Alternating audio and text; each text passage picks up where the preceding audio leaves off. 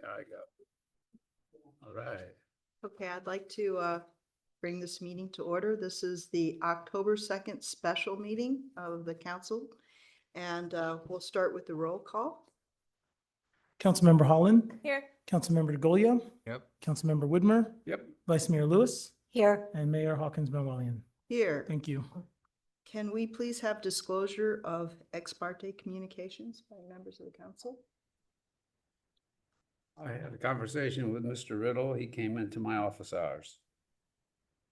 I had a conversation with Mr. Riddle. I had a conversation with Bob Polito. Oh, yeah, I talked had- to Bob too. Sorry. I had a conversation with Atherton Housing Coalition. So I've had a number of conversations. Anybody else? I had no conversations. I've talked to more than 25 residents about the issue. And Mayor, this Yes. is the continued public hearing for the record. Yes, this is the continued public hearing from, what was the date of that? 18th. It's September 18th. Okay. As a special meeting, public comment is limited to items that are on the agenda. Speaker's time was going to be limited to, and can I propose 2 minutes? Yeah, I think that's a Is good that idea. okay It with would be the- fine with me. Okay, I'm going to propose that we limit speaker time to 2 minutes. And can I say something? I think since this is a continuation of the previous meeting and that public comment, that if people have previously spoken in public comment, that they shouldn't repeat what they've previously said because it's part of this record. Yeah. Okay. I Good agree point. with that. And I want to make clear that there's going to be 2 times for public comment. So I'm going to open it up for public comment now. So if you want to come to the mic, you can comment now. And then I will have the staff give a report, and then we'll open it up for public comment again after the staff report. So you'll have 2 opportunities for public comment. So, And it's on the agenda. yeah, again, items on the agenda, 2 minutes, and all the things we just said. So I would like to open the public hearing.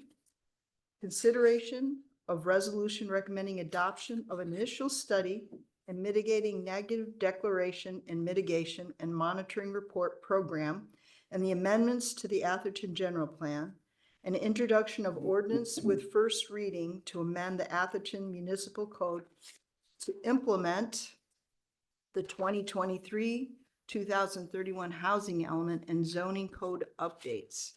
And we're going to have a report by Brittany, who is our town planner. Mayor, we do have one member online. Oh, sorry. Madam Mayor, Oh, just yes. for Yeah, I'm sorry. clarity. We'll open up with public comment Well, just for first. clarity, this is the public comment period that's before the public hearing Yes. on the item. So that's the first public comment period. It's for items that are on the agenda, but if they're speaking to the public hearing, it's encouraged that they speak during the public hearing, public comment period. Good. Okay, That's the but intent? they can only ask about that anyway, so they're both going to be the same, but okay. All right.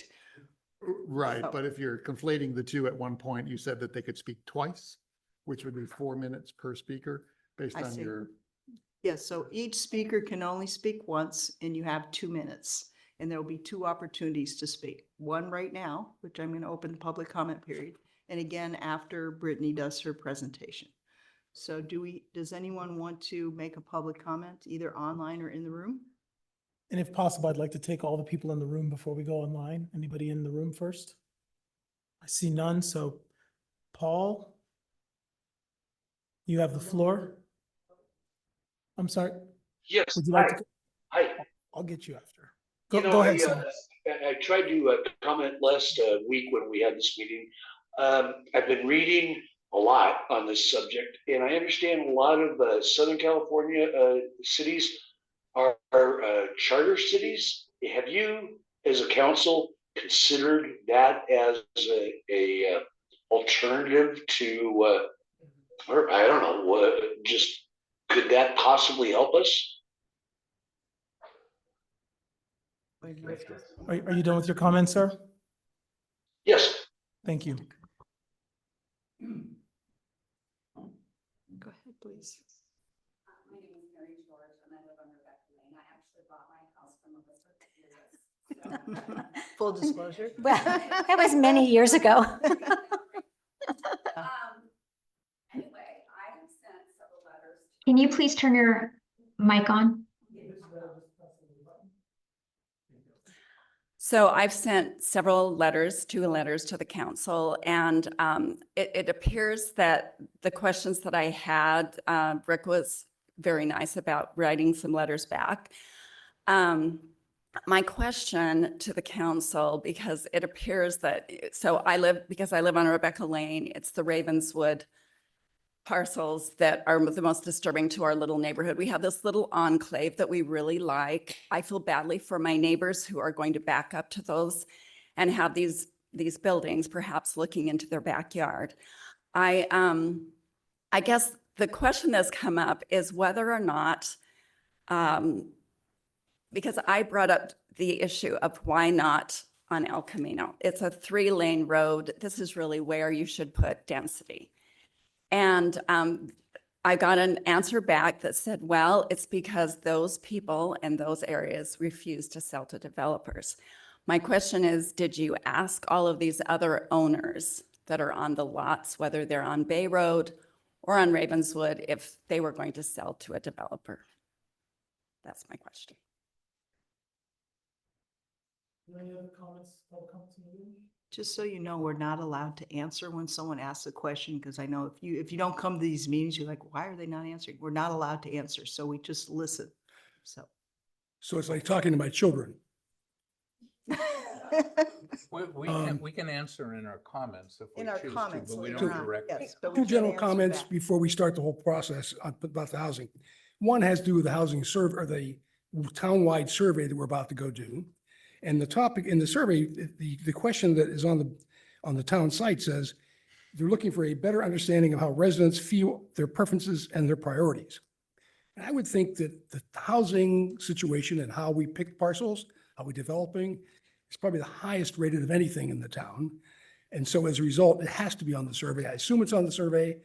I've heard rumors that when there may be no questions on it, I would urge you to make sure there are questions on the town survey from the residents dealing with the housing survey process.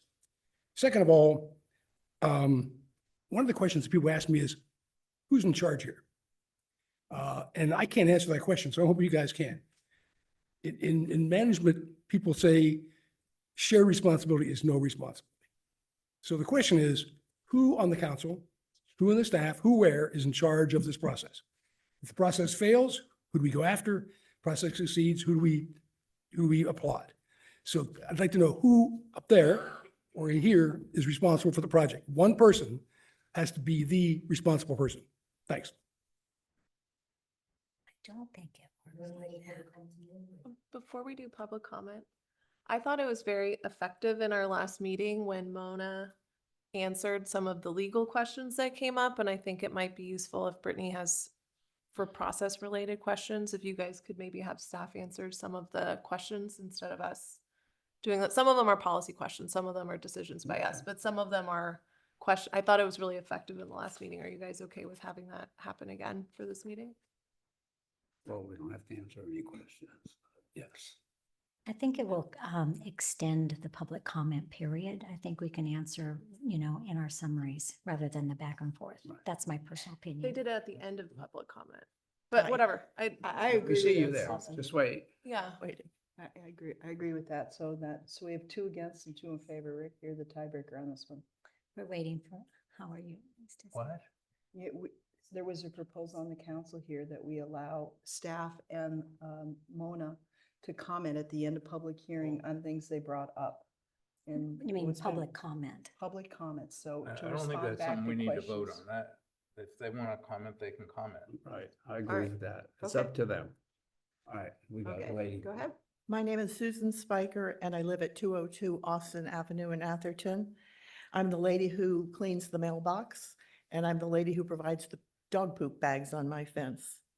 I've been following this discussion from the beginning and I think I know where the people of Atherton stand. They want things to stay the way they are. But that's in opposition to the way the state wants to deal with us. And so what's happened is we've come to an impasse. And I think what we need to consider is more of an effort in finding a way to get out of the requirement than meeting it, because it seems with our high cost of property, our high cost of building, there's no way it's economically feasible to do this any other way. And right at the moment, we're looking a little like hamsters on a wheel. Thank you. Do we have anybody else? No one online. Okay. Okay, and now I'm going to open the public hearing, correct? And introduce Brittany, who's going to give us, she's our city planner. Yes, Can I ask a right? question? Sure. In your, Public comment after the staff makes a presentation, and then you can talk about the in your introduction, you said that we were going to be deciding on the housing element. My understanding is that all the public hearing addresses is the amendments to the Atherton Municipal Code. Right. It doesn't involve, correct me if I'm No, wrong, it's the first reading. but it doesn't, it's the first reading of the amendments to the municipal code. It does not include approving the housing element. The action item at the conclusion of this meeting is to introduce the ordinance for first reading. You're not taking an action on the housing element or CEQA this evening. That is on October 16th. That's what I wanted to clarify. But it is before you for Correct. feedback and consideration. Well, I understand we can discuss it because it's Yeah. related, but what we're focused on in the public hearing Today. is consideration of the proposed amendments to the Atherton Municipal Code. Right, Which exactly. is part of the agenda tonight. Okay, you want to come forward? Thank you. My name is Gary George. I live at 86 Rebecca Lane, Atherton. I did make a email comment before the meeting, which I think most of you have said, but I wanted to just reiterate a couple of points from that. It seems like, and I'm not blaming any of you. I know where you guys stand. I think our problems in Sacramento with the current administration. In my career, I spent 30 years in international operations at a major automotive company and negotiated with governments really throughout the world for new assembly plants, distributorships, et cetera. Found some friendly and some like China, where you had a socialist kind of, you have no say in it, a situation analogous to what we have here. We did not go through the legal route, but we found other tactics, and that was using economic and market forces. I think we can still comply with what has to be done by the state if we assure that the residents of Atherton are protected sufficiently from this non-conforming housing. I'm not recommending we make any changes to building codes, for which we have in Atherton for conforming units, but this is new. This is different. This is non-conforming. And I believe there should be a very stringent set of circumstances, regulations, approval processes that would take a long time to do.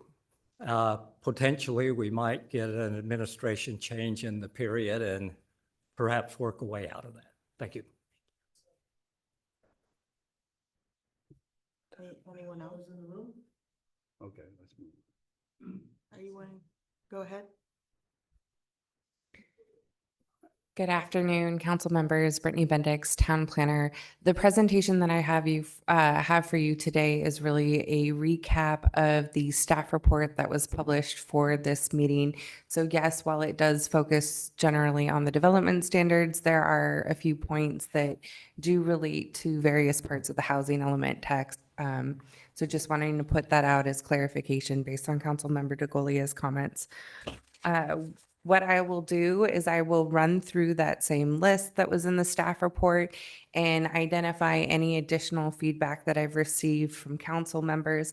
I've highlighted that in yellow on the slides. Apologies for kind of the dry text heavy slides, but I wanted to reflect the staff report as closely as possible. So with that, we can go ahead and begin. The first section is dealing with the revised housing element text. Next slide.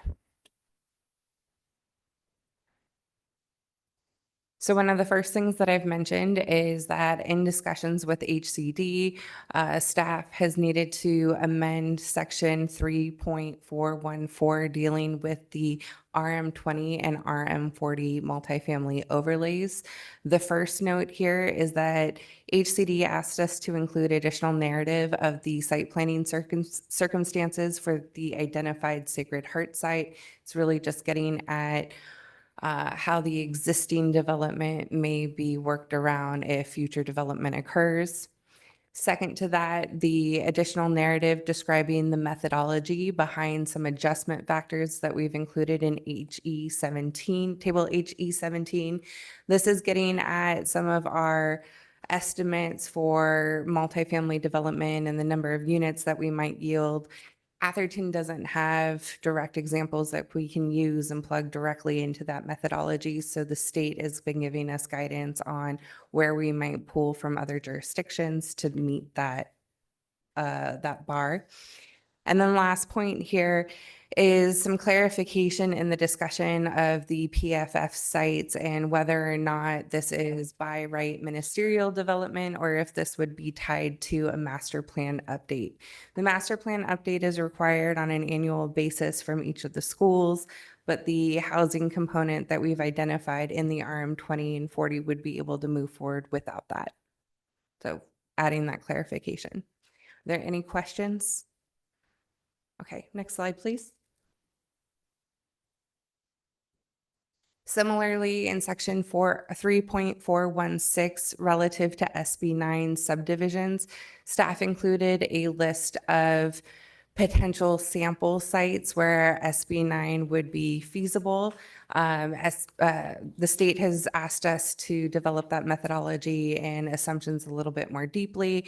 And I think I noted here that they pointed out using the town of Ross as an example. Next slide. So now I'm shifting into section 3.700. This section lists all of the housing goals, policies, and objectives that have been developed by the town really since they started this process.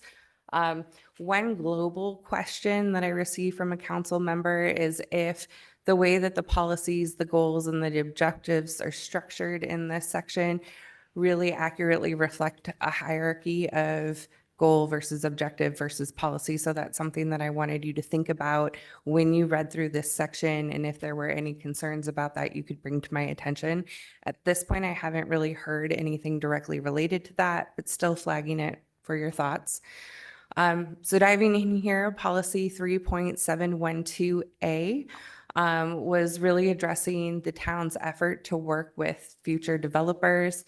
The recommendation here was to add language to educate residents on rental alternatives and the need for reporting on those rentals.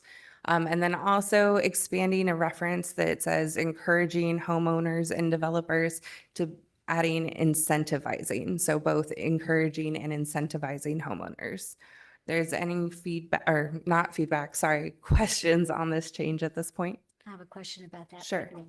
How do you envision incentivizing?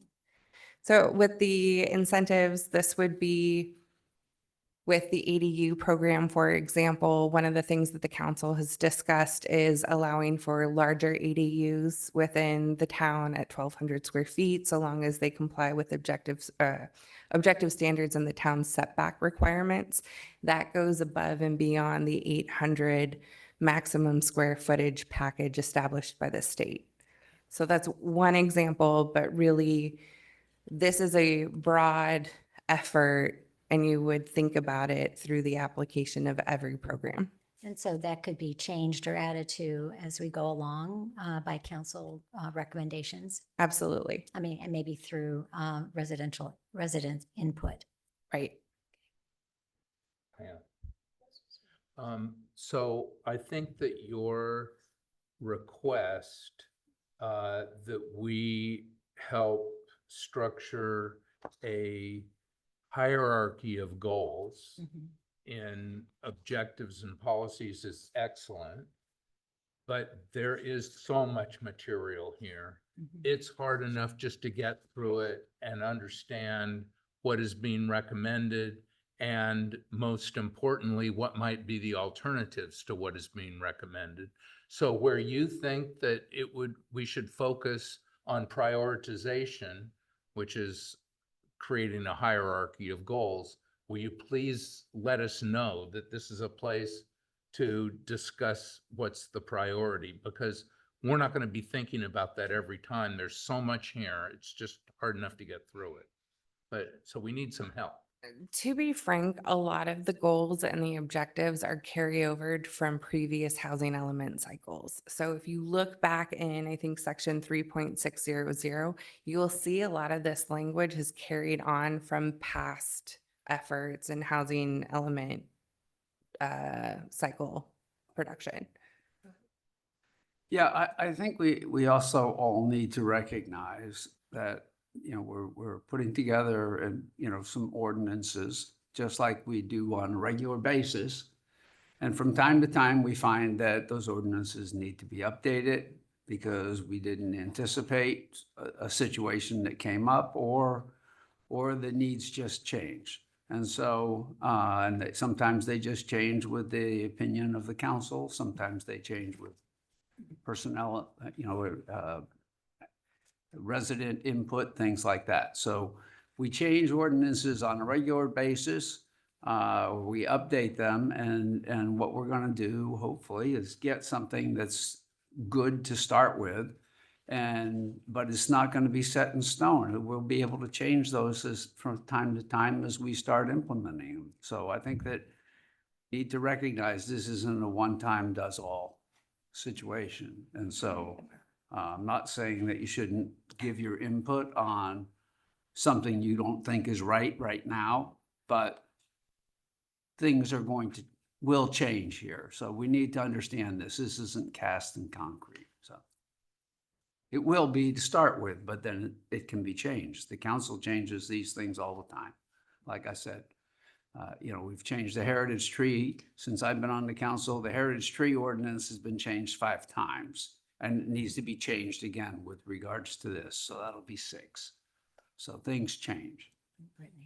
In the vein of what Council Member Widmer is sharing, the prioritization of these objectives and the policies and the goals might shift on an annual basis based on how the town is performing on different areas of its programs.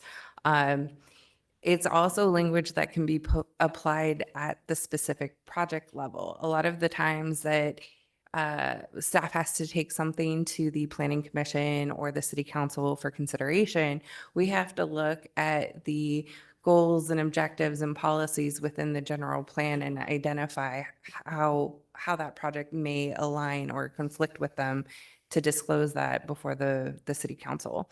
So I don't necessarily think that we need to do a restructuring of the existing goals, policies, and objectives. I think that one of the things coming back from HCD back in April of 2023 is making sure that the narrative that's in the housing element is consistent with what's actually in the goals. So as I go through this and when you see what you've seen in the staff report, there are some that have needed to be slightly updated to reflect where we are in this process from where we were back in January 2023 when this was first adopted. Through the chair. I have a question, Brittany, in section 3.7 with all these goals and objectives. 3.772A regarding the question of whether access for handicapped is a typo, and you explained that it really should read as seniors. But okay, seniors, not all seniors are handicapped, and not all handicapped people are seniors. So if you have a handicapped child, how would that fit into this section 3.772A? So with that specific policy 3.772, and we'll get to it and have it on a slide, it's embedded underneath a broader goal that's specifically meeting the needs of seniors. So if you were wanting to focus on the needs of children with disabilities, we might put that under a different goal. Okay, thank you. So Are there any other questions on the general hierarchy of this section and how that applies? Or policy 3.712A? If not, I'll move along. Are you moving on to the 3.73? Yeah, I'm going to go in the same order that they were identified in the staff report. And then if anything pops up that wasn't in the staff report and has been added from additional council feedback over the last 2 or 3 days, I've called that out too. Quick question. When we had talked before, you were going to give a very general overview, and then we were going to open up and then go back and go into each. Are we going through each item now? No, well, only for questions. Okay. All right. And this is really to flesh out any questions that the public may have at the benefit of informing them before they make public comment. So we'll go back and revisit each of these sections again in more detail later? Correct. Okay. Okay, so goal 3.730, this was referencing the multifamily housing on PFF sites and a request to remove the reference near campuses because the actual goal through the program is to develop on site. Sounds good.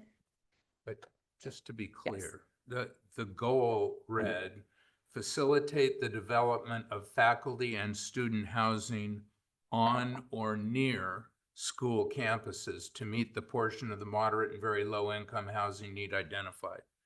And we're taking out or near school campuses. So it's only on school campuses. That doesn't make sense. Yeah, it does.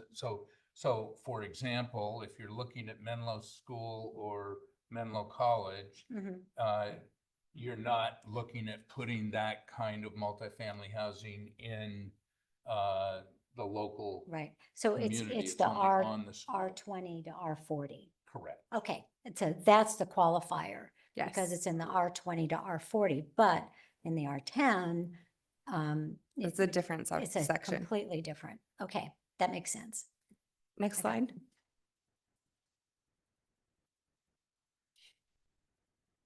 So this is policy 3.731A. Here, the number of units that were referenced in the PFS sites was listed at 34. That needs to be amended to 96, which is consistent with the RENA table. Then policy 3.732A, again, adding incentivizing to the language here, really to make sure that we're building in incentives for the schools.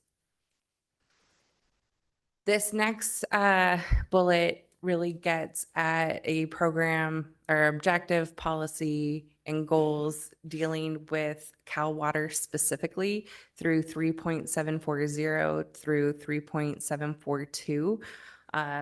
But so the first thing is clarifying that the intent is providing housing specifically for staff. And then the second point was expanding the section to also include a reference for the staff housing that's intended to be facilitated at the Circus Club. Next, we have policy 3.772A. I received, and Councilmember Lewis has raised this. A question was raised about whether or not the reference to access to handicap was a typo because it was in a section dealing with seniors. And so I was adding clarification that it was to get at the proportion of seniors that have handicaps. Next slide.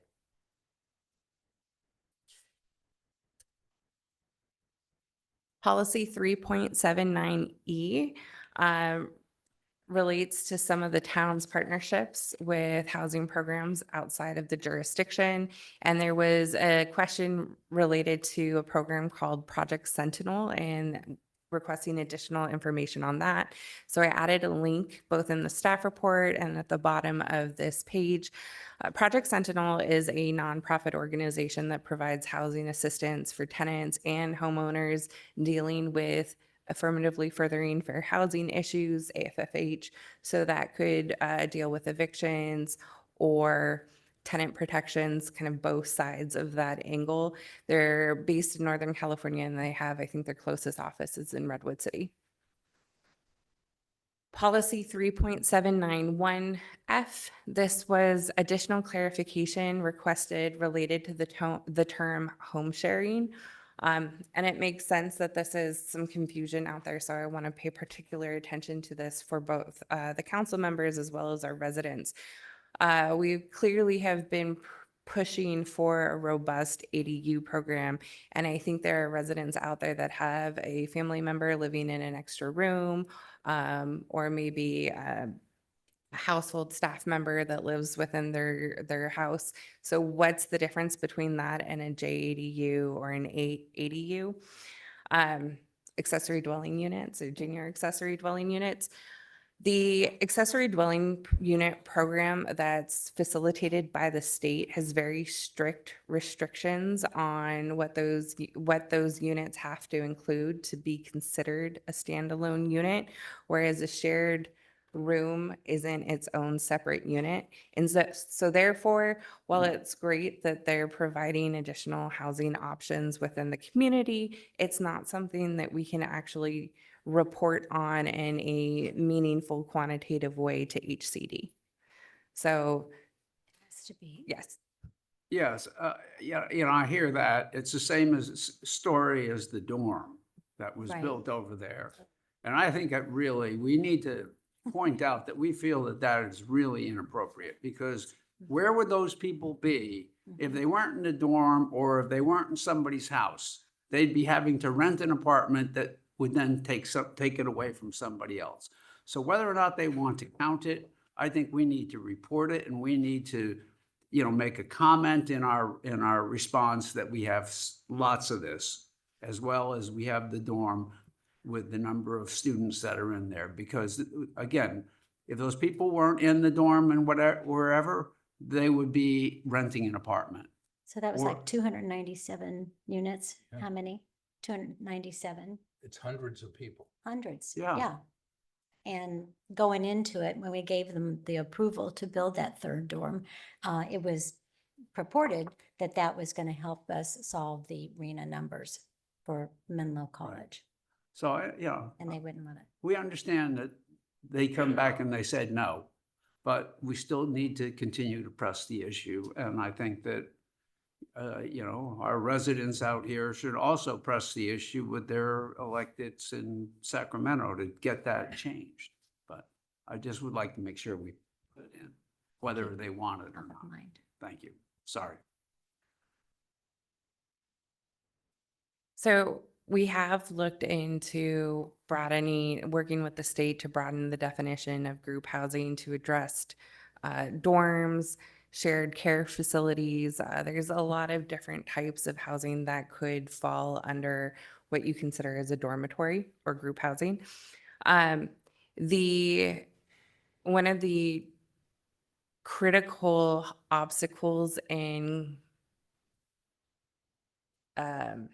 addressing that is that once you start adding those units to your bucket of progress, the state can then address the fact that you have the capacity for additional units and give you a higher RENA allocation.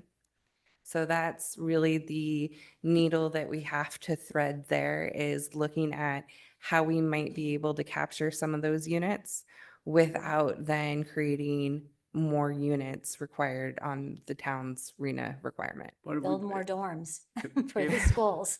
But if we put it in our response and try and quantify it, if they're saying, well, you're only recommending this number, but then we have that in there as kind of a buffer, then they may say, okay, fine.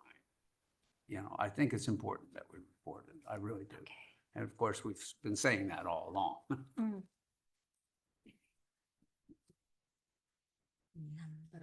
Okay, I'm going to move on to the next point, Sure. unless there are any other questions on that topic. No. None? Okay. So then there is a statement regarding the performance of our partnership with HIP Housing, and the acknowledgement that we've had 5 residents provide interest and 1 resident actually successfully complete the program. There was a recommendation that this reference be taken out because it's really an early indication of the performance in the program.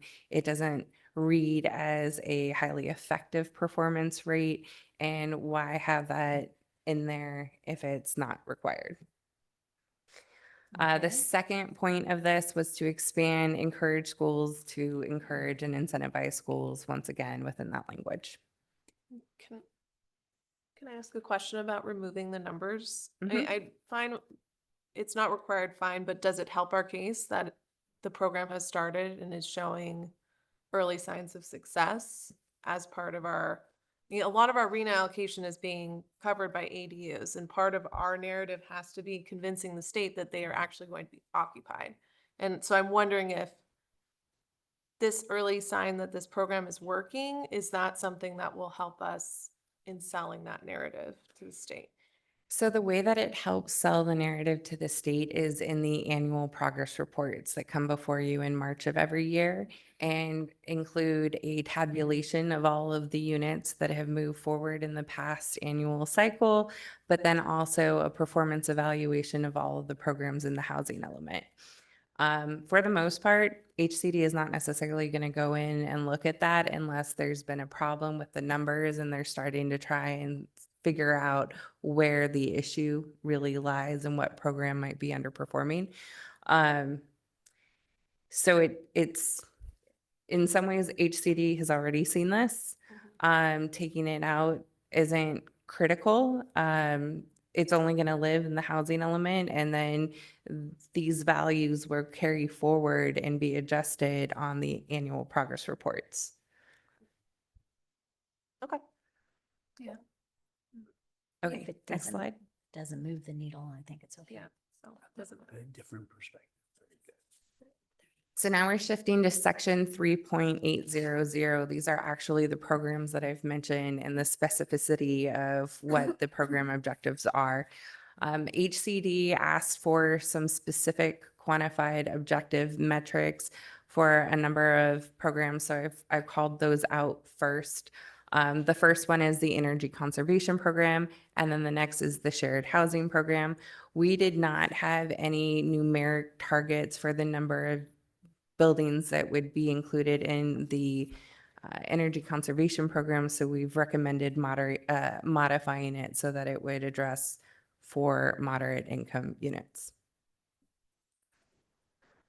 And moving on to the council member feedback, program 3.811B. This is really mid-cycle check-in language specific to the SB9 program. There was a recommendation that we align that mid-cycle check-in timing and language with the check-in for the RM10 program that we discussed at the last hearing. And so does that push it back further? Yes. It gives us more time. right? Yes. Instead of 2027, it's 2029. Yeah, and I'll point that out when we get to the mid-cycle where I actually included the dates, and I've since upped them because I didn't give us enough time. Right. You'll see. Good. Okay. Plus you remove the SB 10, right? Yes. Yeah. We'll get there. You're jumping ahead. All right. Next slide. They're anxious. I know. So we're on slide 9. I have, I think, 26 slides. Oh man, you're like Rob.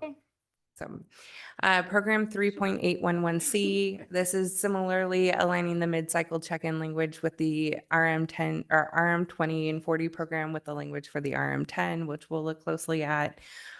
And then there was some confusion about language relative to 22 lower income units on maximum of 1.1 acres. I think the confusion really stemmed from an error reference to the RM10 program. So we're pulling that out, but just to provide additional clarification, the numbers that you're seeing here come from section 3.420, which is a zoning shortfall analysis that looks at the RM20 and RM40 program under the assumption that existing zoning is maintained. So that's why the numbers aren't necessarily identical to what we're putting in our RENA program. Next.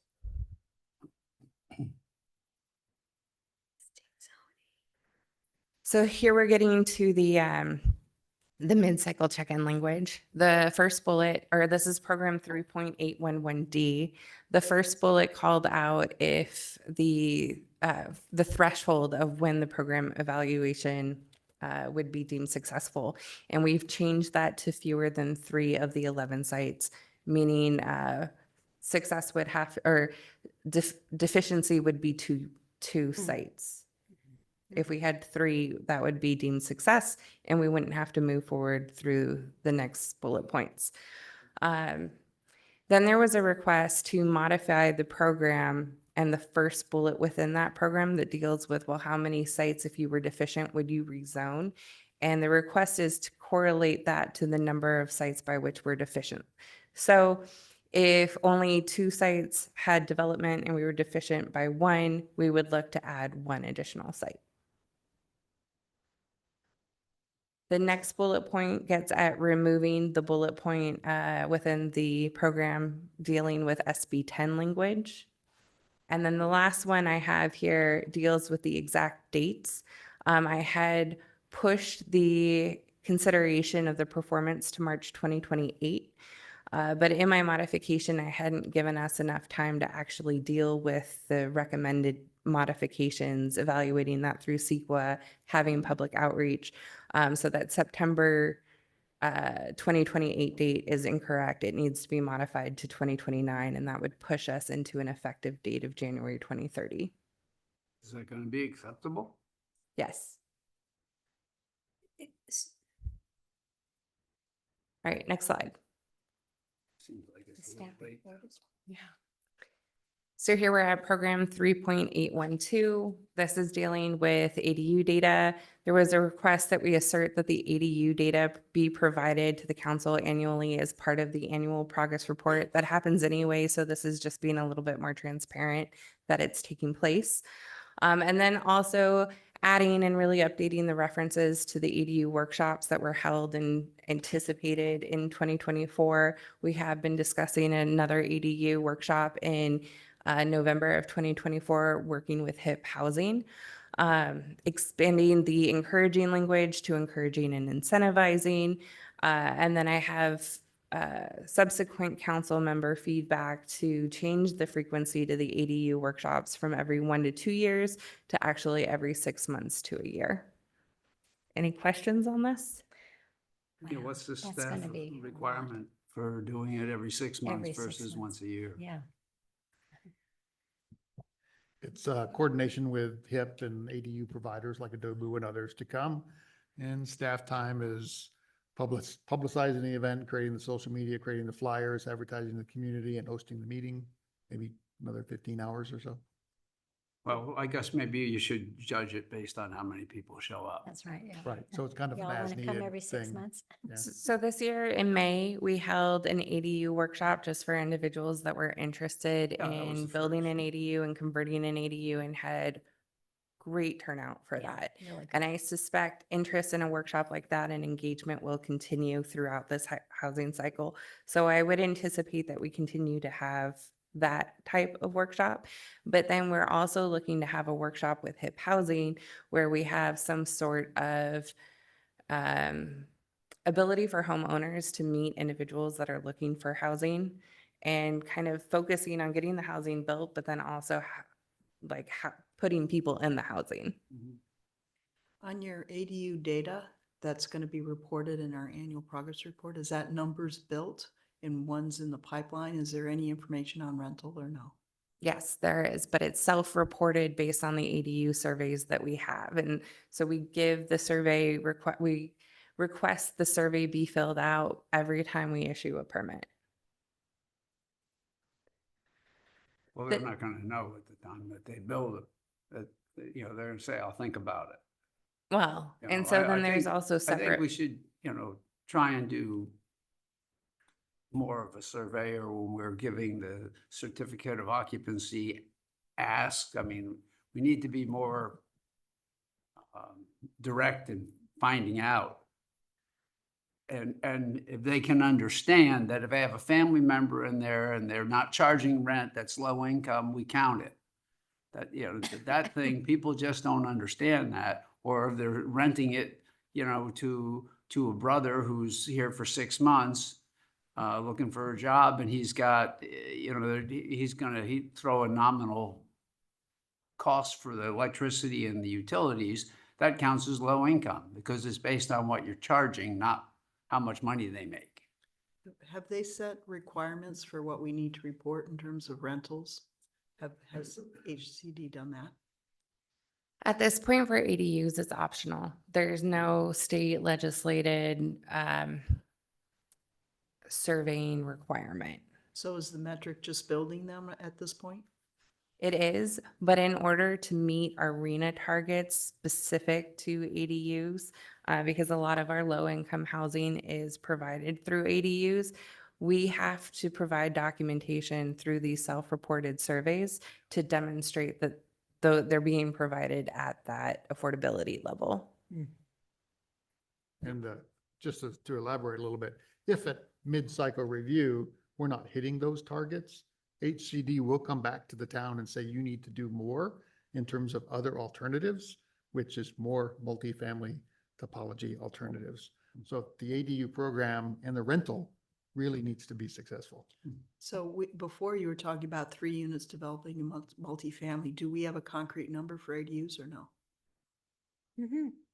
I'm sorry, what was the question? When, with the multifamily, we were saying if there's not 3 developed by a certain time, do we have a number for ADU development into the RENA It's in the slots? Staff report every week. No, for Every month. the mid-cycle review is not following our ADU development. It's just related to the RM10. So they're not, and at this point, they're not asking us how many? No, correct? because it's And it's probably in our best interest to It's not be not. volunteering. Yeah, but Information on that. It's because we're already reporting on that in the RENA allocation in the annual progress report. So we don't, We're kind of ahead of the game. I mean, we were last year. Production. yes. Yeah, ADU production. George's report. Go ahead. Sorry, Stacy. I think it would be, I liked Bill's idea about the certificate of occupancy, having another ADU check-in moment there. And I'm wondering if we have a developer building a new home with an ADU, obviously they're not answering accurately about what the new owner is going to be doing. There's got to be another check-in point there when the ownership changes for these lots that we know that have ADUs, that maybe we could build some kind of survey method there as well.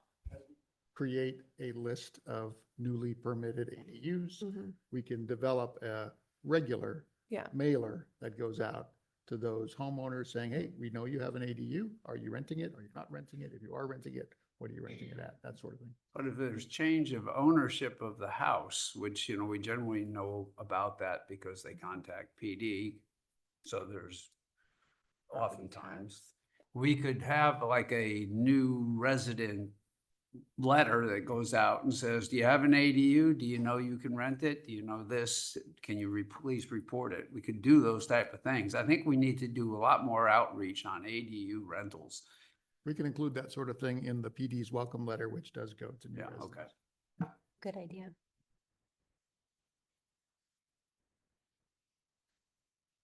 Okay, so then the next program, 3.812B, this was modifying the language related to deed restrictions of 10 to 15 years for ADUs on 2-acre lots or more, with what we actually adopted in the ADU ordinance, which says at least 10 years.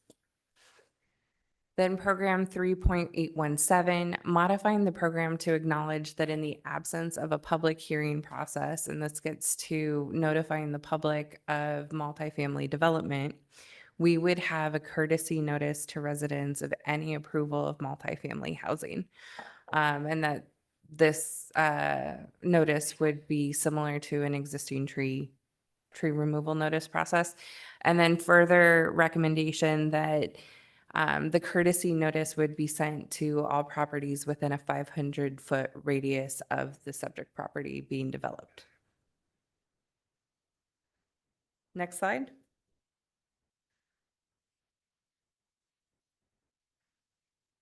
So program 3.819 addressed landscaping screening as potential constraints and a need to modify the code to eliminate subjectivity. So what we did here was we A question was raised regarding the landscaping standards in RM10 and RM20 and 40, especially those meant to screen or provide screening along the site perimeter, and whether or not those constituted constraints.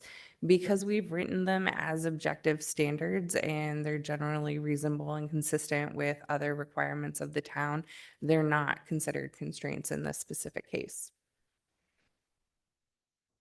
Program 3.846A, this was modifying the action of promoting housing at the Gilmore House to considering it.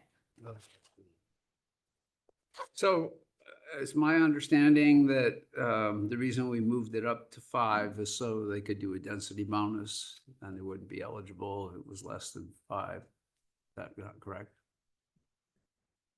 So getting to the second bullet point, Yes, that there that's was a subsequent council member recommendation to reduce the number of units referred to at least 5 units to at least 4 units. Yeah, we made it 5, so. And so what you're suggesting, what you're acknowledging is that in the RM10, we have a minimum unit reference to 5. I have raised that issue for us to consider tonight as potentially exempting the sites in the POS zoning district from that minimum unit requirement. And we will get there when we get to the development standards, because that's where that lives. But this should, I think where you're getting at is whether or not this relates to that, and it would. And so it would need to be updated relative to that direction. Okay. Next slide. All right, so now we're working on the zoning code amendments, and this was attachment 12 in the staff report for September 18th. I went through and corrected some errors that we caught during that meeting, but then I also modified this document to address some of the council member feedback that I've received. Next slide. As Brittany goes through these, just remember it's questions at this point, because these are a little more in the weeds, and we'll get to some discussion of those at a later. Well, to the guy That's next to you. questions only. Talk to the guy next to you. Next slide.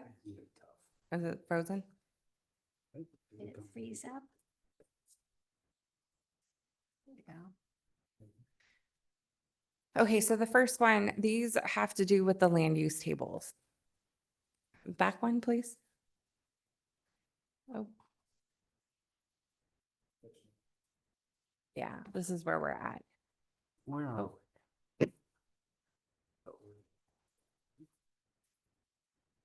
So a lot of this was clarity relative to footnotes and indicating, cleaning up some of the references to the state laws that the footnotes were attached to. So for R1A, the language in footnote 6 includes clarification on the requirements related to that housing program, which was supportive housing. The language there just needed a lift. R1B, the reference to multifamily residential was removed from the table. R1B sites are not included in the RM10, RM20, or 40 program, so this table doesn't need to address that. And additionally, footnote 5 was added to the mobile and manufactured housing land use because that had been dropped off as a reference. Can you tell me what footnote 5 said? I don't Sure. have it handy here. It's, You got it? I can go look at it. Footnote 5 said that mobile homes and manufactured housing shall be constructed on a permanent foundation. Permanent foundation. Permanent foundation. Okay. And I think what was missing was the actual 5 reference in the table. Got it. Thank you. Okay. In the POS district, footnotes 3 and 4 were added to the table because they had been dropped off.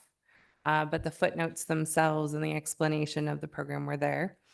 Additionally, the language for those footnotes was revised so that it was identical to the references in the R1A table.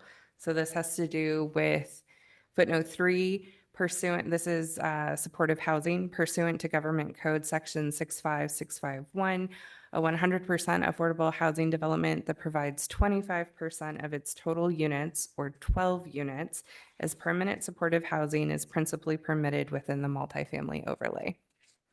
And then footnote 4 is pursuant to Government Code Section 65660, a low barrier navigation center is principally permitted on any parcel within the multifamily overlay.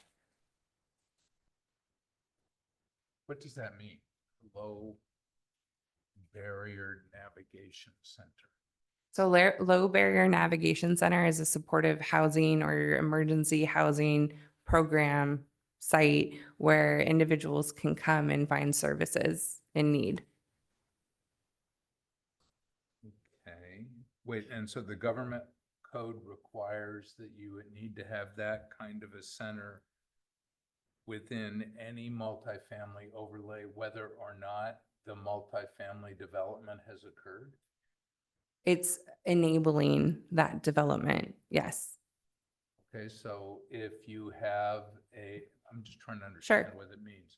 If you have a multifamily overlay as is being proposed for what, 11 properties for the maximum 10 unit overlay and a bunch of schools for the 20 or 40, that would say, and some of those properties might be developed, but we know some of those properties won't be developed. They're going to remain single family residences.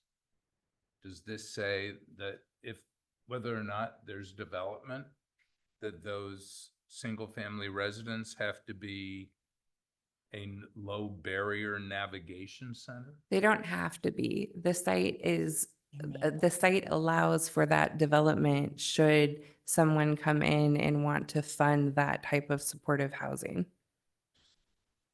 Got it. Now I understand. So these The tables development. identify all of the possible land uses that are allowed within a zoning district. And then the P and the C indicate whether or not it's principally permitted or it requires a conditional use permit authorization. Are all of those footnotes state requirements? Yes. Every single one. So we're Yes. just complying with state law by putting those in. Okay. Yes. The only thing we're doing is adding the multifamily overlay to the table. That's a requirement of the state to have multifamily housing. Yeah. And then they have all these requirements on top of it. And then there for are additional, You have to add. Okay. yes. So section 17.36.06 establishes the standards for emergency shelter operations. One of the pieces of feedback that we received from HCD is that there is a locational requirement embedded in those standards that needs to be removed. My assumption is that would have been part of prior state legislation because I don't think the town of Atherton crafted their own emergency shelter requirements. So it's been updated since the last time that this code section was revisited, and the proximity limitation of 1,000 feet between shelters is no longer applicable. So that's what I've struck here. Okay. Next slide. Now we're getting into focusing specifically on the RM10 overlay.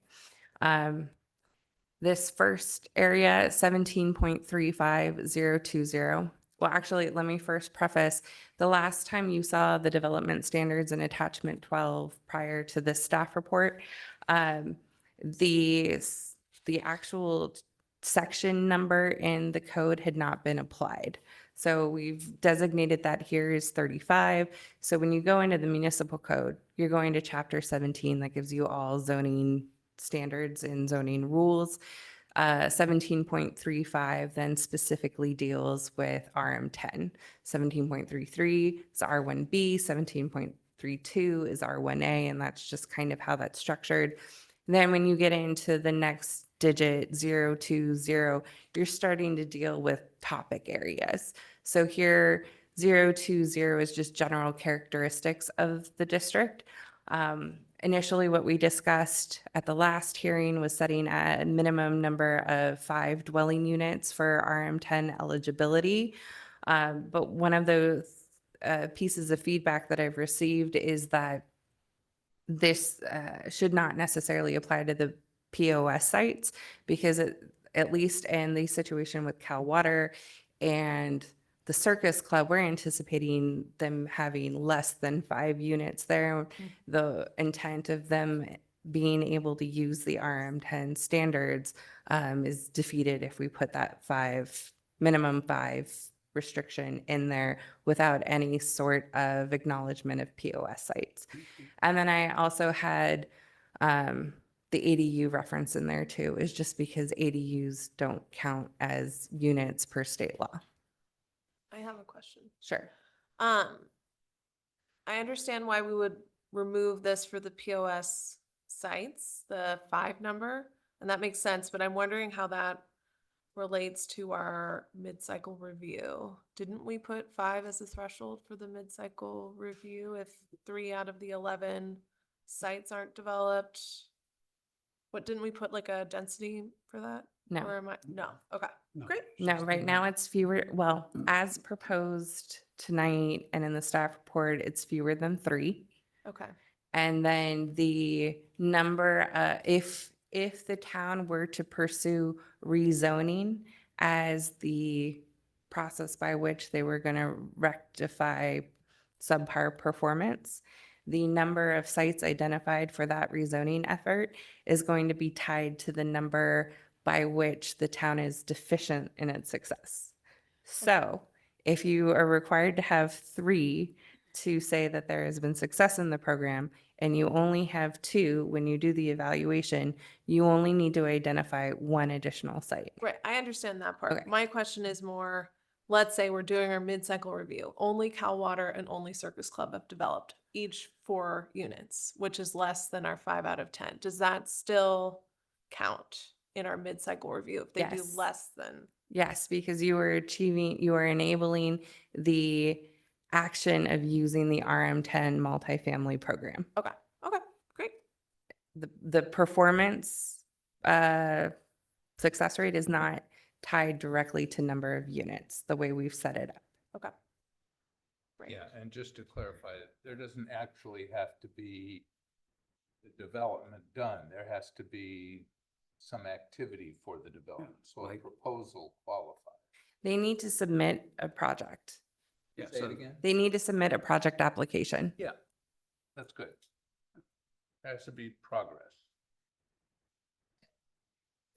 So the second point on this topic was additional council member feedback suggesting that we also provide a minimum lot size for RM10 eligibility. Again, not including the POS sites because they're a little bit more distinct, but definitely applying to the sites that are R1A and setting that at 0.5. I think the goal here was to provide some assurance that if this program was ever to expand, that there was some identified minimum lot size by which new sites would be considered for inclusion.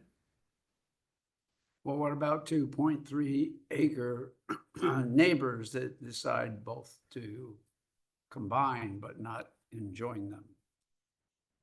Would they be able to then submit a project jointly that would cover both? So in a circumstance where Okay. you have 2 properties that are less than 0.5 acres that decide to merge and become 1 lot, yes, they would be eligible because that new lot would in theory, as long as the new lot was So they'd 0.5 have- acres or So greater. they'd have to go to the county then and enjoin those 2 lots together? That would doesn't make actually any- be an application process with the town.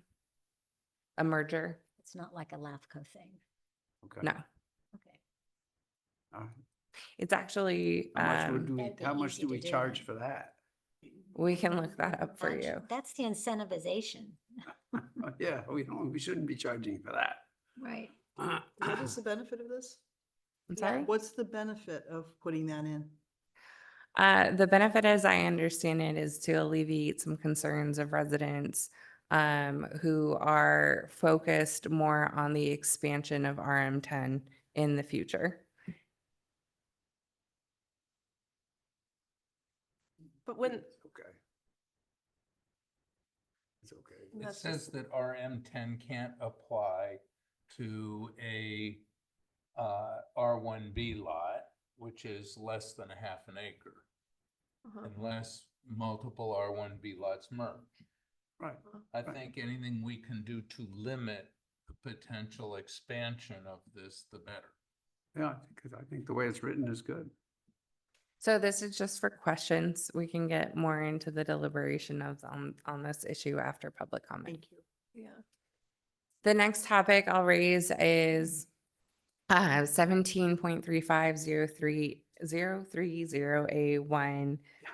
And this is specific towards height and sidewalls. The sidewall height at the front setback as proposed on, in your current development standards is 30 feet. And then that allows for an increase at a ratio of 1 additional foot in height for every 1 additional setback from the front property line.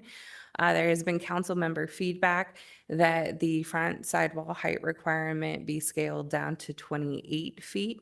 And this is because in the R1A, the maximum sidewall height, if you seek a special structures permit, which is a permit approved by the planning commission, you can go up to 28 feet. So we're just gonna make it 28 feet with this suggestion. So that's good. So the That makes suggestion sense. is And to it's align only with that 2 standard. it's I good. think what you may hear from the public or certain members of the public is that the R1A standards have a different approach to dealing with sidewall heights. The staff recommendation addresses sidewall heights at the front and then has a different requirement for sidewall heights at the side and the rear of the property to allow greater massing at the front and then reduced massing towards the rear. The increase that's allowed in R1A is applicable to the entire lot. It doesn't distinguish between front, side, or rear. And the rate at which you are allowed to go from 22 feet in R1A to 28 feet is 1 foot in height for every 5 feet in setback. So that almost creates an additional 30-foot setback from wherever the building wall is to get that additional 6 feet in height. The design component then, I think that is valued by members of the town that will speak on this, is that it forces a pitched orientation of the roof. And so what they're trying to get at is this 2-story volume with a pitched roof and having attic space, habitable attic space within the roof form. Oh, we talked about that before. So Putting it in. So the 1 to 5 feet is what's in the current R1A? standard, As opposed to the one that you proposed in our document? yes. Okay. Okay. All right. Next slide. That's it. This is 17.35030B and deals with setbacks. So this section includes clarification on the RM10 step back standards as they relate to using a generic RM10 standard versus an R1A adjacent standard. And you'll hear me mention this quite a bit. I brought this up at the last hearing where we wanted to acknowledge that an RM10 neighbor might still have an existing single family dwelling on it and provide some relief until that individual sold their property and had it developed as multifamily. So what we've done here is we've gone through and updated all the references and the side yard tables to address that if there is an existing single family home, it gets treated like an R1A property unless they've actually filed a development application that uses the RM10 overlay. So that gets at the first two. The third one, the section on rear yard, there was a typo there that still included the maximum height that staff initially recommended is 40 feet. So we've shifted that down to 34 feet. And then additional council member feedback is looking at the rear yard table that we've proposed and identifying the least tier there where you're allowed to do 25 feet if you're adjacent to R1A and on the most narrow lot is 25 feet. They think that it should be moved up to 35 feet and then the table would adjust within the 35 feet and the 50-foot kind of high and low within that. And then finally, council member recommendation that guest parking be allowed in the front setback. This is something that staff, surface parking, not parking that requires an accessory structure, would not be allowed in the front setback. So this would be contrary to staff's recommendation. Staff was doing this mainly to preserve the visual connection between the building and the right of way. I have a question. Mhm. In the R1A, don't we already have ability for guests to park in the front setback? The I mean- R1A standards don't have any specifications relative to parking requirements. So this is kind of a new area for the town. We do have requirements on accessory structures. So if you were creating a garage or a carport, that building or structure would have to adhere to certain setback requirements that are 120 feet back from the front property line or 30 feet behind the front building wall. But that's a structure, but I'm Right. talking about paved areas. Exactly. Either whether it's pavers or asphalt. I mean, a lot of our homes have parking in the front setback And the side setback. and the side setback. Yeah. So I don't know why, So We when it wouldn't. comes up for a vote, we can vote it out. but what else? But everything in RM10 is up for, Discussion. Yeah, we're gonna go over these and decide whether it's in or out, right? That's how I understand Yeah, so this it. is Make a just point. question and answer time. We have a little bit of a lull while our slides catch back up. Not too much, we'll fall asleep.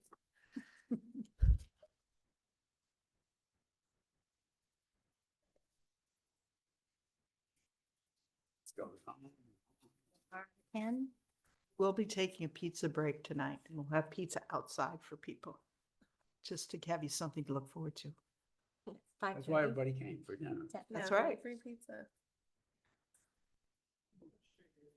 So, uh-oh.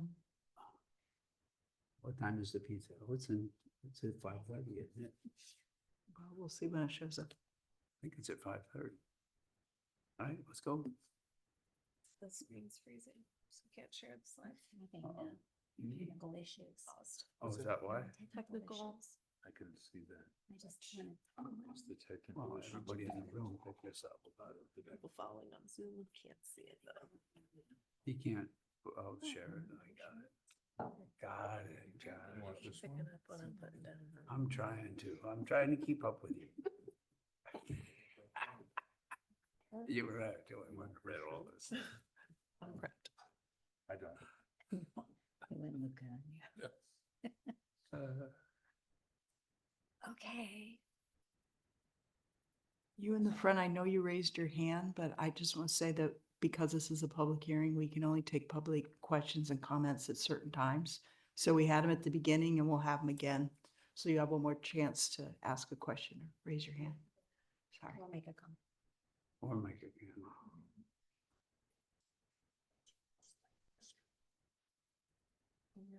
You just missed it. Oh, Brittany is sharing her screen. It's you. 1 second while I catch up. I just know. I hate this stuff. So I just.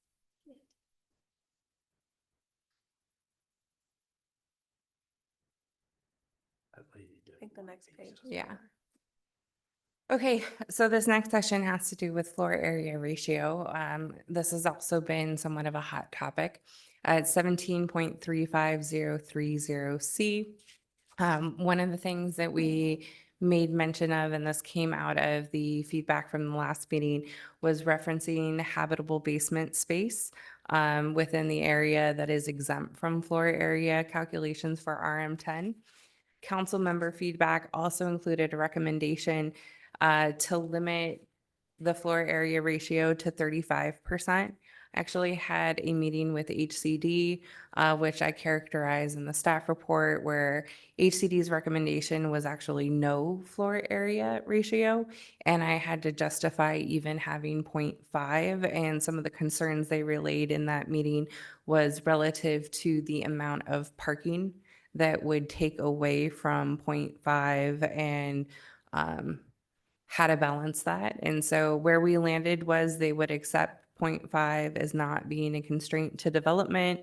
But then in further discussions with council members, there's also been a suggestion now to lower that to 0.45, but then recharacterize the way that we're treating the basement space and identify that the basement area would, if the basement was providing adequate parking or the parking required for the residential units, that they could get an increase of 0.1 in FAR. So that's up for consideration.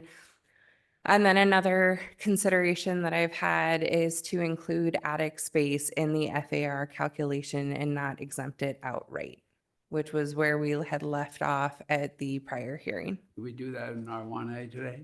Yes, we include attic space in R1A. But changing to 0.45 could be considered poking the bear, right? Poking When the they- bear. There being HCD. No, being the state. Right, Yeah, Yeah. the state, yeah, they may not like that. but- Yeah, when Mine they said too. 0.5 and we say, oh, sorry, 0.45, come on. The thing I think worth considering when we get to deliberations is that the 0.5, the change from 0.5 to 0.45 takes into consideration the credit for garage area and would actually, if a development were to include below grade parking, would allow up to 0.55, which is more than what HCD was looking at when they were considering 0.5. We'll So have to there's explain there's that some very carefully, I think there, if that. They were considering nothing. Okay, so saying they're considering 0.5 was it was a compromise on their part to try and help us through. That's how I see it. But, okay, no problem. Poke the bear.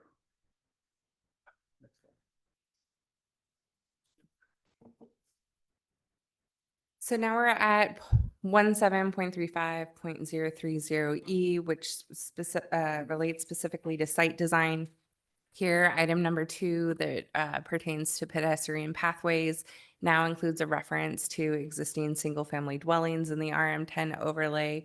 This gets back to protecting RM10 sites that haven't actually moved forward with new residential development and limiting the proximity of pathways to those single-family neighbors.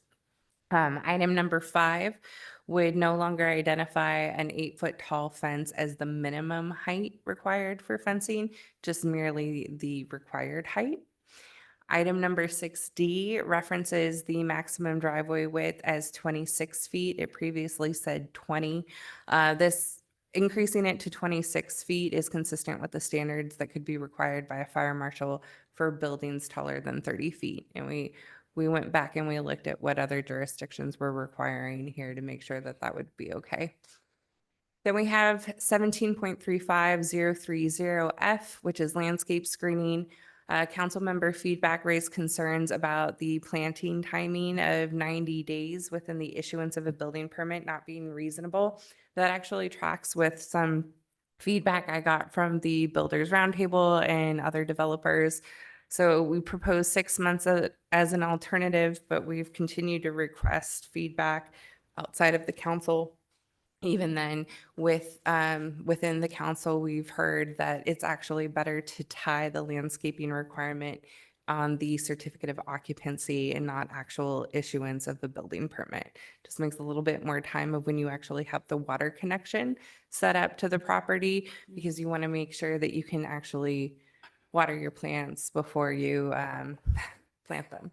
It's good. That's a real good It's a question good idea. to figure out. That was my suggestion, by the way. The final point is council member feedback was, had indicated that the minimum of 12 feet tall screening, landscaping screening seemed unreasonable along the perimeter of these sites and wanted to reduce that to 8 feet. And this gets at the height of landscaping within 3 years of development. Okay, that's not the initial plant. That's 8 feet tall. No, It's within after 3 years, it needs to We be a have to grow minimum to of 8 8 feet. in 3 years. and not 12. Next, any questions? I have a question. Okay. So on the previous, not the second bullet, but the first bullet that you have under F, you talk about the difference between the certificate of occupancy or the building permit. I think that's good. But and you said staff proposed 6 months in response to 90 days from the issuance of a building permit wasn't reasonable. But once you go to a certificate of occupancy, you're 1 or 2 years down the road from where you were before, right? Because it takes 1 or 2 years to build, probably in this case, at least 2 years. So then is it 90? I think once that building can be occupied, the neighbors are going to want that landscaping up as fast as possible. So are you still recommending 6 months, or are you okay with 90 days after the certificate of occupancy? We could recommend 90 days after the certificate of occupancy. I think it should be, to get the certificate of occupancy, they have to have the landscaping up. And so it's a condition for the signature on the certificate of occupancy. That makes sure it gets done. So we can have the deliberation Yeah. when we come back to this. Yeah, good. Can I ask a question? Sure. What are the rules for single-family homes for landscape screening timing? 3 feet. We can look that up and get back to you.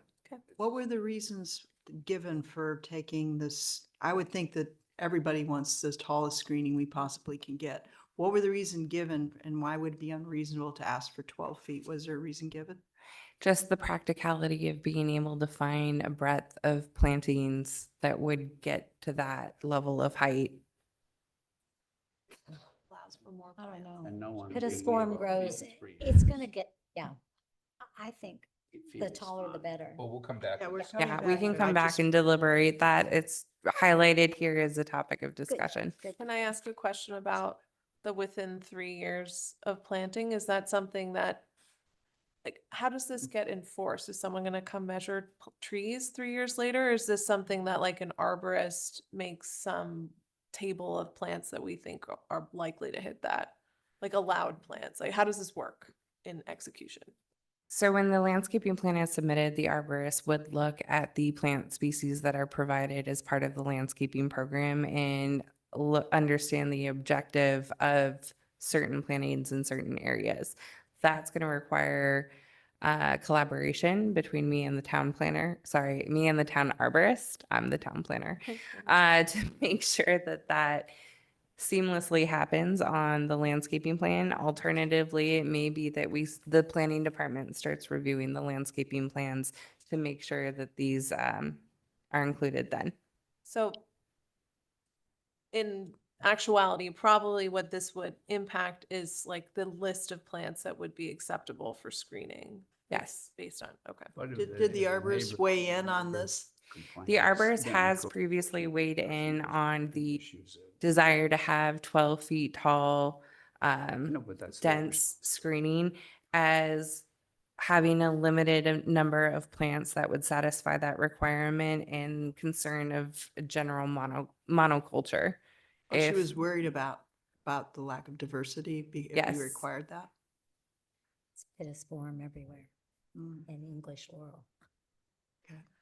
Just in response to one of the questions, chapter 17.50.060 of the town's municipal code says that prior to final inspection or the issuance of certificate of occupancy, all required landscape screening shall be installed in conformance with the approved plans. However, there's a caveat that if the owner provides a minimum of a $5,000 deposit and enters into an agreement with the town, they can postpone that up to 6 months and then have all of their landscaping in. So it actually conforms with somewhat to what's being proposed today, but they'd have to give a deposit to ensure that that landscaping actually is installed not later than 6 months after the COO. But we don't have to accept that. You don't, but that's just what the code says right now. Yeah, because we're looking at bigger buildings. Right, potentially. absolutely. You're Yeah, free. I'm fine. just letting you know what exists right now. Okay. Next slide.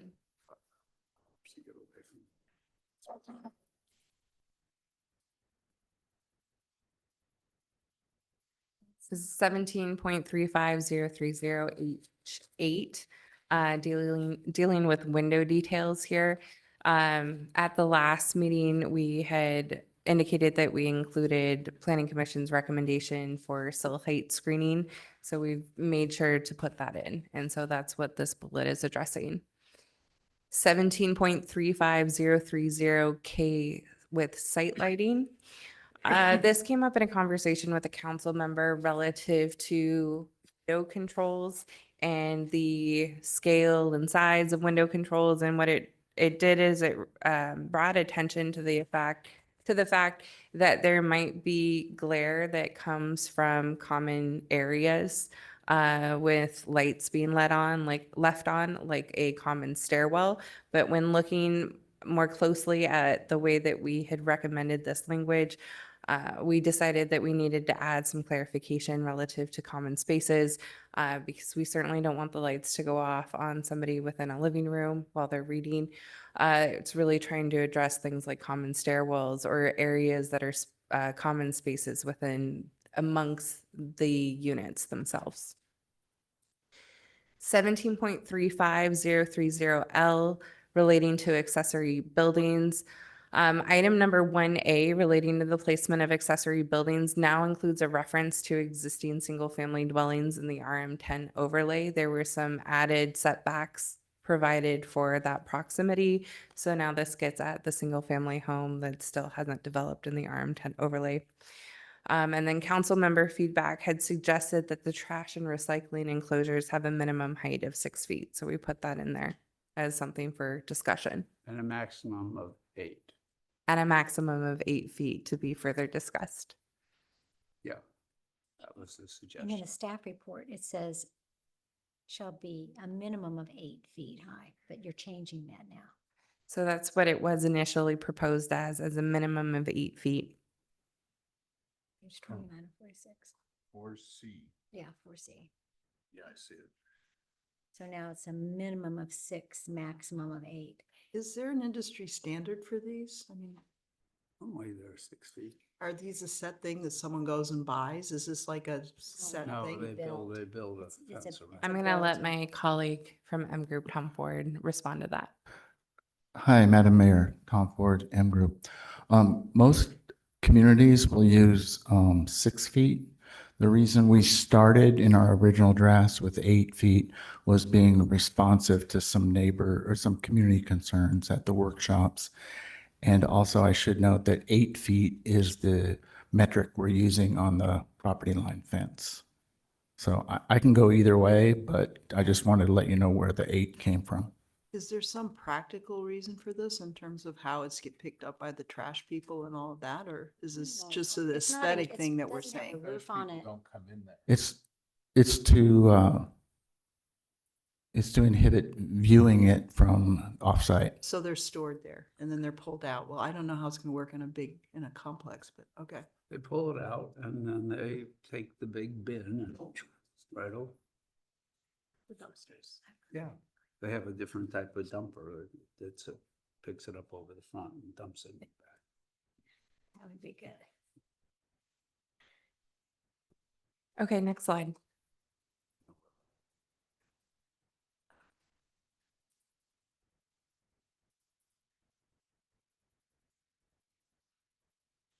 So now we're at 17.35.030M in parking requirements. One of the issues that HCD raised was our requirement to enclose all required parking with a carport of a minimum on 3 sides. They thought of that as a development constraint and wanted to see us provide unscreened physical, parking that was not screened by an actual physical structure, but they were okay if we had parking screened by landscape screening. So we've pivoted to include a standard for landscape screening and remove the three-sided carport that was previously in the code.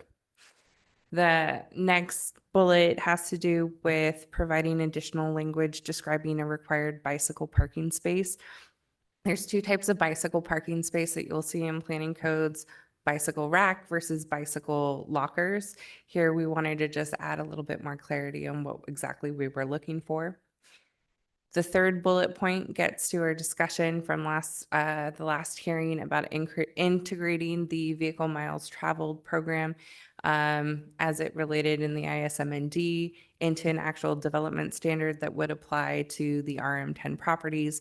What this requires is that at submittal, they run through an existing program at the county to determine whether or not they need a TDM analysis based on the number of trips that are identified in that project. There's no guarantee that it actually will carry forward a program if they screen out based on the trip analysis, but at least it requires that all RM10 projects go through this. The fourth bullet is staff has added clarification regarding the location of visitor parking below grade. I think that this came up from a council member who caught that the math here didn't quite add up. And so we wanted to specify that the total resident guest parking shall not exceed 2.5 spaces per unit unless all resident parking is provided underground. What, maybe my recollection is wrong, but I thought you had guest parking at 0.4. I think that We do. So this is the combined resident and guest parking. Would be Oh, 2.4, okay. not 2.5. So unless that parking is provided below grade. I understand, and that's the unless. I have no problem with the unless. My question is, it will not exceed 2.5 spaces. I believe the point, Tom Ford M Group, I believe the 0.4 is in the RM20 parking section. It says up to 3 resident spaces can be provided. No, it's in, it's It's in in M1E is 0.4 for guest parking. But they're qualifying that here. They're changing that here. September, so Well, no, I don't know. I think that's. I think just a so. typo. up No. to 3. That's what I'm asking about. That's why she's clarifying. Guest parking shall be provided at a minimum rate of I mean, Yeah, and 3.5, 2.5. It's Right. not 3 plus. Should be 3.5. should be clear, it should be clear because page 28 of 44 in the document, or 17, what is it? What's This that is number here? M, This one here? that's It's, no, 28 those of page numbers 44. don't. 13. So it should read as 2.4. 2.4. Yeah. But Because guest parking in this says it's 0.4 per unit guest parking, but resident parking is 2 per This unit. And the bonus is if you provide it below grade, period. Okay, so just a typo. Well, gotta I fix got it. that I type. understand. That's why I brought it It's up. 2. Thank I you. think I've changed it based on- Any other questions on this? Okay, next slide. So now we're turning to RM 20 and 40. These two zoning overlays were provided as one overlay district, and it's noted here as chapter 17.39. In 17.39020, the characteristics of the district, there was a reference to the POS zone that did not belong there. That was an error, so that's been struck. 17.39030, development standards. This is acknowledgement of some council member feedback that I've received since the staff report, raising concerns. I've heard both concerns about the height on some of these parcels, specifically the Menlo School sites that are adjacent to R1A, as well as setbacks. So I've heard kind of competing direction on whether or not you lower the height, whether or not you increase the setbacks, whether you do both. It is important because these are part of our RENA program that we be mindful of where the push and pulls are and that we facilitate that development. But I do see somewhat of an openness in terms of which metric do we want to focus on, or do we want to do a little of both? But we need to have different ones for 40 and 20. So that's one suggestion too, has been to have a distinct height requirement for the RM40 sites versus the RM20 sites. Right, because the Absolutely. RM, Big because difference. the number of units that will be in there, and that's how they were I know, proposed. they should Lumping be. them together They was, should be. was a problem. Anyway, So okay. That makes There's- sense. And it caused some concern by people in Victoria Manor. Come back and do that. Yeah. But he's going on. I think we've lost our presentation for the moment, but I'm gonna continue on. The next point, 17.39030D site design. This is again increasing the driveway. It was 20 feet. We're making sure that the maximum is 26 to accommodate 30 feet.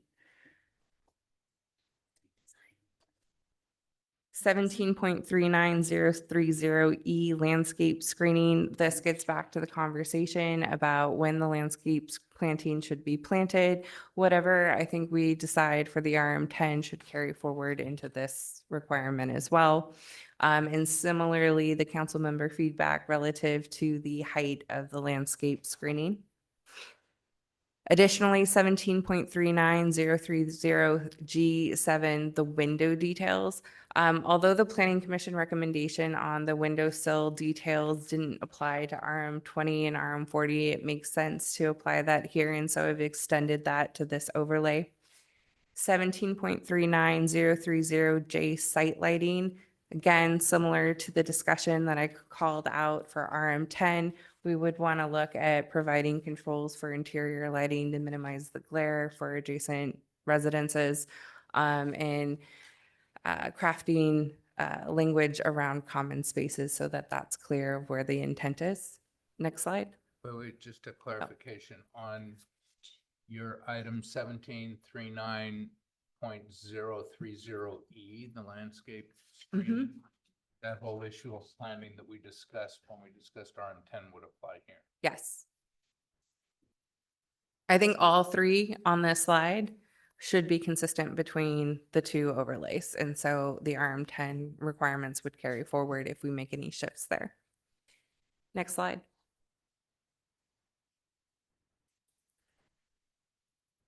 Here we have the accessory building reference to trash and recycling enclosures having a minimum height of 6 feet and a maximum height that's not noted here of 8 feet. That should in theory be consistent as well.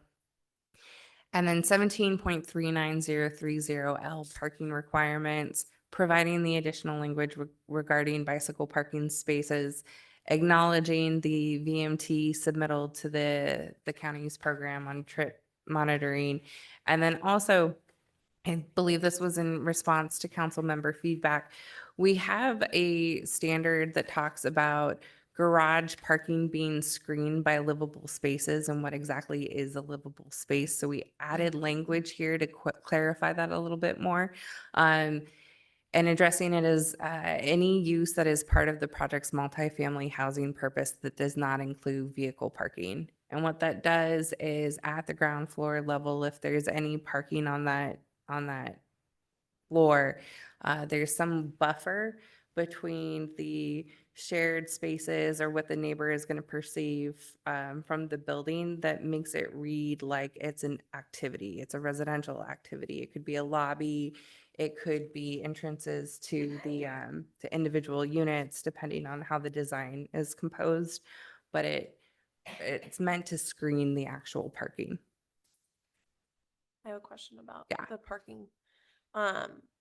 We say there's no minimum resident or guest parking requirement. Is that because of the state law, because of the density? I'm just wondering why we wouldn't have, if a lot of people are living there, some of them are gonna have cars and we don't want, ideally, we would like their cars to be on school and not in the surrounding neighborhoods. So I'm wondering why we have that. It's because the housing here is targeted as staff, teacher, and student housing.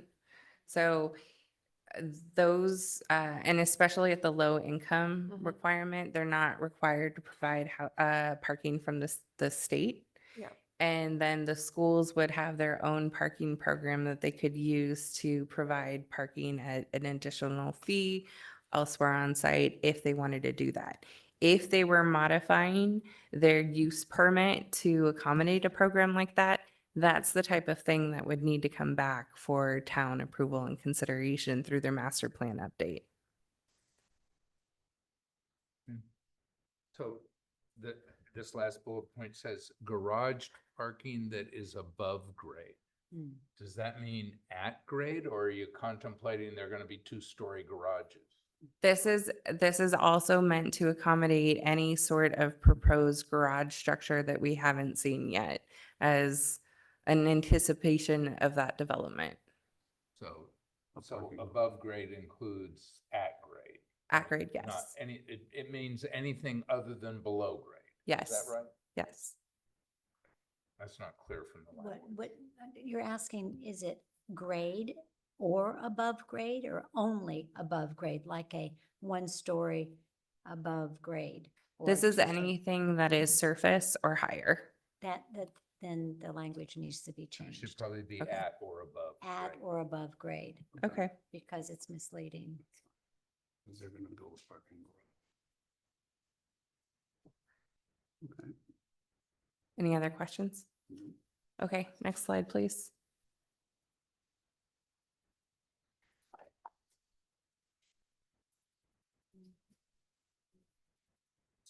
All right, this is the signal of the end.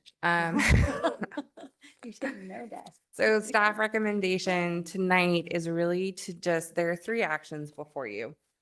There is consideration of the initial study and mitigated neg deck or ISM&D and the mitigation monitoring reporting program, the MMRP, for the housing element and zoning code update project.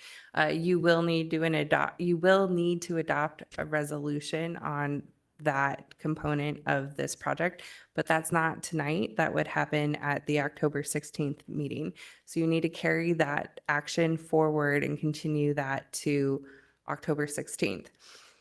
You also have before you proposed amendments to the general plan. This includes the actual housing element revised text that we've been going over, but also some minor amendments to the land use element and the noise element, as well as some maps within the general plan. Again, that needs to wait until, not again, but that needs to wait until after you've taken an action on CEQA. So that needs to be continued to October 16th as well. Then you also have an ordinance before you. The ordinance is the adoption of the development standards as well as an update to the zoning map itself. At this point, we're introducing and taking the first reading. Ideally, at the October 16th meeting, you've given enough direction tonight that that would be the second reading and you can take all actions at that meeting itself. That concludes my presentation. At this point, I can turn it back to you. Was to open it for public comment, but I'm seeing that there's pizza out there. So I'm going to ask the council, do you guys want to break at this point? Do you want to break for pizza while it's still warm? Let's Or take a take- 15-minute break. So I think we should take public comment first. you think we should Yeah. take public We'll comments list first and then stop if Yeah. it goes too long? Then we'll After just we eat take cold public pizza? com- What do you No, think? What do you think? Take the public I comment. think we should take a break now. I think we should do public comment because some people I might hear want to you. leave after they do Yeah. public comment and they shouldn't have to sit around and watch us eat pizza. Okay. Yeah. Elizabeth, what do you think? Public comment. All right, we're gonna power through. If somebody wants pizza and you want to have it warm, I suggest you go out and grab it. Why don't we And we're bring gonna go some- forward with the some up here? public comment right now. So,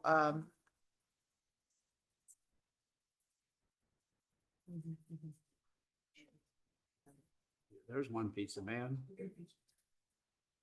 Well, maybe there is no public comment.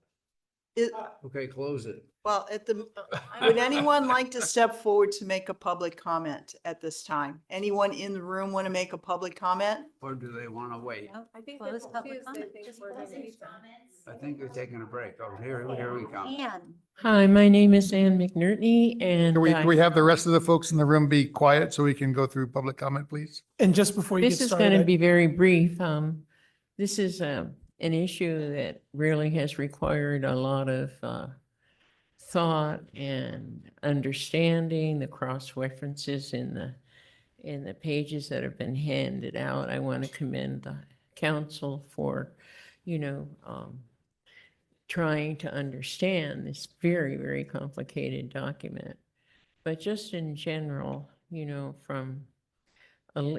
missed the first two comments that were made before we got onto the description of the plan.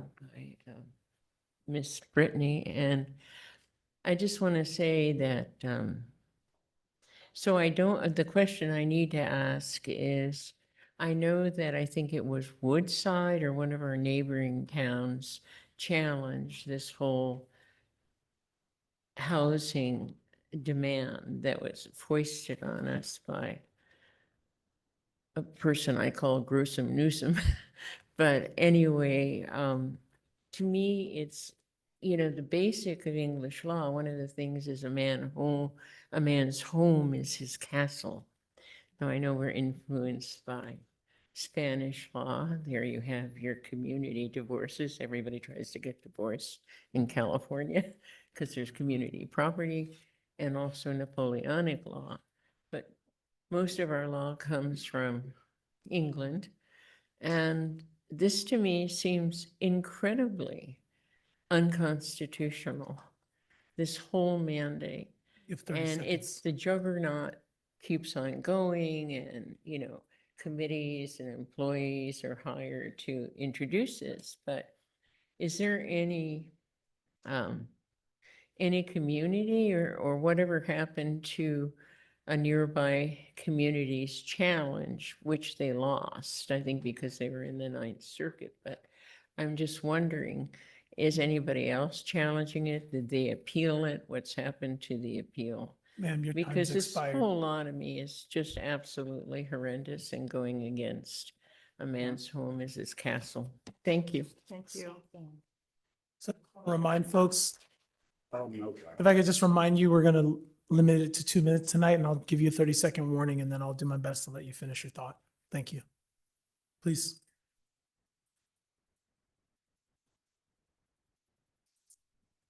Hello, my name is Ro Habibi. I'm a residential realtor here in town. I work for Sotheby's International Realty.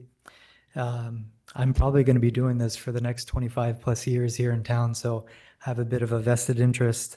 Atherton has a long-standing reputation as one of the most desirable and exclusive communities in the country.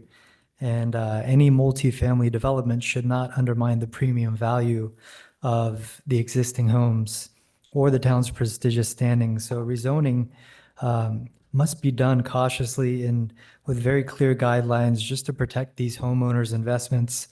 Atherton's charm lies in its spacious lots and privacy and tranquility. And while it's essential to meet these state requirements, any new development should adhere to strict design standards, such as height limitations, which we've been talking about, setbacks, just to preserve the neighborhood's character. Increased density obviously could exacerbate traffic issues and strain local infrastructure. So I'm advocating for a comprehensive impact study and just the thoughtful site selections which can help mitigate these issues. We all acknowledge that the need for compliance with the state laws while advocating for solutions that respect Atherton's legacy as a premier community, and thereby ensuring that any changes enhance rather than diminish the town's exceptional quality of life. That's all. Thank you. Thank you.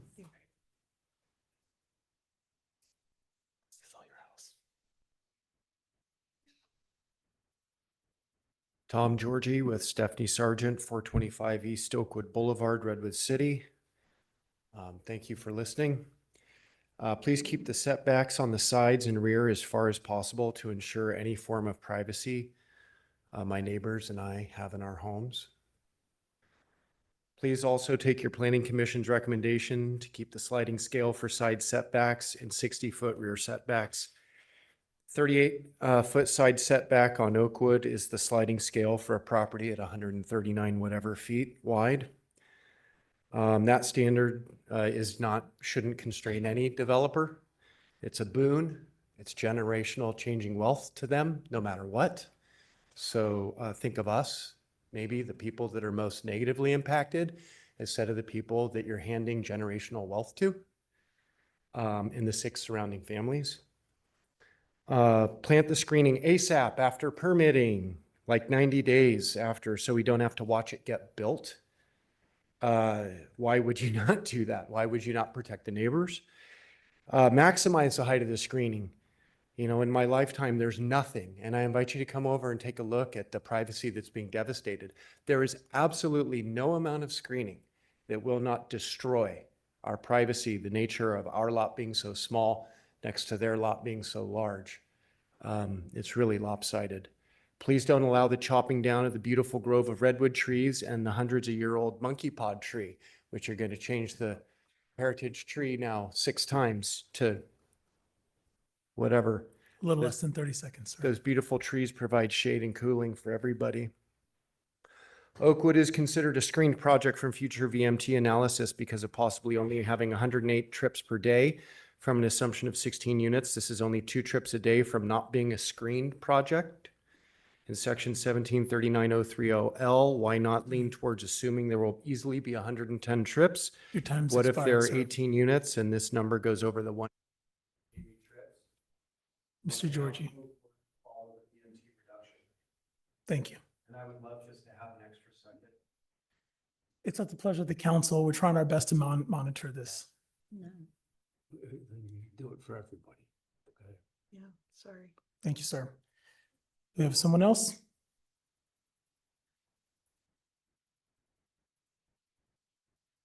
Hi, John Riddle, 97 Frederick. You all have seen me before and I've submitted numerous documents to you. Like to just say following that will you consider. The mitigated negative declaration for CEQA is inadequate and non-responsive in multiple areas. Proposals for the R10 properties are expressly stated not to count towards the RENA requirements. These properties are surplusage, they are excessive, they don't meet any of the requirements for affordable housing, they don't meet any of the requirements for the FFA or FFHH, the get rid of discrimination. The primary goal of affordable housing is of this project is for affordable housing. The Bay Road and Ringwood properties don't meet that. They violate the general plan, which we should follow the general plan always. 999 Ringwood is an exception. All the other 3 properties on Bay Road are are squares, 200, 200, 200. The one on the corner, which is 999, is a narrow lot. It's got the side setbacks at about 25 feet into an R1 backyard. You're going to have this. It is basically undevelopable with the structure that it is. It also is excessively dangerous for the ingress and egress. 30 seconds, sir. It is not acceptable. The the ministerial review is for affordable housing only. That's why it was created. This should not be ministerial review. It ought to have a complete review as R1s are. They're required to have a discretionary review. The chapter 10 overlays, the chapter 17 XX, I would just ask you to look at no pools or other issue or Your time's other expired, issues. sir. Okay, no balconies, no trash enclosures adjacent to the R1. I'd prefer not to mute anyone, but there's probably 20 more folks that want to speak. I have. Yeah, we I have. have mine. I'll take them. We read it. You take did a them lot for of you. work. Thank you, sir. Thank you. Appreciate it. Do you have anyone else? No clapping. Hi, my name is Woodson Martin, 580 Middlefield Road and adjacent to the Ravenswood properties. I'd like to just add this comment tonight. I've made previously that the process of selecting the particular sites seems arbitrary. And the right way to do this process is to choose criteria and apply them equally to all sites that meet the criteria across the town.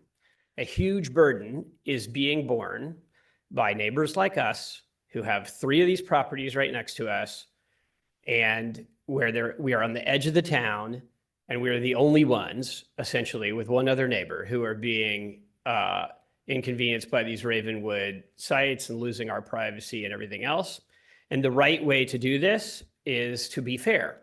And if the neighboring properties are going to be rezoned for 10 units, our property should be rezoned for 10 units. We're within the same distance to public services and transportation and everything else. We're also on the edge of the town, and the arbitrary nature of the site selection, in my mind, is a big violation of the public trust. Thank you. Thank you, sir.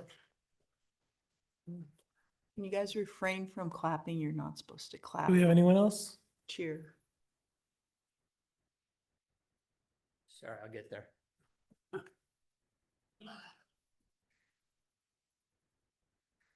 Hi there, my name is Skip Hilton, and I'm a resident 30 years in Menlo Park, 27 years in a neighborhood off of Bay Road. I'm here to ask you to remove the 4 Bay Ringwood properties from the RM10 zoning as your planning commission recommended. They're not appropriate for a number of reasons. One, safety. There's dozens of children and adults that bike along Bay Road every day to get to Laurel Lowell School and to MA along Ringwood, and it's already dangerous due to the existing traffic and the 4 driveways across a bike path. By increasing the cars from, say, 8 cars from those 4 properties to upwards of 60 or 70 cars, endangers the children and adults that are opting for eco-friendly bike travel along that route. Traffic, according to the Traffic Study Commission by Atherton, is required by CEQA. You're already at a rate of VMT of 13 in that area, which is over the 12.6 max for San Mateo County, which will require and trigger mitigations under CEQA. In addition, this road is already a popular cut through for Highway 101 and it gets congested. I encourage any of you guys to go visit it if you haven't already during weekday commute hours or school drop off to see what the backup looks like. There's also been a lack of municipal coordination. Menlo Park's already rezoned a former flood school site at 320 Sheridan for 88 affordable housing units. As currently proposed by the developer, 100% of the traffic must exit the area via Big Road. I spoke to Menlo Park City Council members and other concerned neighbors about the multiplication effects that this is going to have on Bay Road traffic. And to my knowledge, there's been absolutely zero coordination between Menlo Park City Council and Atherton County Council with regional planning across the towns to mitigate these coming traffic impacts. 30 seconds, sir. Both towns are optimizing their own needs and leaving the burden to the existing neighbors to deal with the impact. The last is fairness. Council, along with the Planning Commission, identified a number of sites across Atherton, none of which were impacted by high VMT. Many Atherton residents complained about these sites due to privacy and character and claimed that they would not sell to developers anyway. Council listened to those residents, reconsidered these sites, but the new set of RM10 sites identified are all on the perimeter of the town, where nearly 100% of the traffic impact will be borne by Menlo Park and Redwood City residents and local Atherton residents. Also, many Atherton residents near these sites have expressed their concern, as you've heard tonight and before, that the zoning is out of character with surrounding homes. All we're asking Time has for expired, is the sir. same consideration that you provided those other residents. Thank you. Please come up. No, Mark Balestra. I'm have the privilege to be a 30-year resident of the town. My wife and I live on Larch Drive. Our property is not adjacent to any of the properties in question. Specifically, want to address the Bay Road properties, which appear to meet neither the demands of the state or the town's own general plan, which calls for harmonious neighborhoods and safe streets. Specifically, per the town's submittal, none of the Bay Road properties will count toward the state's RENA requirement of 348 units. Given the cost to buy and build the land, it seems highly unlikely that developers will offer any rental units, let alone those that might accommodate all the economic segments of the community. These multi-story, multi-unit facilities will be out of character with the surrounding neighborhood made up entirely of single-family homes. Aside from the occasional Samtrans bus, the location offers no access to mass transportation. And particularly the property on the corner of Ringwood and Bay Road is outright unsafe. It's a busy intersection used daily by children and adults to get to and from school. Limited by size and setbacks, the corner property offers no safe ingress and egress. In any case, that corner property needs to be stricken from the plan entirely. Recognizing the town's own planning commission has recommended the exclusion of the Bay Road properties, I respectfully ask the town to remove the Bay Road properties from the plan, which will still exceed the state's mandate by a comfortable cushion. Thank you, sir. Please.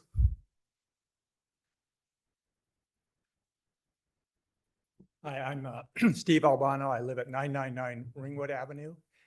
I have a simple question, which perhaps is best directed to Mona, and that is, would the proposed RM10 overlay zoning impact a property's eligibility for an SB9 lot split?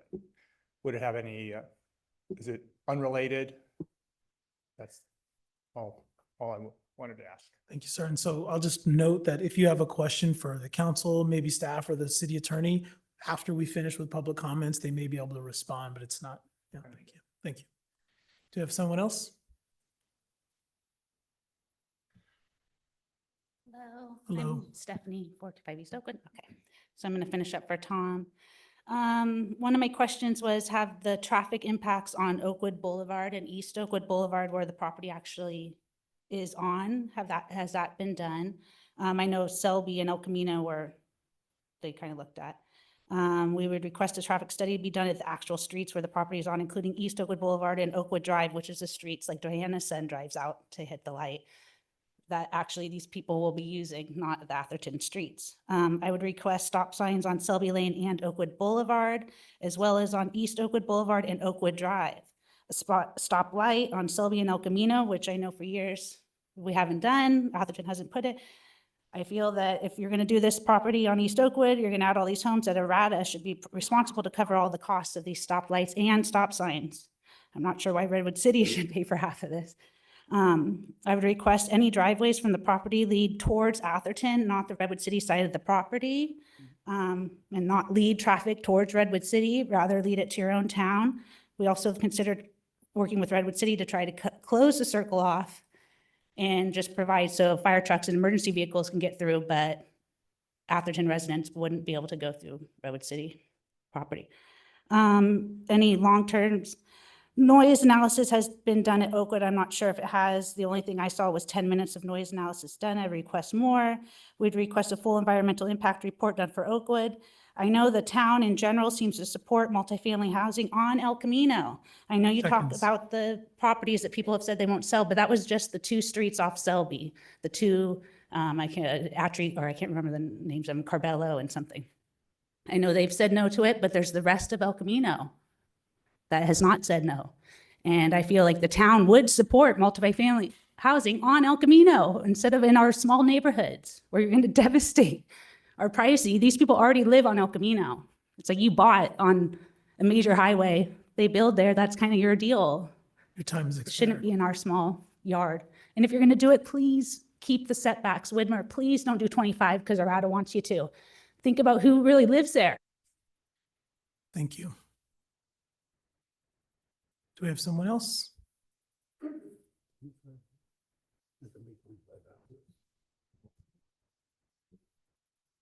Hello, council members. I'm Navneet from Frederick Avenue. I have some questions which I know you guys perhaps won't be able to answer, but maybe can be discussed later. So for the property line which is separating between RM1 and RM10, shall we not be increasing the wall height to similar to like Marsh Road we have in the Lindenwood?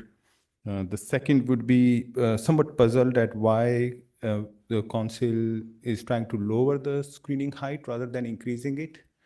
So that's a comment. And I would love to understand what kind of upgrades a builder or someone has to make to fences separating between RM1 and RM10 would be, because in the past what have happened is if something is broken, you talk to neighbors, you split the cost. In another case, for another fence, they said they don't want to pay for it, so it was crumbling. We had to pay for it on our own. So who owns that responsibility? And given there are multiple houses, is the fence would be the wood fence? Is there any requirement that city wants to impose on that to be build it into a more robust structure? And I have the one other comment is, would builder be able to combine multiple 1 acre lots and turn them into bigger RM10 or RM20 kind of zoning? So, yeah, thank you. Thank you, sir. Is there anyone else in the room?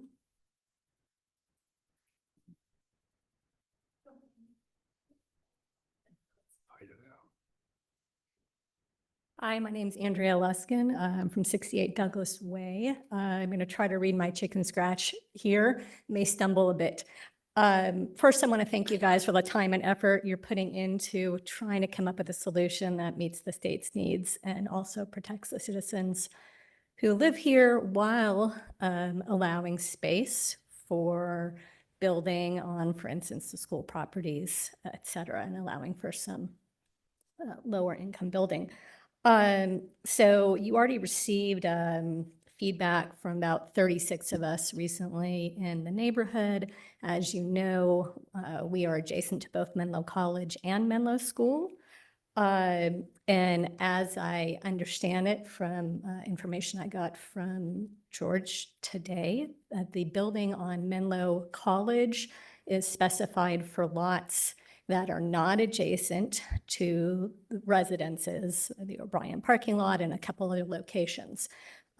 So have no issue with whatever you want to do in those locations regarding height and setbacks and screening. Menlo School, however, as Rick identified, is a different situation. On the east end, it abuts Douglas Way and Leon, and on the other end, I believe it abuts Michael's Way. That's a very large parking lot, and so we're requesting that you please change the specifications there so those buildings are shorter and set back farther from the property lines. 30 seconds. Seems like at minimum, they should be similar to the RM10s that are close to the R1A neighbors. And also just regarding screening, it seems that we should be putting in oaks and redwoods that are native to the area and that can grow to a height that can actually screen whatever size buildings are being planned. Thanks so much. Thank you.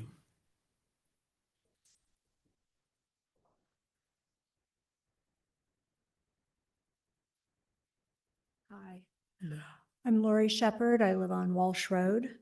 Wanted to talk a little bit more big picture. I think it looks like we're kind of in the proverbial making the best of a bad situation, but thank you for all the, I can't even imagine all the amount of time that you've put into looking at all these different combinations, and we understand the difficulty that you're in.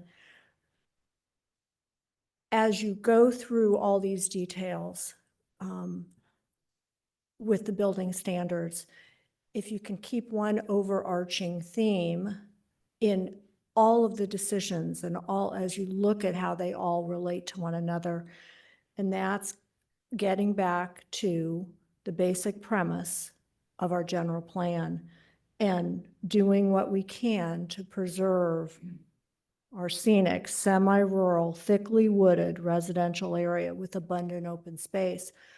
In my experience, the elements that are going to make that successful in maintaining open space, we need good landscape standards, but it always gets down to that ratio of your setback to your building height, and it is always a formula.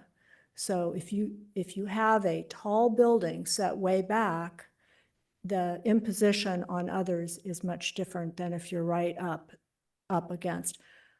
Landscapes screening, you talked about a little bit. Just under 30 seconds. A bay laurel shrub will grow 4 feet a year. There's no reason that we should be setting our standards so low that it only has to be 8 feet in 3 years. All the landscaping should be done the minute someone gets a CO. I don't need their $5,000. People want screening. So just, if you'll keep the big picture in mind and all those decisions as it relates to what we're really trying to achieve, understanding that we're hamstrung a bit. So thank you. Thank you.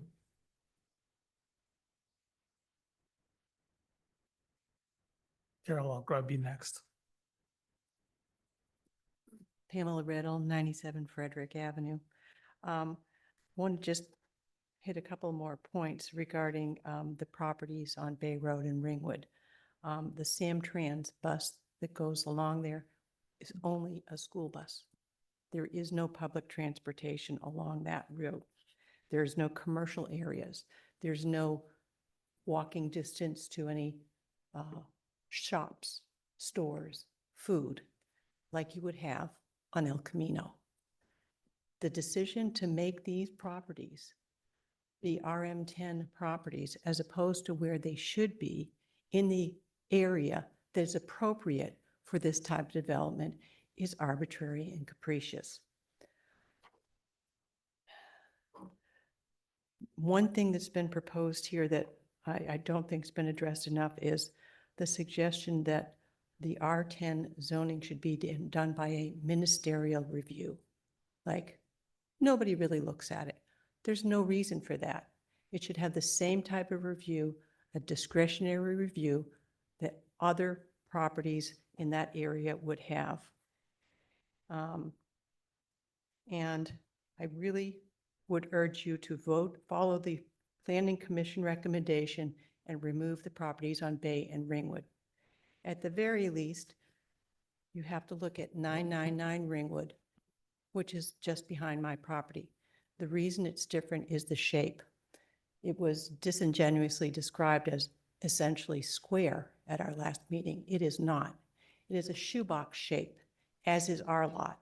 And it just came to my attention 30 recently seconds, ma'am. that the 999 Ringwood property has an official frontage on Ringwood, even though it appears to be like the others along Bay. That would make the side setbacks closer on my property. I have a shoebox-shaped property too, and the frontage is on Frederick. So that's my backyard. So anytime you start to adjust that property, it's not going to work. It's going to invade our privacy and ruin the value and peace and harmony of our community. Thank you. Thank you.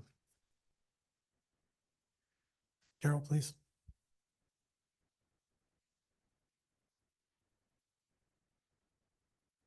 Well, I come to you quite humbly tonight. I'm Carol Flaherty. I own 2 properties in Atherton. After promising you would never have to see or hear from me again, I find that I cannot read this tonight and not say something.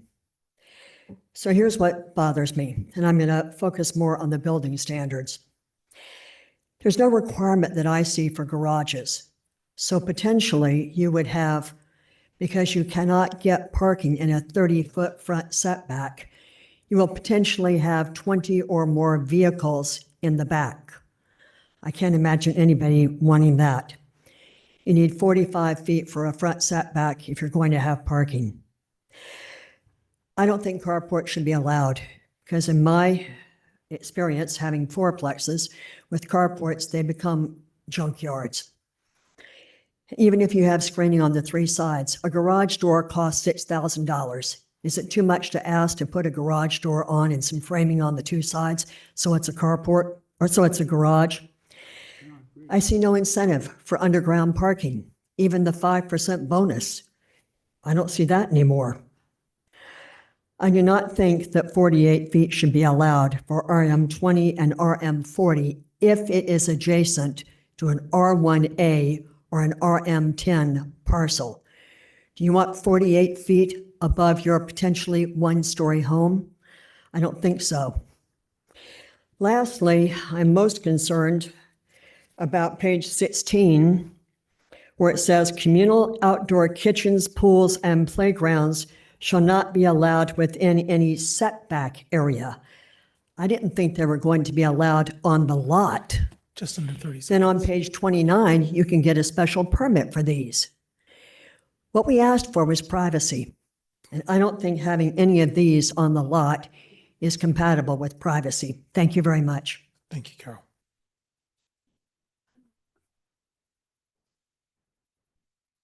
Yeah, please. Hi there, Kelly Martin, Middlefield Road, adjoining the Ravenswood properties. Just want to reiterate, I think that staff and council have worked hard to solicit feedback and concerns from the neighbors in developing the zoning standards. I don't know the exact phrase for them, and I'd encourage you to stick with landscape screening. Like, why would we reduce it? There are plenty of options for developers to put in higher, better screening, landscape screening, and also planting timing. Obviously, we want to be sensitive to when the planting can be sustained, but let's err on the side of appropriate screening for the neighbors. And I confess, I guess I didn't do my homework on the staff report, because I did also think that we were not going to be having outdoor kitchens, pools, pickleball, recreational things in these newly zoned lots adjoining single-family homes. So would be gravely concerned if that's back on the table. Thank you.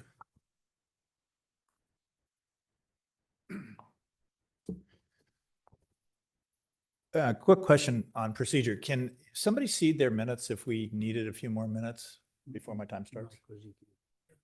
Take a look at the minutes. What's that? Take a look at our minutes. If Oh, I thought you said. see if our somebody minutes. else can give me time if I needed it, or somebody else time if they needed it? He's asking if somebody else could cede their minutes so he could speak longer. It's up to the mayor. We're trying to, our goal tonight is to let everybody speak. And one of the things I wanted to say is, if you are going to get up and speak, try not to say something that's already been said by someone else. And so what does the council think about sharing minutes? You know, like George said, no, if you're gonna do it for one, you had to do it for all, and we haven't done it for all. Okay.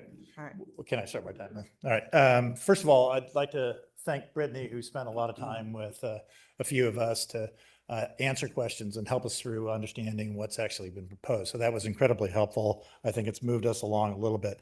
One thing I wanted to address was something that a council member said about change.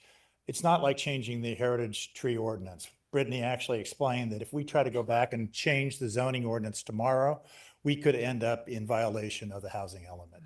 And so we have the state in our overseeing any change we make to the housing element going forward. So we want to get it right today. And so that's why we took the time to actually provide comprehensive recommendations on what we think would be acceptable to the majority of Atherton residents who we've communicated with. The way we came up with these recommendations is twofold. Number one, we looked at what our neighbors did. And so the most comparable zoning in Menlo Park is the R2 zoning. That allows 13 units per acre. And so we looked at that zoning and then said, okay, we shouldn't be more liberal than that, because Menlo Park is a much more dense place than that. We should be less than that or equal to that. And so that's what we did in our recommendations. All our recommendations are less than or equal to the R2 zoning in Menlo Park. Then we ended up looking at what's buildable. I mean, what could you actually build on the site? We thought, how can a developer make this work and actually make a success at it? And that was the other thing that framed our recommendations. So real quickly, Menlo Park allows 12 units per acre. I was wrong, not 13. They limit the FAR to 40%, not 50. Okay, they have a minimum landscape requirement of 40% of the site has to be landscaped, which is what we're asking for in our recommendation. And they limit the height to 28 feet. We actually went away from the 28 feet and went with what we actually had in Atherton heretofore. So, okay, my last, the main points for me are minimum units per acre. I think somebody will address that later. Landscape minimum. Height consistent with R1A throughout the town, FAR 45%, which is with maybe some incentive, setbacks equal to R1A. And finally, a point about the RM 2040. As you know, you've established that specifically for POS zone or PFS zone. So instead of having a separate zoning district, which you may need an RM 20 zoning district in the future, instead of having a separate one that then you have to modify, you want to put that as a development standard within the PFS zoning and keep it so that it only applies to the PF zoning like you intend it to be. So those are my comments. Thank you. Thank you, Rod. And thank you for all your work on this. Thank you for all your work on this. My name's Jeff Morris. I want to thank everybody for the several years that you've been working on this. I know it's been a lot of work, and Brittany, thank you for time. We've written all of you guys a letter. It's been circulated around town. We've come up with proposals that we think will be accepted by HCD, that preserve the character of the town to the best we can and are not constraints to development. The specific issues we dealt with in the letter are building height, which we want to keep in the R1A zoning. The vertical sidewall height is extremely important and must be kept at 28-foot max in the front, 22 feet on the side and the rear. The setbacks are extremely important for privacy. The details are in the letter. Rear yard at 60 feet, side at 50 feet, subject to an adjustment using the current code. There's a table in there that adjusts if the property doesn't a certain width. And the front setback should be closer to 60 feet, especially if you're going to allow parking. I can show you a diagram of parking. You're not going to get parking in 30 feet. The floor area ratio is extremely important to us. It's in the letter described at 40% as a base with a 10% bonus FAR to give you the 50%. Rod's talked about a 40% landscaping minimum. The densities in the RM10 zone, we want to have a minimum of 10 per acre, not 5 per acre. It's extremely important for a variety of housing types for all incomes. And it also helps us meet our RENA numbers in case the schools do not build as we're anticipating. It's important to consider a daylight plane ordinance that make the taller you have buildings closer to property lines. Every other city that Rod and I have ever developed in has a daylight plane ordinance that we think Brittany should look into.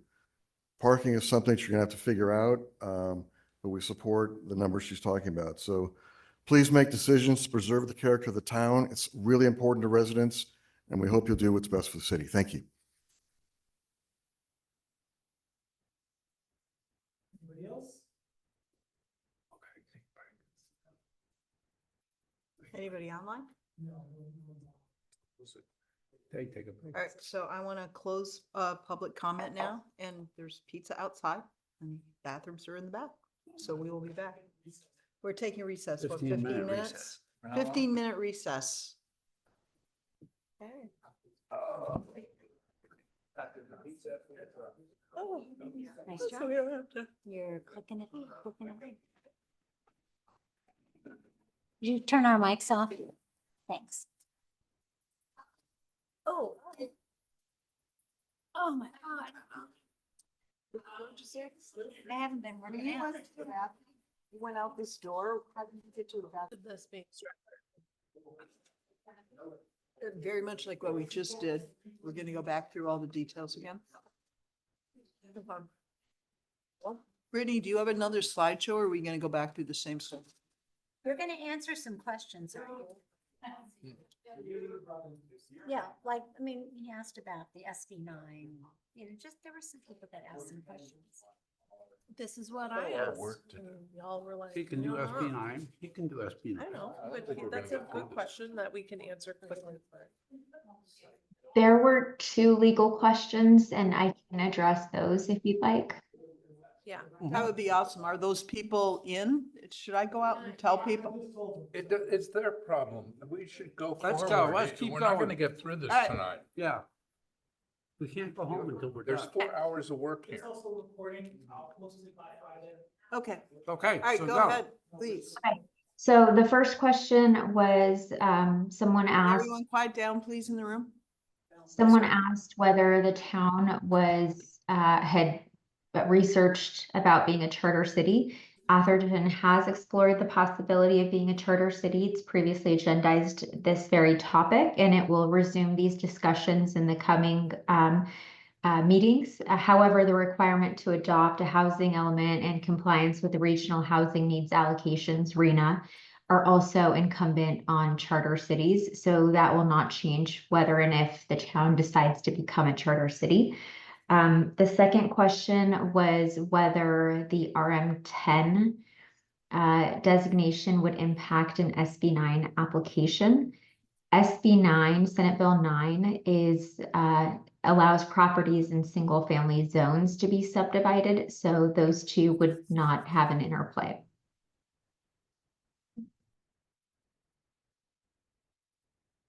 And I can turn it over to Brittany for planning questions. Sure. I think there was a question on whether or not 23 Oakwood was included in the traffic analysis, and it was. There was also a question, I think, relative to the projects in Menlo Park included as cumulative analysis in the traffic analysis, and that was also identified for both VMT as well as the level of service analysis as it relates to intersections specifically within Atherton. CEQA does not require level of service generally anymore in its analysis. So the reason that there is any level of service analysis in the CEQA document is because there are level of service policies embedded in Atherton's general plan. And so it's approached as a general plan consistency issue, not a CEQA requirement specific to transportation. That's now addressed through VMT. There was a question relative to who would be responsible for upgrading the fencing requirement. That would be on the developer to demonstrate that they are providing that fencing at the time of development to meet the RM10 standards.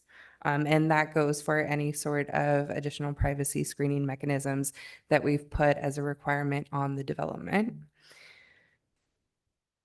There was a question about, can you merge two RM10 lots and would that change the zoning? No, that doesn't change the density or the zoning overlay. If you merge two 1 acre lots, you're still allowed to develop at 10 dwelling units per acre. And one of the things that we've done in the structure of the code that we've submitted is anticipate that multiple properties might get developed under a single ownership. And so that's why there is flexibility built in for adjacency to another RM10 property. It wouldn't even necessarily allow the merging of two properties. And that's kind of a common treatment actually in property development. If an individual or an entity owns two adjacent properties and they want to develop it as it's one lot, they don't necessarily have to merge the lot to apply those standards.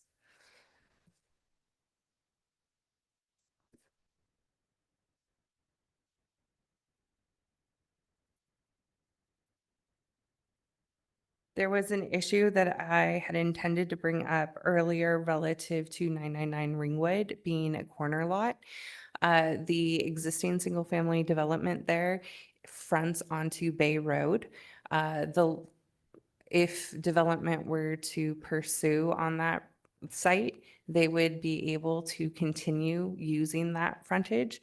However, a strict application of the code does say the more narrow frontage on a corner lot is the identified front of the property. So effectively, that does give a developer an option of whether or not they want to use the grandfathered standard or if they want to take the more narrow frontage and pursue that as their front. So I have a question about that. Mm-hmm. How would that affect the setbacks?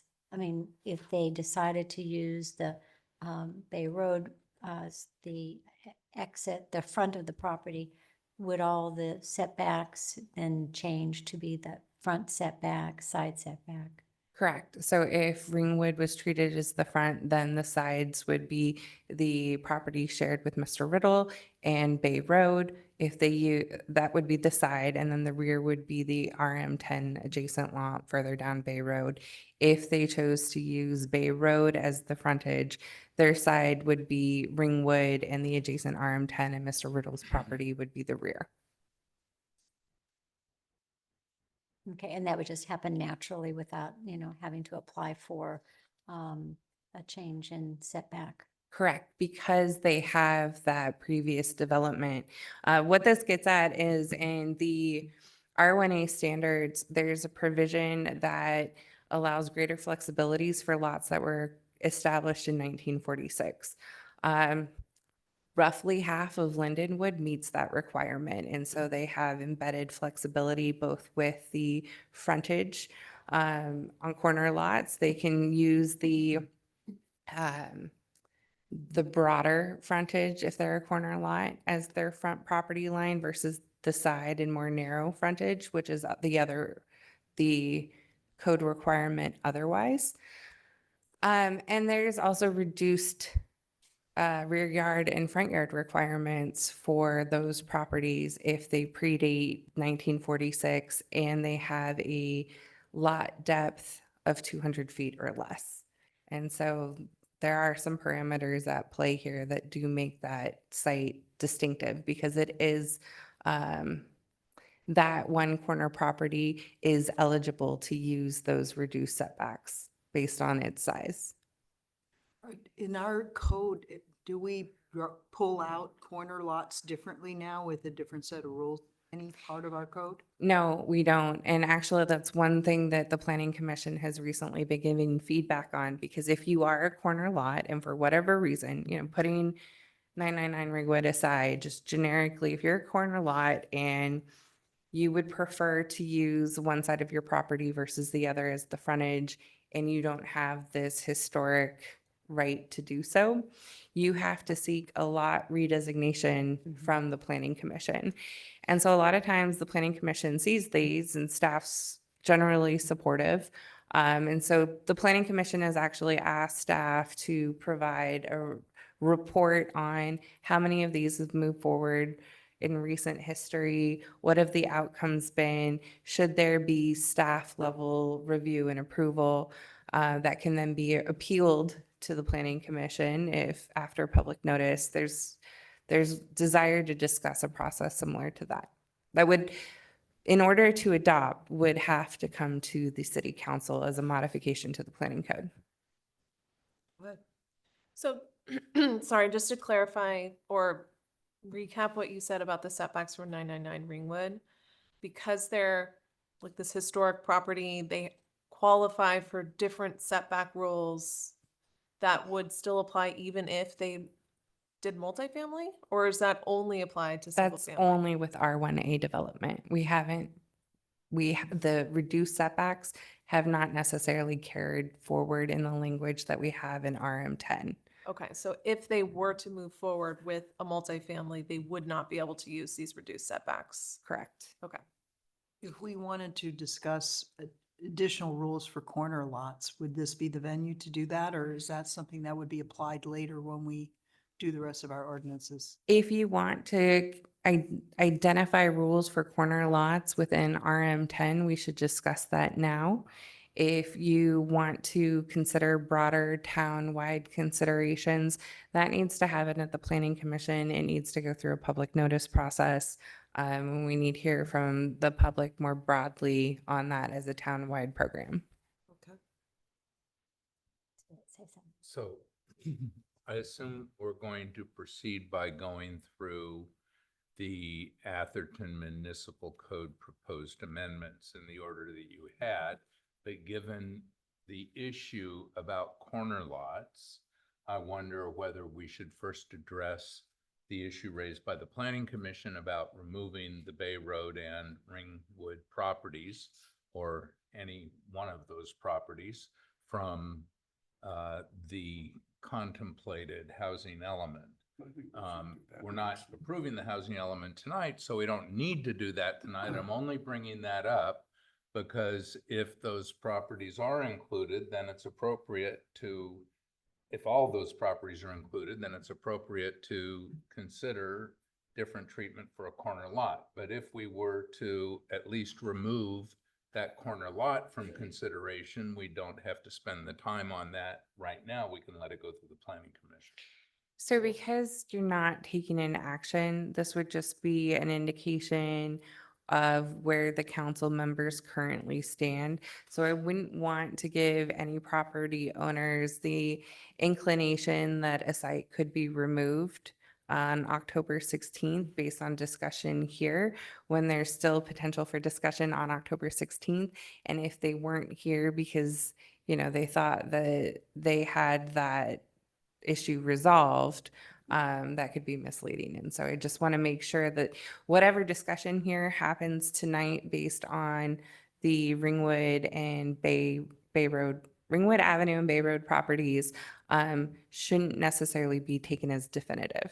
I think we should wait till the 16th to finalize that and focus on the building standards today, which is what we have in front of us, and we're going to take quite some time to get through, I think. I understand, but I wanted to kind of flesh that out a little bit about the odd shape of that property and how the setbacks are going to be applied if they want to use the Bay Road access instead of the Ringwood access,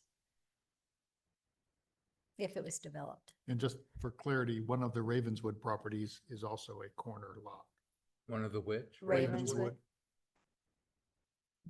Yeah. Okay. Can I ask I a just drove question? it today again. Before we get into like Mhm. our part of the show, Brittany, did you finish responding to all the public comment? Let me just go over my notes. Okay. We can't get into taking stuff out, then the next meeting is going to be better again.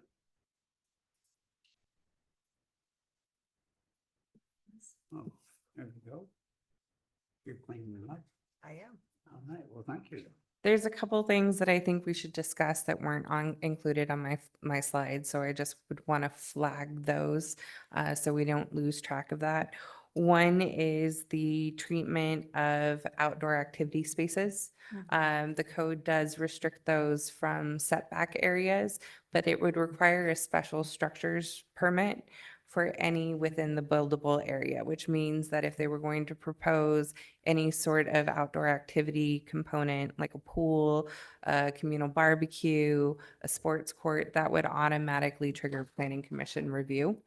I know that we have been pushing for a ministerial process, but because these are extras or amenities, I feel comfortable requiring a discretionary process there. The alternative, of course, based on some of the public comment that you've heard, would be to remove the allowance for those activities, period. Well, I thought that you Thought we said had done at the meeting, they said no community. So if you develop a site, and let's say there's 5 little condos there, that there couldn't be a central pool or a barbecue. But if you develop and you have one condo and the guy owns part of the land, he can put it, he can get a Weber and put it up there, or he can have a gas stove. I don't see, that. So that's another What was discussed at the community meeting back months ago. Right. Was that they didn't want to have, if you have a development, that there's going to be a community pool in the middle of it and, a playground and things like that. And we all agreed that, yeah, we shouldn't do that. And so, but it doesn't restrict the individual from doing something on his property. I think that there's also a distinction between communal and private that we can have when that comes up for discussion. Can we bring that up where it fits in Yeah. the order? I will find where it fits into the order that we're working with. And then there's also this discussion of lot coverage and the parameters surrounding lot coverage, and what do you do with the remaining space? That was something that was identified in public comments as wanting to be identified in landscaping. One of the things that I think George and I are looking at right now is that already inherently covered through storm drainage requirements, and grading, and potentially even the water efficient landscaping section of the municipal code that lives more in the building and public works side of things. So we're looking into that as well. So this was the discussion about 40%. Yeah.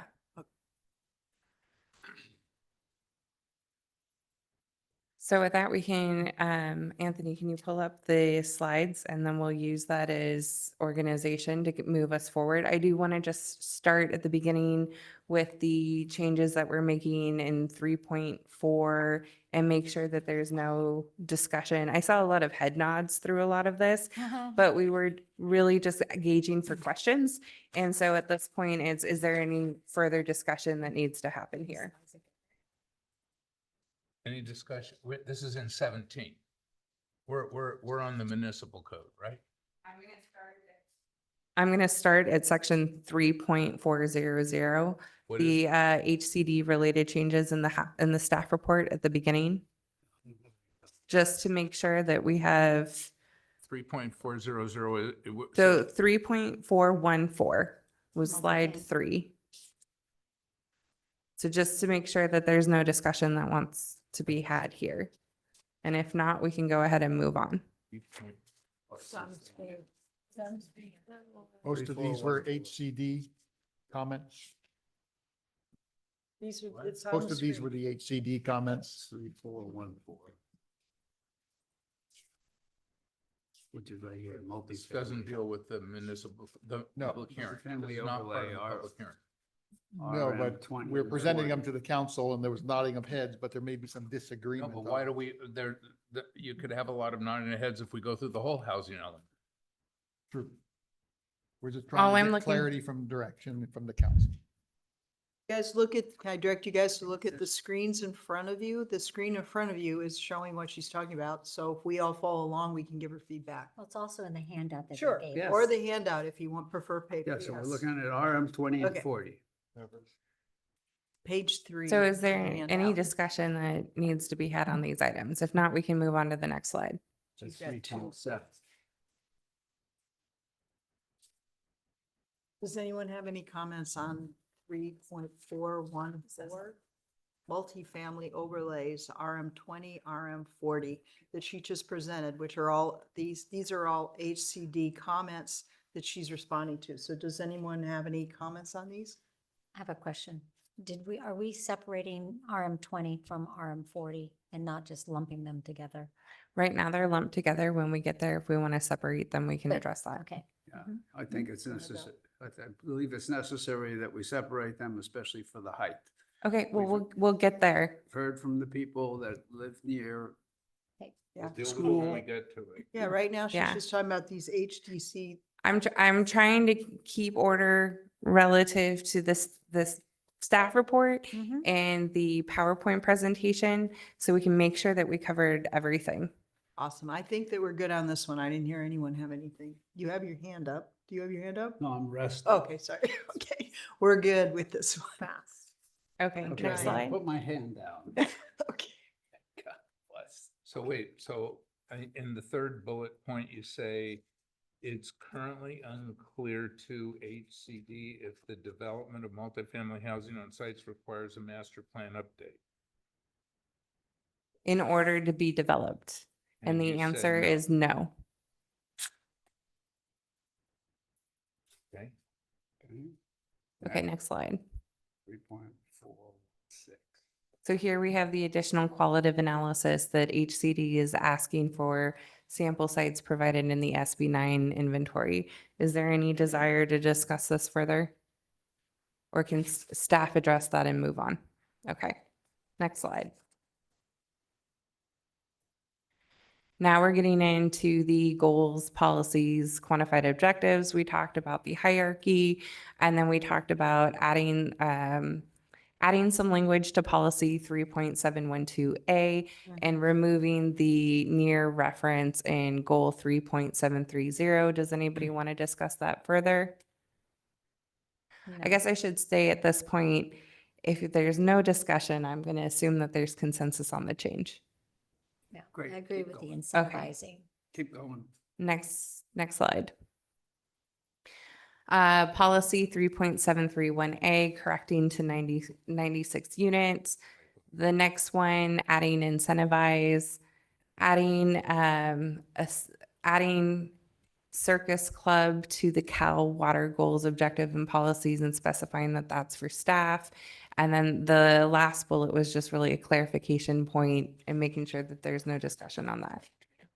Oh, good. Seniors. and Okay, everything. next slide. Perfect. We'll be out of here. Sounds great. Another reference, more for informational purposes for Project Sentinel, and then clarity on home sharing. I think that there was actually maybe some direction on wanting staff to find a way to report on home sharing to ADUs, or sorry, to HCD, and looking at how we can do that moving forward. Yeah, because Nice. we're taking kids and people off of the rental market by bringing them into our home. And just because that they're sharing our facilities in that home, they don't, that room doesn't have its own little facilities like bathroom, kitchen. It's the same thing. We're sharing. Yeah, well, we said that plus the dorm. We want to reemphasize the Mhm. dorm. I know we finally forced that in, but we want to reemphasize it again. Okay. We can certainly find a way to report it. Okay, thank you. Can I ask a question about dorms? Because the dorms were built outside of this cycle. So do they, like them being occupied, does that help us? Or is it more if they build new No. dorms, right? No, because dorms don't They don't count count- I towards mean, RENA unless you're doing like a dormitory suite Okay. and there's Two of them active on the floor. monitoring. There's a very long list of qualifications that we would have to meet and information we would have to provide to HCD. For example, who is paying if that suite dorm is low income housing, well, who is it actually being paid by, the student or the student's parents? So there's a level of detail there that we would have to get involved in that is also a hurdle. So this is where we enlisted a lobbyist, and so far it is kind of hasn't come to much. So we did try to go down this and we're still pursuing it. Okay, let's go. Okay, and then the last bullet point about removing the reference from 5 residents to 1 resident. Is there any further concerns about that? Was the idea of not including it because the numbers are small and Yes. and if the numbers were bigger, then we'd say, oh, look, it's working. So, all right, okay. But they're getting It's the too numbers early. done. It's too But early it'll to be report. included It's in the not fair. annual progress report anyway. So what Okay. you're doing is just taking the reference, the numeric reference out of the Okay. housing element. But we're saying that we have enlisted HIP housing Yes, and it's in progress. right. And all of that will stay. Awesome. Okay. Okay, next slide. So now we're looking at specific program language, starting with 3.811B. This would be, and perhaps we can jump ahead to 3.811D for a second and look at that and make sure we have consensus. Be within This is 3. 3.811. Anthony, 11D. Yeah. Mhm. It's the It's fewer chart number than 10. one 3 more. of the 11 sites. Yeah. So here for the RM10 Oh, program, 3.811. we changed it to fewer than 3. We removed the SB10 requirement. We're going to shift the language so it's referencing the deficiency, and then I've updated the dates. So going back a couple slides, what we'd like to do is make all of the programs then on this cycle, so we can deal with it all at once, and that's SB9. Can you go back to slide 8? So is HCD going to be acceptable to that? Because that's pretty far down the line. Yeah, that's something that we've been able to confirm with HCD. Okay, and then slide 9. Better.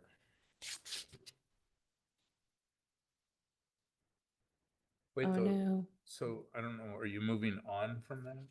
Well, I was on slide 8, addressing the SB9 program dates and timeline and wanting to align that with the mid-cycle check-in for RM10, which is on slide 10. Now we're going back to slide 9, which addresses the mid-cycle check-in language for RM20 and 40, but then also just acknowledging that there was a typo with listing RM10 in that language and acknowledging that will be removed. Are there any concerns on this? It's all good. Oh, but can you go back to 8? Sure. So in the top paragraph, it Ah. says Thank you. I missed that one. revising the housing element, the revised housing element targets 8 low-income units for program 3841. Right, and that has to do with energy conservation. Is it, Yeah, why do you attach a number to that? I'm just curious. Is this a state requirement that you're? Yeah. Just being a state requirement, because it seems arbitrary to pick a number that we're. This gonna- gets back to what I was saying just generally about how the state wanting to quantify the goals and objectives. And so putting a target number, and really this is just identifying that we have worked with one unit, 2 units, 3 units to utilize these programs. But the energy conservation is throughout all of our green codes and everything else in our whole system. So I don't understand what they're picking out for houses. It doesn't matter if they want it, it's in, fine, who cares? Perfect summary. Are you okay with that? I think so. So we're modifying the program to indicate that it will serve 4 above moderate income. yeah, I don't have that page.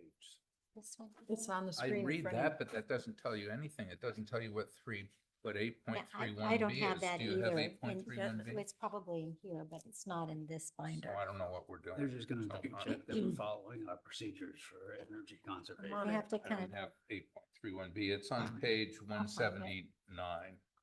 It's on page 1465 of the original. I'm Yeah, sorry, I have to go back and get 179. mine. So I'll read it. It says, continue to support green building in Atherton through enforcing the green building ordinance and promote the town's green building guide, Go Green and Save, rebates for Atherton residents, and clean energy and energy efficiency programs Yeah, I know. posted on the website for all new residential development. The timeframe for this program is ongoing. The town continues to support and promote its green building programs through community outreach, events, and its website. The agency responsible is the planning department in combination with the building department, and the funding source would be the general fund. And really what we're trying to do here is just acknowledge that we've identified 4 sites that have taken advantage of these programs Okay. Got it. Or Okay. units. or units. 4 above moderate units, yeah. But I don't know what that means. I mean, this is the energy conservation green building ordinance. What does it mean for moderate income units? So moderate income units are effectively market rate units. These are units that are not considered low income. No, I understand Okay. that, but what's it mean? But we're saying there's gonna be 4 moderate income units that implement a green building guide? What are they doing? Does that mean anything from an EV plug to a solar panel to anything? Right. So they're Any not of the defining what it towns, is. any of the town's green building, energy conservation related programs, we're committing to at a level to track the Construction. the activity of those programs, the usefulness of those programs, and we're going to report back on that success. And for us, success would be 4 units. And it would be 4 units for any sort of green thing. They're not saying that it has to be a heat pump. It has to be a. As long as it's a program that is covered under the green building Okay. ordinance. So we'll probably have more than that, but Waste. I would hope. But okay. Yeah, agreed. So We you're could just put picking- something more aggressive Just if you'd like. quantifying. We're Yeah. quantifying. No, it's fine. No, All right, let's that's leave it fine. at This is 4 and what let's that move means. on. It's exactly, Yep. yeah. Right now, our building code is the state green code. Yeah. Because we have not adopted anything Anything beyond over and above. ADUs. No, no. Exactly right. So just people have to follow it. That's fine. That's it. Yeah, it's the Okay. state law. Yeah, We can't- so we're gonna pass So this. all of our, we're gonna all of pass our this buildings test. will be following Well, this. we don't want to So, put that in. you know, for example, we had the leaf blower rebate program. Yeah. If we were to launch something like that underneath this program effort, we just want to say that we've been able to report that at least 4 units were served through it. Okay. Now, I can't use the leaf blower program necessarily because that's not specific to building conservation. It deals with other aspects, but that gives you an idea of how we would take a program, how we should be tracking out the rollout of that program, the success of the program, which was way better than 4 units. So, I have a question, Mhm. feedback thing. So the only area where we differ from the state in terms of our green building code is that we do require EV chargers for Yeah. ADUs. At the time when we passed it, we did not have any multifamily in the town, so we did not include multifamily as it relates to EV charging facilities. Is that something that would later come in front of our council? Like, I assume we cannot just put it in right now. correct. So is that something that as the code ordinance comes in front of us, we can talk about requiring Yeah, and when charging? we revisit all of these programs and the performance on an annual basis anyway, if we find that we're not tracking something or we're not meeting this target, we can discuss at that March meeting when we're looking at the annual progress report, how to pivot. We don't have to necessarily be limited even with the mid-cycle performance evaluations to that specific timeline. We can have an ongoing conversation. Okay, let me rephrase it a little bit differently, because I'm not worried about us checking off this box because we're gonna check off 4 moderate income units. That's fine. My question is more, before any multifamily gets developed, I would like to see it in our code that there is charging equipment included in their design of their building. The green because that's features. where our state's going, and it's cheaper to put it in when they're building it than adding it later. That's actually a mitigation measure in the MMRP. Yes, it could be, or it depends on the menu of VMT options that they provide. But then I also think it may come up in the air quality mitigation measures. Yep. Okay. So yeah, Good. So when, Okay, in but- 2035, when we no longer, the state is selling they're only selling electric cars in this state, new electric cars in the state. We should have chargers for all of these cars that are being parked in our town if it's in multifamily. So can we add that to this? Or is that not helpful for our state? Is this viewed as a? I would not put it in the program language because it's not necessary to be in there to get the certification requirement. Okay. But we can add it later. Necessary- is We it can add it nec- later. So we amended the municipal code to include reach codes that address our current properties as they are. And wouldn't we need to include in the municipal code exactly what Stacy's bringing up? Anything that would be related to a charging requirement in a multifamily building, which we don't currently have? I can respond to that actually. So when we come back and the proposal by staff is going to be that all new construction make available electric charging stations and so forth, which is different than what we had, which was stricken down, right? And that would apply again to all new construction, inclusive of multifamily. And I think we should address it through the all-encompassing ordinance as opposed to this, which may be stricken down by HCD as obstructing any kind of affordability requirements and so forth. And as the city manager has already expressed, the MMRP already contains what we're saying is a menu of options where they have to implement certain mitigation measures to reduce their greenhouse gas emissions below significance thresholds already. One may very well be that. Others could be, there's 3 or 4, I believe, that were already contained in the CEQA document. Yeah, and just to clarify, it wasn't under air quality, it was under greenhouse gas emissions. So this is looking at greenhouse gas mitigation measure number 1. It requires all new or remodeled housing to include all electric appliances and electric plumbing in addition to natural gas infrastructure. Require all new housing to include electric vehicle charging infrastructure that meets or exceeds current building code Cal Green Tier 2 compliance, and implement the VMT mitigation measure for proposed projects in the high VMT area that do not meet other screening requirements, i.e. generate less than 110 trips per day or located within a high-quality transit corridor. The TDM measure is described in the Atherton Housing it cites the transportation analysis for further reference. Excellent. Sounds like we're covered. Any further discussion? Okay, then let's go to slide 9. So slide 9 is capturing the mid-cycle check-in language for the RM 20 and 40 program to align with RM 10. And then I mentioned previously, it's removing a typo that included RM 10 as a reference, even though it's really specifically meant to deal with the school sites. Okay, next slide. We've covered this one. This is the program for RM 10. So next slide.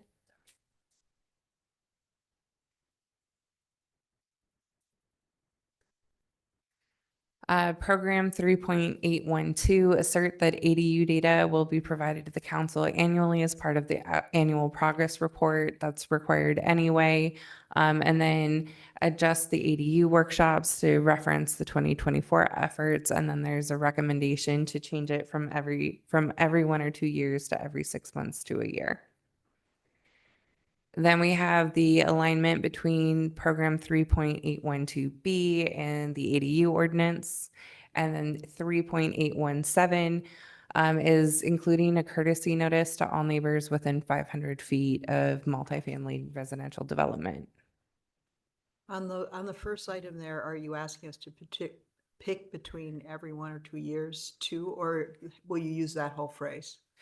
I'm gonna say every 6 Well, months. the council member recommendation is that we use every 6 months to a year. To a year, okay. Should we include some language in there, like at the discretion of, I mean, are they gonna hold us to this? Because if these aren't being attended, we should stop doing them. You can do that as needed or something. Yeah, I mean, this is not something that they would come back on us on unless, they could demonstrate that there was a large demand for ADUs and the town was not being responsive in preventing people from moving forward. They would use this to make that case that we weren't pursuing the program, but that's unlikely. So any comments on this one or? No. I think this is good. Let's move on. Good. Okay, next slide. I agree, we'll move on. So here, this was more of a question about landscape screening and whether or not it's constrained. I addressed that earlier. And then program 3.846, modifying the action of promoting the Gilmore House to considering, and then reducing the at least 5 units to at least 4 units, which would be somewhat consistent with the direction that we're heading on the minimum number of units for RM10.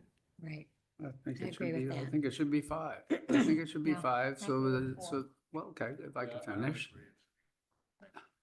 If it's. It's okay, you do I 4 can present anyway, so- my logic if you Yeah, let I'd me, like to hear because the I was already logic. talking. Go ahead. If it's 5, then they can do a density bonus, which is what it was recommended by a city manager, that we should have it up to 5. And that's where the suggestion of going to 5 went. If you make it 4, then it's not gonna be there and it may cause a problem. That's why I think it should stay at 5. People can build what they want, if they're gonna build anything there at all. This is us. Let me add some clarification or additional information that might be useful. The CEQA analysis evaluated the Gilmore site as up to 9 units. So that's really the maximum high number we're working with unless the town opted on itself to do a density bonus program. It's not a 10 like the other ones? It's No. called out differently? Because it's 10 dwelling units per acre, Oh, but per then the acre, 'cause site it's- itself, the scale of the site Fine. worked out so that it's only Nine. really 9 Nine. units. Okay, Okay, all right. Well, we haven't voted on leaving Gilmore House in or not, okay. Well, Right. So this would just, so just leave it. if you were to move forward with a project at the Gilmore House, what would the optimum number of units be as a signifier of success? Leave it at 4. Everybody else wants it at 4. Leave it Anything at less 4. than 5. Any Why, less than but 5. why? What? Why? Because it's our park and we're gonna get, Not gonna do we're it. we're gonna have a whole slew of people that are opposed to you taking away the park and giving it to housing. Well, we've First never, of all, we've it's never already voted on housing. that. It's We've never- already housing. One It's house incidental for an housing. employee. Right. Yeah. And we haven't voted on including it or not. It just had been suggested. Leave it at 4. Majority is 4, 4 is fine. Okay. I'm okay with leaving it in here as consider with 4, At least, Consider yeah. with 4. at least 4. I prefer Okay. 5, but okay. No, not at least 4. That's what the Does word is. this to matter four. to Up to HCD? 4. Well, that's a significant distinction, up to 4 or at least 4 as it was recommended. Up to 4. I agree. Up to 4. Well, I'm not sure I'm going to vote for the Gilmore House to be included. However, I would say at least 4 will give us a better standing. I don't think it's gonna And move what the is needle one everyone's way or another. thinking as to why we're limiting it? Can you repeat why you wanted it to be 5? Was it so that we could mandate affordability? Yeah, well, no, you could do it. You don't wanna do that. Bonus density, You don't wanna do that. Okay. but that's okay. Because we could have. Well, we can It's make it our- all affordable. yeah, We we can make it could 100% insist it's affordable. It's 100% in our affordable. control. Yeah, that's what. So we don't need the density bonus. I don't want more property on that site. I want to limit. Well, we it. haven't voted on it, Rick. Well, we I are don't right wanna now. put- Yeah. yeah. Okay, are we gonna take a vote on whether or not the Gilmore House should be included in that? Is that what? No, Steve the asked issue you? is how we're going to state it as it's stated in. Correct. In the housing element now, it Up says to. we will promote use of la, la, la, la, la. And changing it from will promote to will consider We are makes it considering. more of a decision at a future date from the council. Consider And is then the good. number of units, it says now is at least 5 units, and the suggestion is either at least 4 or no more than 4. No more than 4. So that's what you're No kind of more giving than direction. 4? So Up you're, to wait a 4. Up second. to So you're 4. no more than Started out at 4? 10. It started No out more at than 10. 4 is no longer, then it's no longer multifamily anymore. That's a If you're- lot if split. Doesn't matter. Doesn't matter if it's multifamily. It It's- does matter. This is the We have only total land that we control over own. This is the only land that we could develop It's our that only makes park. any feasible to No. make low income. It's owned by the city. We can lease it back for 75 years. We can build, it's the only place where this stuff actually pencils. And if we're gonna cut this one back, then I would say we're not acting in good faith, in my opinion. Okay, I so don't respectfully vote for it. disagree. Well, Mayor, I just don't think that anyone wants us to build on the park, I agree you with know, that. in any way. It's not on the you know. park. It's on a zone that's already It's grandfathered as 100% housing. It No, is- it's on the park. There's only 100%. one parcel. It's one parcel, it's all the park. It's just the You can park. have a separate entrance. And so where are you It's gonna not put- used as where are you gonna put the recreational chief? use. Well, I don't know what we do with the chief. He gets one to use if he wants. It's a number of I don't units, know. actually. That is true. We do have someone living there now, but we used to have a whole bunch of police living there. Well, And what not happened full to them? time, not Not full really. time. That was, The they general plan, kind of slept the there. housing element. Now we built them This is, housing here. if you're doing this, you're taking the only place in Atherton that we could pencil out low-income housing and look like we actually give a shit about any of this. Sorry, excuse my language. I'll make the bill. Yeah. There's our quote. Originally, we said, when this thing came up, that it was about 0.8 or 0.9 of an acre.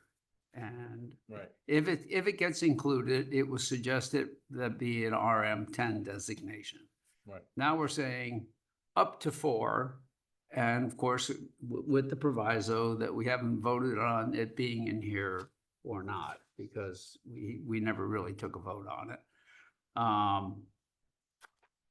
I think that there's arguments on both sides whether or not to do it or not, because of the fact that it is our land, it is our park. And people are asking us what pound of flesh are we putting in? Yes. But at the same time, you know, we haven't made a final decision and it's not in the, where we're going right now. So, you know, I think it should It's be. not part of the municipal code, is that right? It's not part of the municipal code, it's part of the housing element, so you could continue this conversation on the 16th if you wish and move forward Okay. tonight.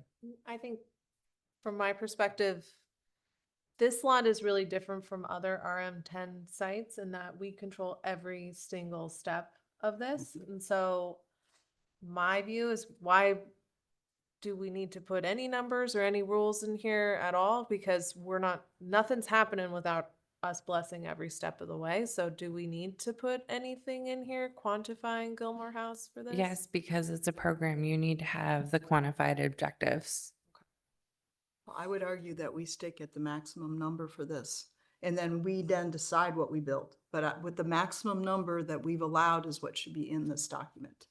That's what we've done the sequel for. If it's 9, it should be 9, in my view. Well, then it would have to No be way. up to. But we then get to Vote for build, that. we No. then get to build what we decide to build. So know- maybe we'll decide not to build it. But if you don't have it in there, you're eliminating one of the very few places where we can do this. But then it should be up to, not at least. Yes, up to. Up to 9. Up We can to. say up to, whatever Up the to answer, 9, the okay. first two Up to words are 9 is gonna be okay. up to, because it could be 1. All right, up to 9's good. I'll go with that. I didn't say the final number, but just say it has to be up to. Hey, you have to understand and put this in perspective. We have our town center, which is really nice. It only took 16 years for me to be part of its process, to see the reality. This is all we have, and the park, 22 acres. We have one open space in our entire town. Of course, every household that has an acre, I don't have an acre, you know, has a park in their backyard, you know, and they live like in a park. But a public park, I don't see us building affordable housing on our park. Well, I mean, and what is affordable? Affordable? I mean, market level. I mean, are we going to, you know, charge below market rent? I think that if we were having discussion about it actually taking any recreational use, then I would probably agree with you. But none of this land that we're talking about is currently or has ever been used as park. It's been reserved as housing. It's grandfathered as housing. It's land that we own. It's land that we could lease back and that we could actually build on. And then we could decide. It could be anything. It could be senior citizens. It could be workforce housing. It could be caregiver housing for the park. We will decide that, but it should be in here as the maximum of what we've done, because in the past, we limited these numbers and then later it came back to bite us when there were sites that we wanted to have zoned for more, but we made the No, decisions early on. I don't agree with you on that. I'll make a motion that we change this language to consider the development of no more than 4 housing units. I'll second that. I have a question before we start this process. So one of my consistent questions has been, when we do our mid-cycle review, if something is developed at less of the density that we had set that threshold for, HCD does not care. They just want something. They do care. How, you know? It depends on what you're looking at. For the RM10 and the AFFH target, they're not going to care if the R1A sites are less than 5, as we've established is going to be the minimum standard, with the exception of the POS sites, which aren't getting a specific minimum number because residential units aren't necessarily allowed by right there anyway. But when you look at the RM20 and the RM40 sites, those count towards our arena obligation. The ADUs count towards our arena obligation. SB9 counts towards our arena obligation. So if we're performing poorly in those areas, HCD will care about those numbers. The other point I want to make is that this house, the Gilmore House, has traditionally been the house for the city manager or for the police. It hasn't been a house for any resident, that comes in, that we've rented it to anybody else but Atherton chief of staff or chief of police, kind of a thing. And then there was a period of time when the police, because they were driving so far and they didn't have a place to sleep, it was an interim period, they would kind of, maybe 2 or 3 or 4 in the bedrooms, sleep there. Now they have beds in their police department where they can sleep before taking off or going on the next shift. So I just think it's wrong to offer any full-time living environment to outside people. I mean, affordable housing or not, we should find it elsewhere than in our one and only park that we have. I believe you have a motion and a second on the floor. So are we going to take a vote? Is that what's going to happen? There's a motion and a second, so you need, and it's basically direction to staff for inclusion in the housing element. But I thought we just gave you suggestions, so now we're going to vote? Yes, with a Okay. motion and a second to provide right. that direction. I'll say hell no. I think you say all those in favor? Okay, all those in favor? Aye. All and not in favor? Aye. And we have 2 that didn't answer. Two We're still- abstaining. Still thinking about it. Yeah. Okay. I think from my perspective, if we're gonna be eliminating sites at any point, it should not be the Gilmore House. I think if we are if we're asking neighbors and residents to have this happen to their property, then we should be considering it for our property. The park is. I theirs. think it is the park is shared property, but the Gilmore House, I don't know that anyone even knows that the Gilmore House is part of Yeah, the yeah. park. But this isn't eliminating the site, it's just reducing the maximum number of people that you would allow to make the whole park their backyard. Yeah. So you want to make this at least 4, meaning it could be 1. Is that, No, is that how I understand your motion? No, Up not more to. than. Not more than, up to. I guess my question is, I'll vote with them. okay, you've got Bill's vote, so I can just stick with the, You can be the good girl.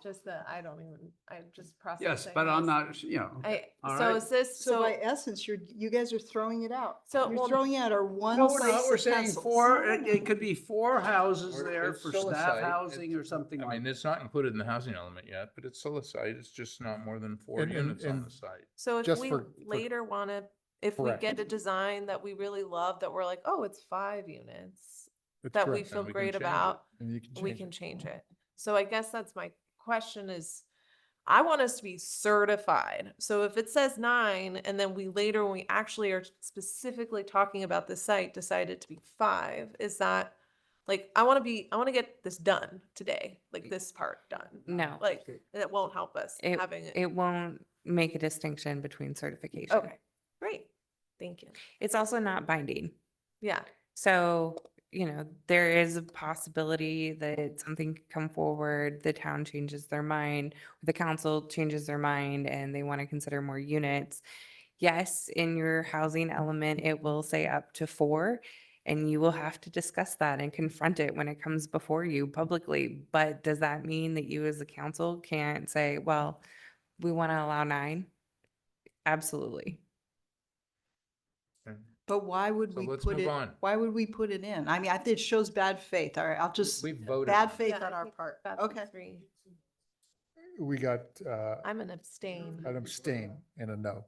Yeah, we voted on it, 4, 3 to 2.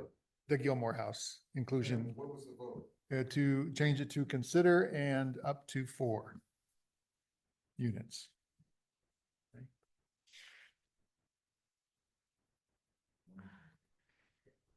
Okay, let's move on. Okay, next slide. Good thing I didn't write my Well, we haven't even started the municipal code. Oh, sorry. I'll give you a right. Zoning code amendments. Next slide. Zoning code amendments. Yes. Land use tables. So these are the changes to the R1A, R1B, POS, and land use tables, and then the 17.3606 standards for emergency shelter operation. Was there Brittany? any further discussion? Yes? Sorry, can I make one comment before you proceed? So I just wanted to remind everyone, as we're going through the land use tables on the zoning code amendments, we have the introduction and first reading tonight. We can't make any substantive changes during second reading. So it's imperative, if you do have changes, they have to be read into the record. We have to make the changes today because second reading is basically adoption. We can make minor non-substantive changes and essentially typos and grammatical changes on this particular round of zoning code changes. So thank you. Okay, so the land use tables for R1A, R1B, POS, and then the emergency shelter standards. Is there any discussion to be had on these? Okay, we can move on.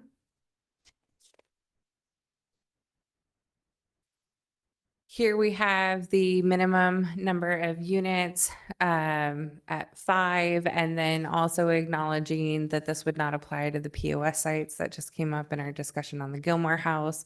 There's also a suggestion of setting a minimum lot size for RM10 eligibility at 1/2 acre. And this would also not apply to POS. So is there any discussion that needs to be had here? That's fine. What is the reasoning for limiting it to the smaller acre? What's the reasoning behind it? I'm sorry, I didn't catch that. It's not limiting to it. It's 0.5 just- acres. That would be the That's minimum lot size. Yeah. For It can't be a third. eligibility to use the RM10 So program. if someone were to merge, they couldn't do it then? They could. And that was a question that came up. If you had 2 lots We're that, talking about in the future. We're not talking about what's currently in the thing. Correct. In the future. And the overlay only applies to the sites that we are considering. This Right. isn't like Anywhere a else. townwide thing. No, so. I think Why do we need the this? question about merging came up because the reason that this has been recommended is to allay some concerns and fears that the RM10 program is going to spread and to give some sort of indication by council on what eligibility would look like for future site selection or consideration. So in that vein, the question was asked if 2 sub 0.5 acre lots were to merge and be more than 0.5 of an acre, could they then be eligible for the RM10 program? And the answer was yes. But they'd have to be selected by us and zoned for that. But yes, Not everybody can't just do this. that would I don't see also, why we need this, and it limits us for future stuff that we may have to do. So I don't think we need it, and I don't think it adds anything, but I don't feel strongly about it, so. Let's move on. Because if we, Yeah, El sorry, I'm Camino, just, I, That's what it's eliminating. El Camino is what that is. I'm trying to understand the process No, of no, if you merge this them, you ordinance can. That versus was later wrong. housing elements, like if said we we are were not in together. compliance with this draft, and we have to go back to the drawing board, and we are once again considering every lot in Atherton, would this, like, what? Would it eliminate Ha- El Camino? Would that mean that we can't even consider El Camino because it's in our general plan now, or is that we're back to the drawing board? the council would need to give staff direction at the outset of any sort of CEQA process that they want to look beyond this limitation and consider sites that are smaller. So we could do adequate analysis when we do the CEQA study. Okay. So is it true that it doesn't really add anything, but it could potentially limit our future? I think it's more a symbolic gesture than any. Why is it symbolic for what? For, Wait, it's not Because just we would symbolic. be looking at it, we would be giving council direction if we have to do another draft, right? Anyways, so it, And just a Okay. reminder, this is just an ordinance. So you could amend this at some future date? Yes, and so remove that the restriction? process that you would have to go through to add more sites would look very similar to the process that you're going through now. Okay. The question would be, is the RM10 program or design standards completely perfect at that point when you add more sites that you don't then also change anything? Yeah. And that is a possibility, but it would be at the discretion of the council. We considered other sites. I hope we don't have to consider more sites. I hope we're certified and we'll just be done with this. But if we have another draft that we're considering, we would also be looking at, we could also revise the design standards of RM10 based on the changing Yes. lot sizes and stuff, right? Yes. Okay. But the implication on merging two sites, they can come to the council with a petition, get a permit, put the sites together, right? To merge the sites and be eligible under this standard, they would not need council Okay. approval. Okay. So then the 0.35 and 0.35 or 0.34, and suddenly they're eligible for RM10. No. The only reason that they would need council's approval is to be rezoned for eligibility in this program. Okay. If you rezoned a swath of El Camino, let's say, and there were sites within that rezoning area that did not meet that standard, but then merged or consolidated Right. to be eligible, they would be able to move forward. Okay. Would we be Able to move blocked? forward. But first Would we have to be blocked rezone. from considering anything on El Camino that was at this size? Because we would have to go, if we By put this itself. in right now, when we go, if we have to go in the future and add El Camino, will this block us from a whole bunch of properties If on El you are Camino? starting a CEQA process and you want to consider sites on El Camino that are not eligible under this requirement, you would then include in your CEQA process the action to rezone to adjust this eligibility requirement. But why are It we- wouldn't yeah, limit you at that point. Why are we limiting ourselves now, I ask? Why are we limiting on a future thing that we haven't even decided yet? It doesn't gain anything with HDC. It doesn't make this more acceptable for anyone.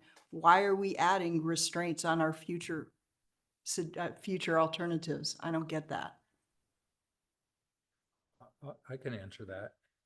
The reason we're doing it is because we're trying to protect Atherton residents. That's the reason we're doing it.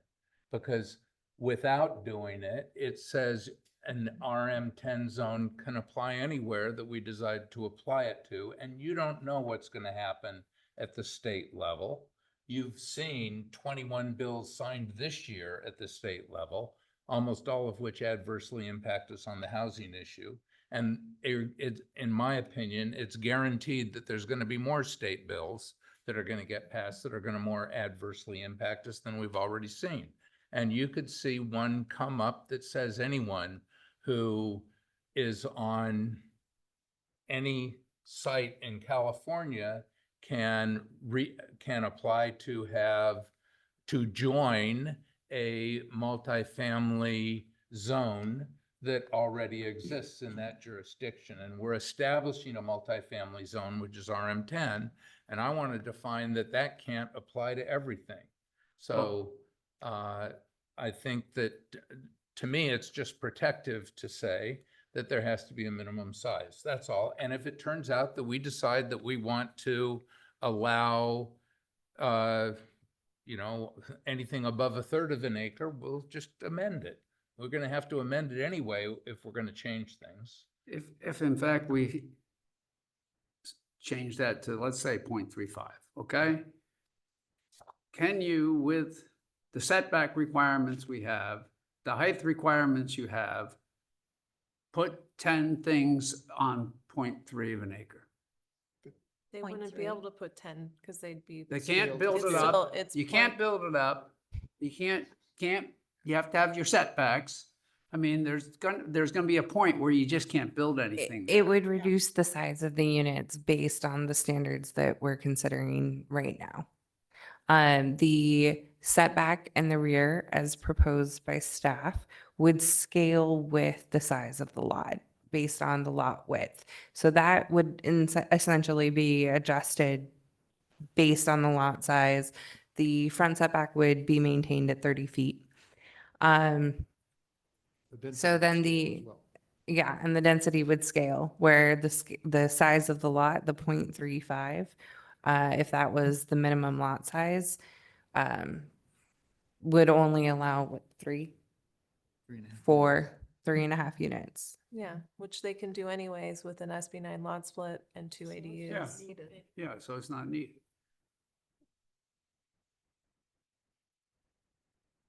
You know, we can change this anyway, as you said, so. So for the purposes of the ordinance, 0.5, 0.35, or not? I think I'd point say five none. sounds good. 0.5 I'd say or none. So greater again, than. we're not going to agree. Yeah, So we have 2 at what, are you saying? the 0.5 as it is. All right. I just think that, like what Councilmember DeGoya said, I think that setting a minimum lot size at this time for RM10 kind of tells the residents that we're trying to protect them from us going willy-nilly across big swaths. And I think that's worth a lot. I think it should be 0.35. All right, so we have Wait, so 2. you're saying the minimum lot Yeah, size? 0.35. You know, if there are places out on El Camino, which is where we originally wanted to build, that we can build, or they have interest in building, I think that they should be qualified. That's how I feel. So I don't mind putting a number in there, but it should be I think that 0.35. opens it up to more potential sites. Well, And, And you there's know, no reason to do it. and There's no reason to Okay. do any of this. We're adding this in. We're adding a limitation in that's not required, and it doesn't help us with them. It protects us. It But protects we our protect our residents. You residents. can choose to principally protect residents or principally support the state. Well, I You know, disagree, it's because one or we the are other. protecting them by the fact that we say explicitly that it's only the sites that we've agreed. We can't just go willy-nilly and put it anywhere in the city. But We you would don't have know to what approve state it. law is gonna do. Well, if state laws happen, then we're gonna have to comply with them anyway, so then it's out of our Let's set a control. limitation. Okay. well, we can set a limitation, but if state law says, you can't do this, then it doesn't matter if we have it written in or not. We'll have Brittany just scratching it out and saying state law. But we're establishing a district, a multifamily district that never existed before. And if we're establishing that, we should provide as much limitation as we reasonably can. Otherwise, at some point, it's at risk of being expanded. And I don't see any reason not to put in as much of a limitation as is reasonable. So that's why I think the 0.5 gonna have makes to weigh in. sense. I mean, So let's we do could 2 make it right an now. acre. Yeah, we could make it larger. We could make it larger. Just don't make it smaller. If we did an If you acre, make that it- would adversely impact us in some of the RM10 properties Don't we're worry. currently considering. Right, Correct. exactly, right. So where do you stand? You have to vote. The reason I'm So we have 2 but in we could make it favor. 2/3 of an acre. So there is, and Brittany, correct me if I'm wrong, but there is a not a recommendation, but a thought at HCD that we encountered when we originally looked at El Camino Real, and it was lots less than a half an acre wouldn't be considered by HCD unless there was a very proactive lot consolidation program Right. as the target. So 0.5 is something that HCD is. That's how I remember it, but Comfortable with? then we were talking about They're kind of possibly. it could be- open to. Open They to, feel yeah. that would be reasonable. Okay, then leave it at 0.5. I'll change my vote. Hey, okay, I'm gonna weigh in. Now for you this. don't have to So weigh in, I can, 'cause yeah, it's I'm just gonna already be 3-2. chilling over here. No, I think that for us to protect the town, to have the RM10, to have multifamily not, everyone's worry is that the multifamily is gonna spread throughout the town. And I think what we need to all remember is the best way for us to protect the town, to keep it from spreading everywhere willy-nilly, is to keep us out of builder's remedy and to have us be compliant. And so, which is what we are doing today. I think having this in there seems fine to me. A 0.5 acres, having it, I think if we want to make that gesture to our residents that we're doing our best and we're going to try and set some guardrails in for the future, fine. But I think also, you know, if we are not certified, we are going to have to reconsider every lot. So I don't know that long-term that this will actually be the fact, but I think if we're worried about future laws being passed, then sure, I think 0.5 acres is fine. But, you know, I think all of us need to be trying to get us compliant so that we can be not having more multifamily sites being considered later. So. Okay, All right. Heights and sidewalks. all right. So moving on to heights and sidewalls, the staff recommendation was 30 feet for the front sidewall height, and there was a suggestion from a council member that it be limited to 28 feet. This would then be allowed to increase at a ratio of 1 to 1, one setback for 1 foot in height up to the 34. I have a question about setbacks. Yes. A lot of the lots that we're considering for RM10 are facing properties that have a smaller front setback. So like the Ravenswood lot, the Bay Road lots, they're facing Menlo Park, which have a much tighter front setback.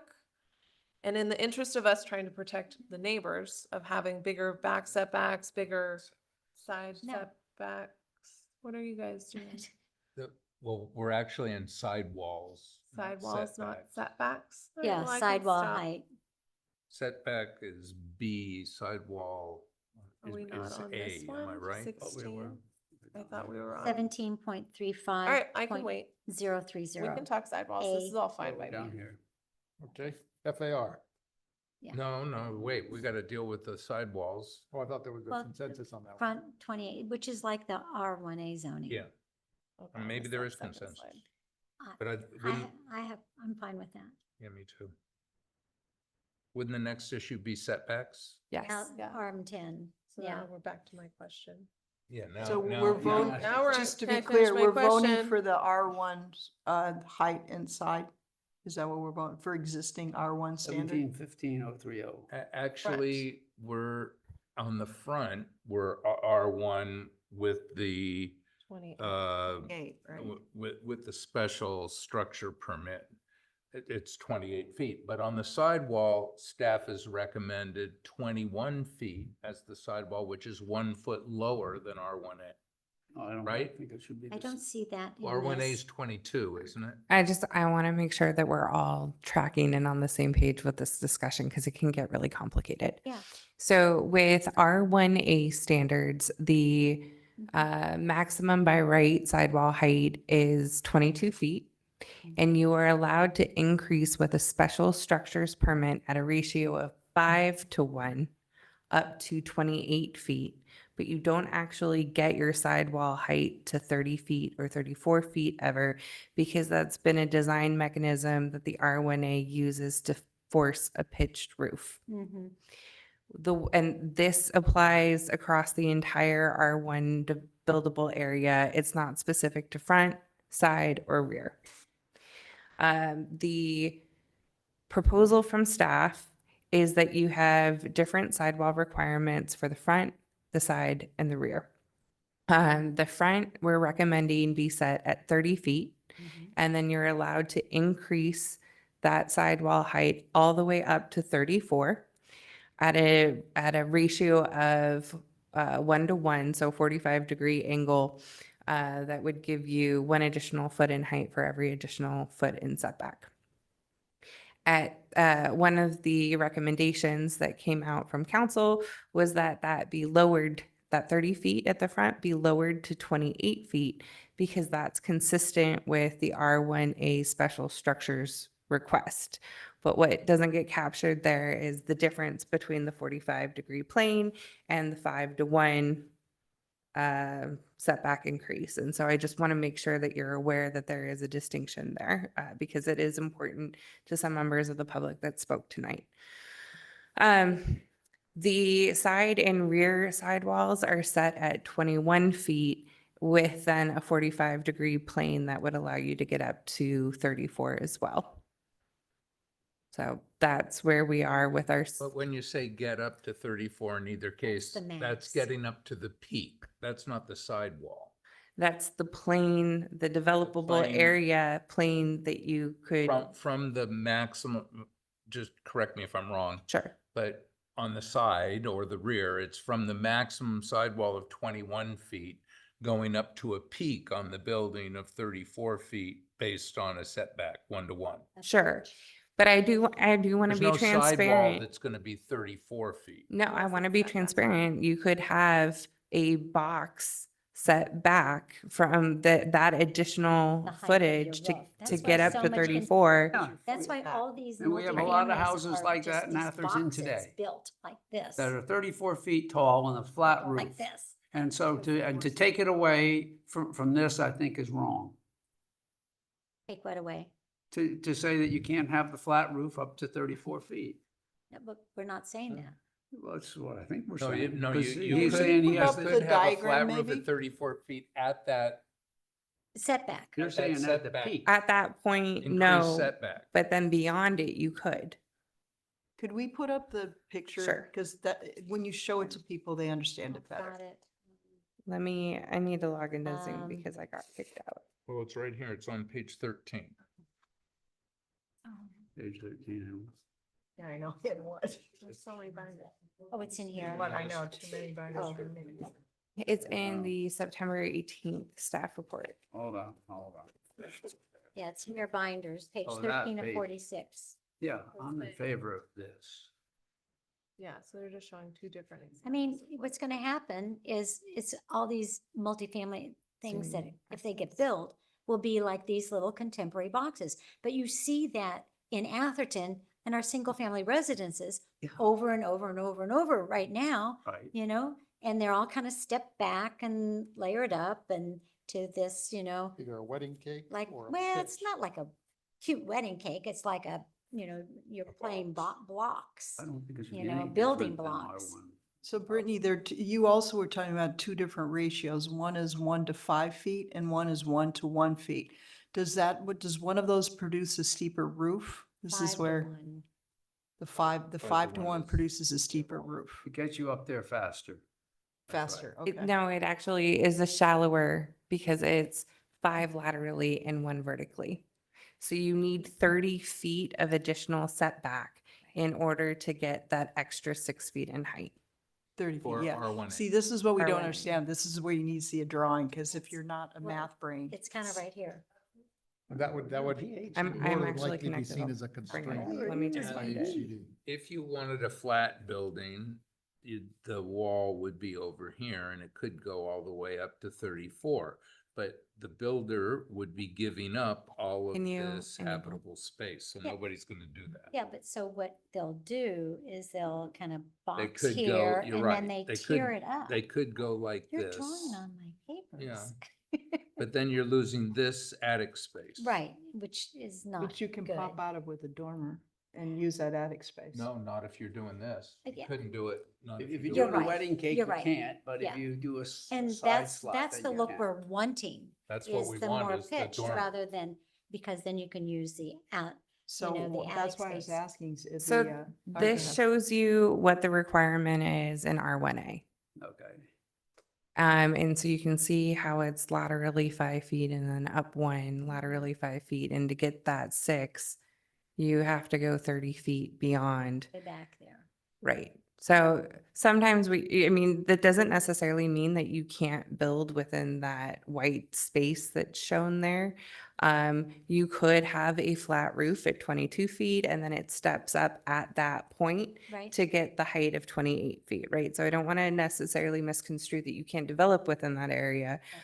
You're just limited from a height standpoint. But the goal is to, at the highest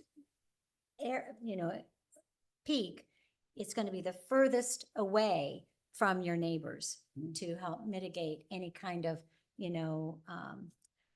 eyesore, and if you've got landscape screening by your fences on both sides that are growing up to 40, 50 feet, then, So in Well, your, in your trees. mind, is the 1-to-1 a better choice or the 1-to-5 a better choice? I go with With Well, that 1 goal to in mind. 5 is a better choice because it slopes the roof much more, but Does it it's not eliminate developable. enough? Flips it. Is it lower. viable as a building alternative? No, It's not. It's really a bad So, thing. all right. So I think if we start at not 30 feet, but at 28 feet, I mean, of course, I'd rather start a little lower, but if we start at 28 feet, Which is seems what okay we're, to me to go 1-to-1. I mean, I'm happy to go 2-to-1.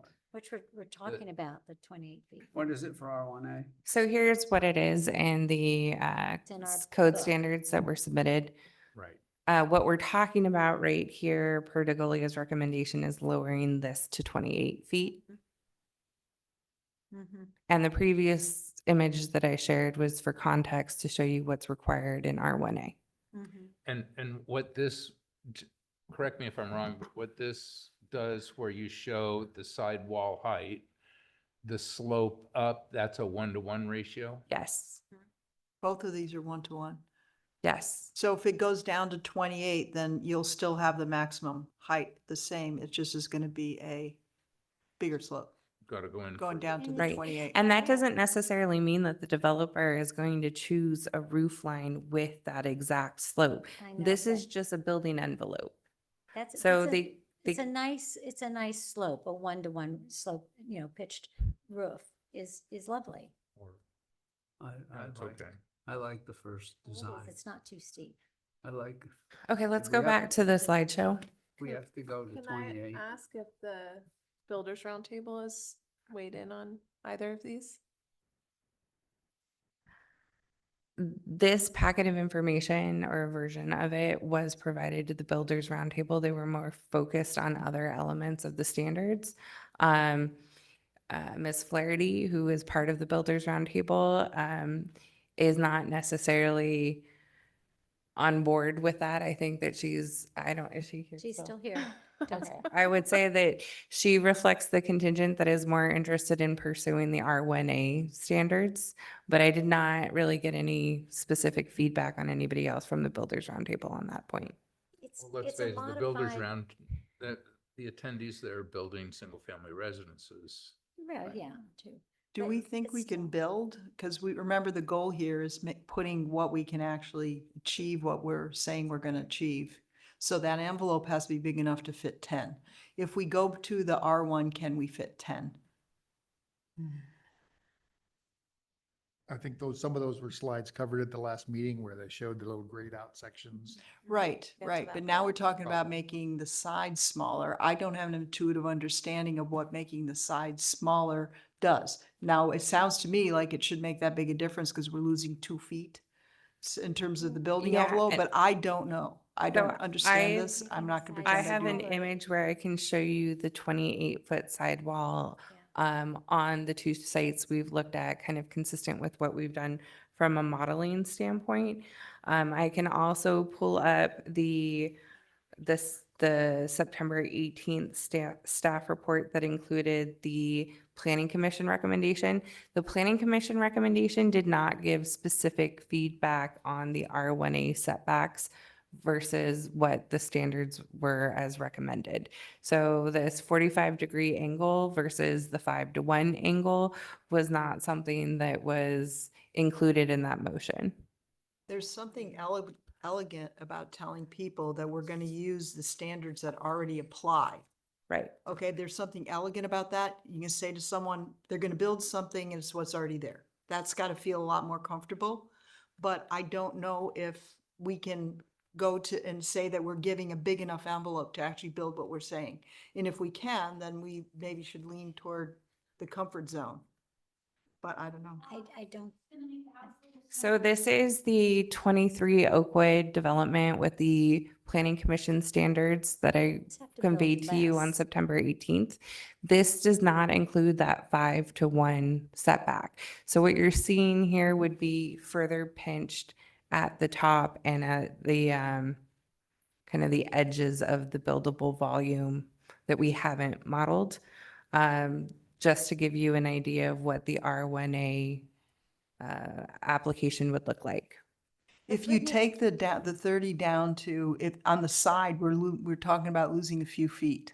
Is that significant? It doesn't sound like it to me, but I don't. So I let don't me show know. you that next in terms of going from 30 to 28 at the front. We're never going to finish.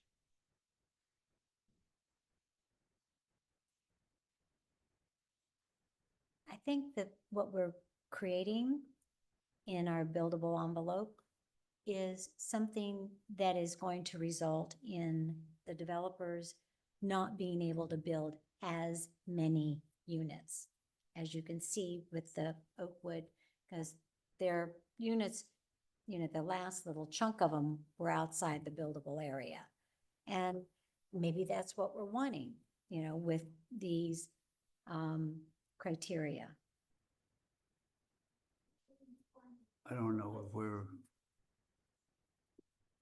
So remember, this is just the front setback to 28 The feet. front set. Right. yeah, the front setback at 28 versus 30 is, I think is fine.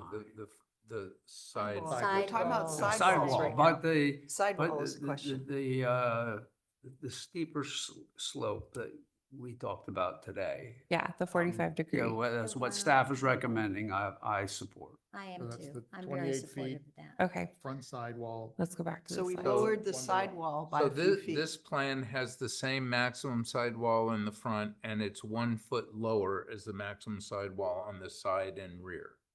I think No, that's this is good. the 28-foot sidewall at the front And which and is what- 21-foot sidewalls at the side and the rear. Yeah. What I just said, it's 1 foot lower than R1A, which is 22 feet at the side. and Oh, the I rear. misunderstood the distinction between the 1 foot. Yeah, Sorry. Okay. All right. so So, unless someone has a problem with this, we should move on. yeah, I agree. I'm happy with it. Now you're into setback. All right, now it's time for me to ask a Okay. setback Time for a nap. question. Yeah. Okay. Hey, Brittany. Next slide. 17. These are setbacks, right? Right. So here, a major issue that we talked about on September 18th again was identifying that the RM10 site, if it was still developed as a single family home, should be treated as an R1A property. And so we've added in that language. There was also cleanup in a rear yard setback reference to the maximum height that said 40 feet, and we changed that to 34 feet.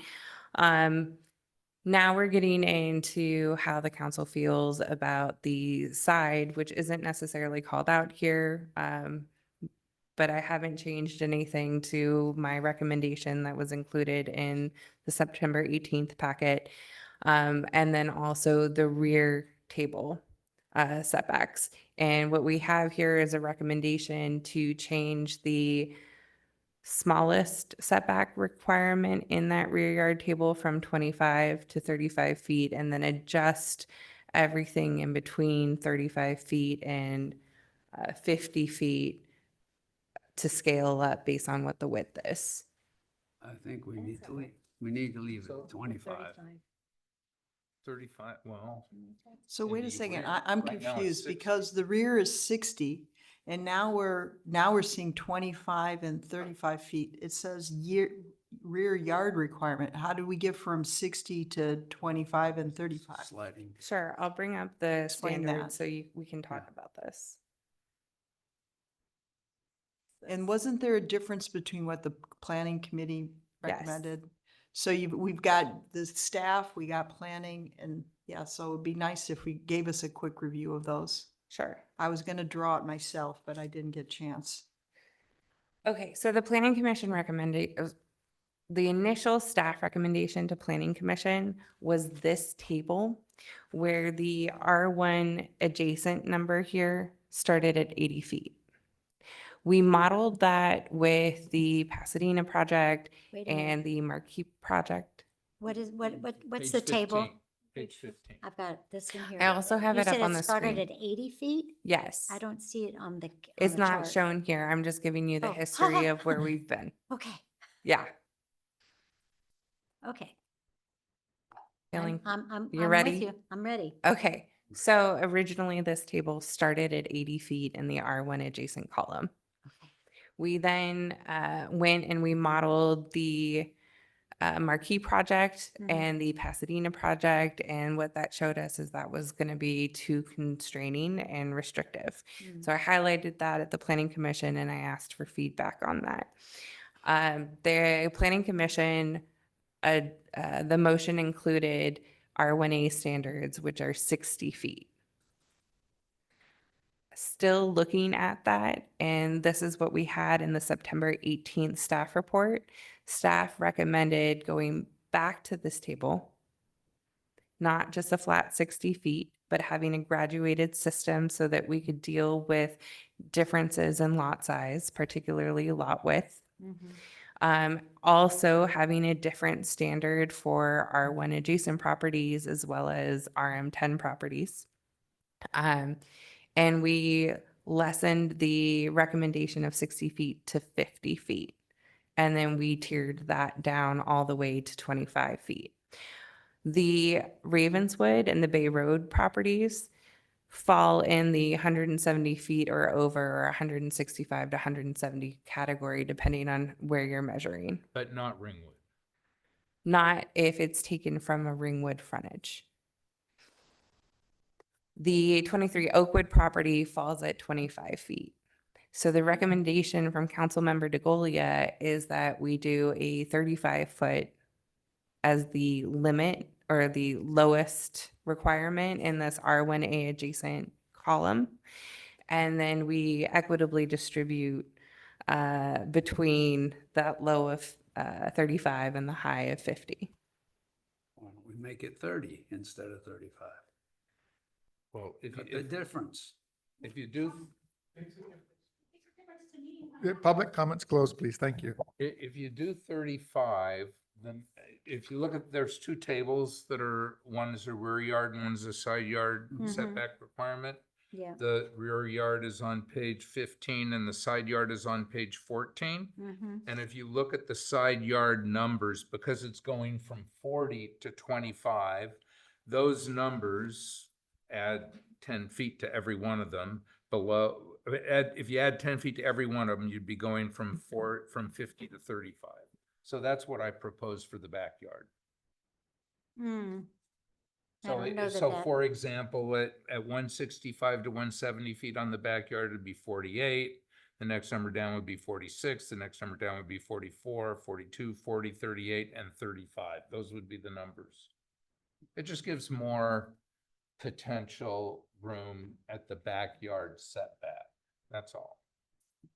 Of course, Well- people can still put an ADU or a garage in that setback. Yeah. They just have, but that's the setback for the main building. I have a front setback question that relates to. So I started asking this question at the wrong time, but a lot of these lots are facing lots that have much smaller front setbacks. And so having these lots stand out in the neighborhoods where they're adjacent to a lot of places that have like 10-foot setbacks, smaller setbacks. So I'm wondering if we could build a program, like, is this a carrot that we could give to incentivize moving the structures forward towards the front to preserve bigger setbacks in the back on the side? So that, like, is there a program we can build around there?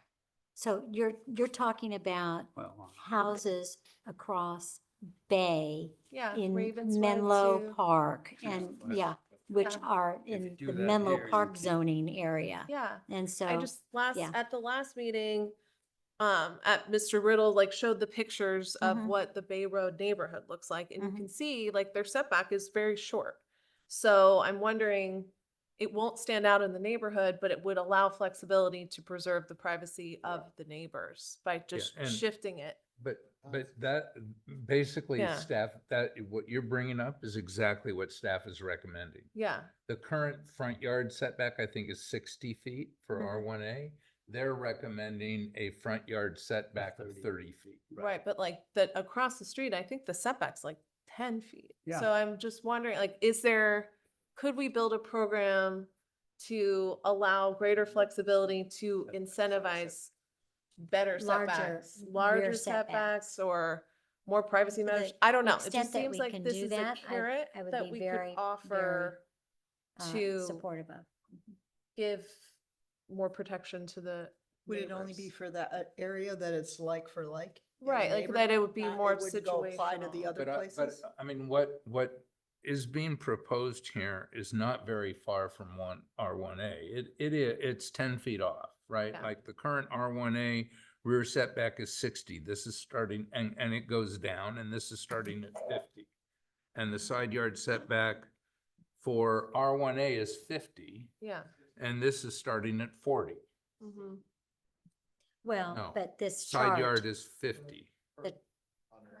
yeah, 60, yeah. I'm just Right, wondering, that's like, what he you said, but- pull the development forward to keep the neighbor But I don't know if you privacy. want to pull it more forward than 30 feet from the. from Well, the I think it sidewalk should or be right of way. evaluated You on look at almost the- a case-by-case basis. Right, and that's why I'm Thing. Yeah, when you It- have something like very this, though, which is the situational that front if and which is there's- the back. proximity front So that setbacks, they reduce the should front- be that reduce- allowed for increase the backyard consideration, like setback. Bay They Road, get up to 20%, the Menlo pushing Park So- setback is short, Ravenswood, the setback is short, it wouldn't stand out amongst its neighbors to have a shorter. But wait, if I can just say one Yeah. thing, we haven't gotten there yet, but we're gonna get to parking. Yeah, And I think in all these RM10, we need to do everything we can to incentivize underground parking. yeah, Because that makes the whole lot easier. You can pull the property away from the neighbors. You can avoid a bunch of problems if you get parking underground. mhm, And if you're gonna put parking underground, you have to have a ramp. yeah. Yeah. And you don't want the ramp to continue under the house. You want to get to the bottom when it hits the house. Yeah. And that ramp has got to be at least 20 feet, and you're gonna need at least 10 feet of space before the street, because you don't want cars, if somebody's backed up if there's two cars trying to go in, you don't want a problem. Yeah, So to me, 30 feet setback is the minimum for the front. If you have, George? if you have underground parking. driveway from the front, Now- but if you have driveway from the back, I mean, Right, so underground from the back. if you have underground parking, right, if the ramp is somewhere other than in the front, Mhm. you could have less. It's yeah, I'm true. just wondering, like, is there a program that we could offer this as a incentive to reward other privacy measures for our neighbors, is more what I'm asking. So there are some communities that do offer incentives like that or allowances, they call them exceptions in some way.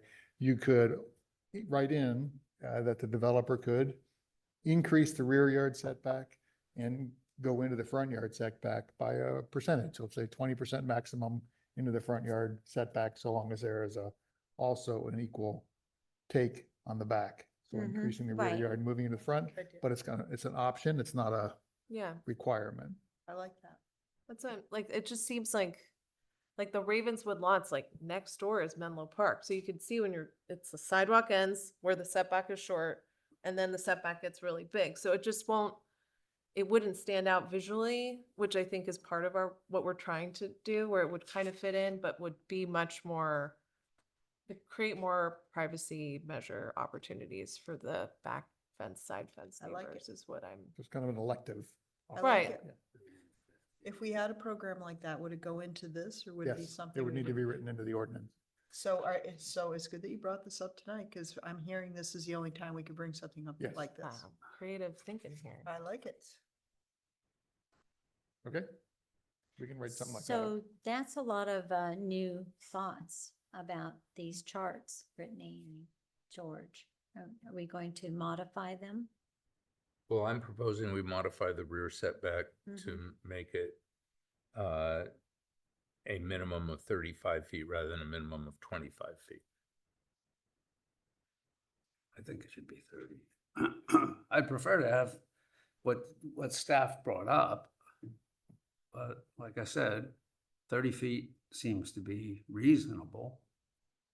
But I think what Stacy's saying, if we could even get to, 40 feet or, Yeah, just 50 feet scooch by it up. doing something in the front You have to be able to build. setbacks. You have to be able to build on creatively. these things, and you want to make it so It's all the small. design you of can the, build it. of the Move it house, within you the know, I lot. mean, Oh, have So a wait, garage the- with a would the driveway. proposal We've be lost that you control here, guys. could Talk There's no space. reduce the front setback by, let's say, up to 10 feet, so long as you increase the back setback by that amount? And this For a one here, percentage. Absolutely. Yeah. Well, this one doesn't. you know, even somebody's say- got to come up with a proposal or we're going to sit here all night. I had suggested 20%. 20% of 20%. Either way. either way. You take But not away reducing the back. 20%. So and add you're 20. setting your rear yard setback at 35 feet, but then the developer has an exception allowance that they could consider That's only pushing 7 it. feet. Pardon? 20% of 35 is only 7 But they feet. could consider pushing it forward 20, I up can do to a math. maximum of No, you can't, 20% into actually. that front yard setback as an exception. So they go forward and then the back They would be can't bigger. Can go we- back any further.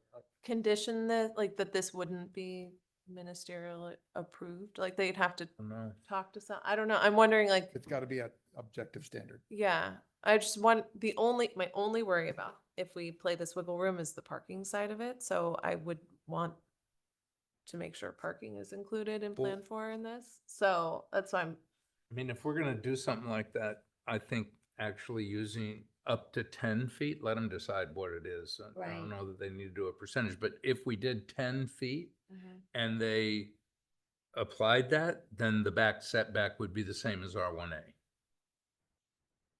Because the R1A rear setback starts at 60. What? 60-foot setback in the rear, and it's a 60-foot. 60-foot setback is R1A. No, we're not. No, having if you a want to, public if you want to be comment. consistent with the current R1As, they are 60 feet in the front, 60 feet in the back.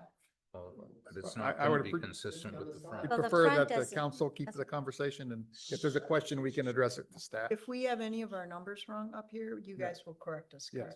because you know what the R1 Right, is. George? I'll let Brittany address that if needed. The R1A general standard is 60 feet at the front and 60 feet at the rear. There is the exception for lots that were established in 1946 that I mentioned earlier that applies to lots that have a depth less than 200 feet, where then the rear yard requirement is 30%. And so for 999 Greenwood, for example, the required lot on that, or the required setback on that would be 30% of what the lot depth is, which gets to roughly 50 feet. Yeah. Okay. So, and just for some clarification, the range we're looking at here starts at 50 and goes down to what we're deliberating is either 25 or 35. And that range is established based on the width of the lot. So really at this point, the only lot that the 25-foot rear yard standard would apply to is 23 Oakwood. That is why I have it up on the screen, so that you can look at this and see, okay, if you increase 25 to 35, based on our modeling standard with the marquee development, how much area do you really shave off? There is some space between the edge of that last building and the developable area. There's also room at the front. And so in addition to talking about 25 versus 35 as this minimum for narrow lots, you've also introduced this notion of taking 20% of the rear yard requirement and reducing your front setback by that amount, as long as you're compensating at the rear. So if the requirement is 35 feet at the minimum and it's 20% that you're allowed to shift, then you're getting to 42 feet. But you allow, then your 30-foot setback shown here goes down to 23. so like for 23 Oakwood, the front setback for the neighbor, the Redwood City side, what's their front setback right now? Yeah, what are the setbacks in Redwood City? I'd have to look that up, but I can do that. Doesn't matter. Just wondering what it, I'm just like, so asking. it won't I'm look, allowed to ask. it won't look You can ask anything weird. you want. We can be here all night too. Well, It's less than what you're looking at right now. yeah. Okay. So just like won't be this like weird She lives in building Redwood that's City, like she should know. peeking out in front of all the other. Well, that lot doesn't. So you want to peak. summarize where we are right now? So we had two different ideas were on the table. Stacy proposed a new idea.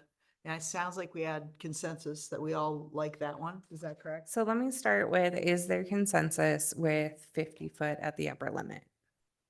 Okay, is there consensus with 35 feet as being the lower limit For the rear. for the rear? But that would only be for properties. That are 140 within should that be lot width 140. category. 140 Yes. or You less. Or think less. HCD is 140 gonna have feet. problems with 35? 999 is No, okay. how wide? Now, the question is, what can? 999 fits into that. Yeah, same what line. happens to 999? Well, that's, I'm trying to. Not HCD, it's Is where that- you build. Is that the 25? The Is guy that that won't with the build it, he 140 or can't build less? stuff. 30, I'm sorry. 999? Yes, it's, If you it's can't- less. At the it- Ringwood No, fencing it's not, side. it's less than wouldn't. 170. I don't Would think it's you? less than 140. So, and then the next They're question, do you advantage. want to introduce a 20% alteration program, we'll call it, That was the one that Stacy was talking about. right? Where I- you would take 20% of your rear yard. George was talking about 20%. Oh, I you know, see, and I I don't see. think 20% is. As opposed to 10 is- feet. Yeah. So there were because it- two choices there. 20%, One Yeah, I was like it. 20%, one was I 10 like feet 20%, versus Up 10 to feet. 20%. Up to up to 20%. 20%. 10 feet or up to Personally prefer 20%? 10 feet because then that puts Yeah. the maximum setback of what's equal to R1A, which I Yeah. think is a good. I Yeah. think 20%, Model. 20%, Yeah. because different lots are different sizes. Comment is your front is wrong. 30 will not work. 30 in the front? Okay, anyway, I have to Works go for through the some people. mayor. We had a comment from the floor. Yeah, You open it up Take to one, you open it up to all. That's right, Okay, no comment. there's only 5 people here now, so There's more online. there's people And so online as well. just- All right. Because one of my questions was around parking, so as part of our multifamily, they are required to have parking, right? Plan for parking. Yes. So if they want to do this front setback variance, then they would also have to find room for parking, Yes. ideally And they underground. would have to accommodate it themselves based on the choices as developers they're making. Brittany, do you understand what Carol was saying? Could you explain to us what she was saying? I believe her concern is relative to providing parking at the surface, specifically visitor parking, including circulation, and other amenities such, or not amenities, but Services. functional services such as Veg. trash. And the amount of area that would be dedicated to that in her modeling. What HCD is requiring is that we provide a set of standards that are not necessarily constraints. But if a developer chooses to go within the front setback or to develop up to the 30-foot setback and provide parking below grade, that's a choice that they have made. And that also follows in line with the unit size that they want to pursue. Mhm. Yeah, All right. we don't control all of that. But we just do kind of the envelope. So I think there was consensus for the 35 and the 50. Mhm. And was it going to be if there's an alternative approach or an exception program in there, 10 feet or 20%? Was the That's where we direction were, that- that's where we were at. Yeah, and We didn't come to consensus on that one. I like 20%. I like the 10. It's kind of that Rick was mathematical, saying, you know. 'cause- But the 10 feet I puts think it at let's the put R1. it The more we in. can be with the R1 numbers, we're not, things were not changing. So I see the mayor, what A Rick's saying. percentage number makes it equal no matter what your property But why dimensions not are. give them flexibility? Why not give the developer the flexibility of up to 10 feet? Then if they want to do 5 feet, they can do 5 feet. Okay, that's good. Yeah. Okay, All right, move on. That's a An good exception compromise. program And with up after to all, 10 they feet. may decide, like Carol said, that That 30 might not feet is work. insufficient. They have to have 40 feet in the front and they're not going to build to the setback. Yeah, Yeah. okay. All right. Okay? Did you have consensus on the height, on the sidewalls? Yes. Which was the last one? So Yeah. you got that one? Okay. Can we get the slide back up, slide 16? So then there is one more setback issue before we move on from the slide, and that's whether or not guest parking should be allowed in the front setback. Whether what? Guest parking should be allowed in the front setback area. Yes. Yes. Okay. Already do. And, you know, Yeah, with guest parking- landscaping, can't Guest we- parking can be in the side setback too, right? because of the access. It can right now in R1A. right? Correct. Right now, it's not allowed Yeah, but our within garbage the truck- development standards for RM10. So if you wanted Their to garbage trucks aren't facilitate going that, The garbage truck, you think's going down the side? you could do setback? that. And this would be surface parking. It would not be covered parking. This is what we're talking about. Right, right, right. State, Stephanie. So they're already in R1A lots allowed to park in the side setback. Yes. So why would Yeah. we restrict it? Okay. Is there consensus to allow it in the front and side? I don't know why we're gonna have different, Please, please, we need to continue our meeting or we'll be here all night. Have her removed. Did we get to the side setback? There were no comments on side setbacks that have come up during discussions with staff. You're gonna have to take control of this and say you can't shout out like that. Because you're running. We can have you removed, please.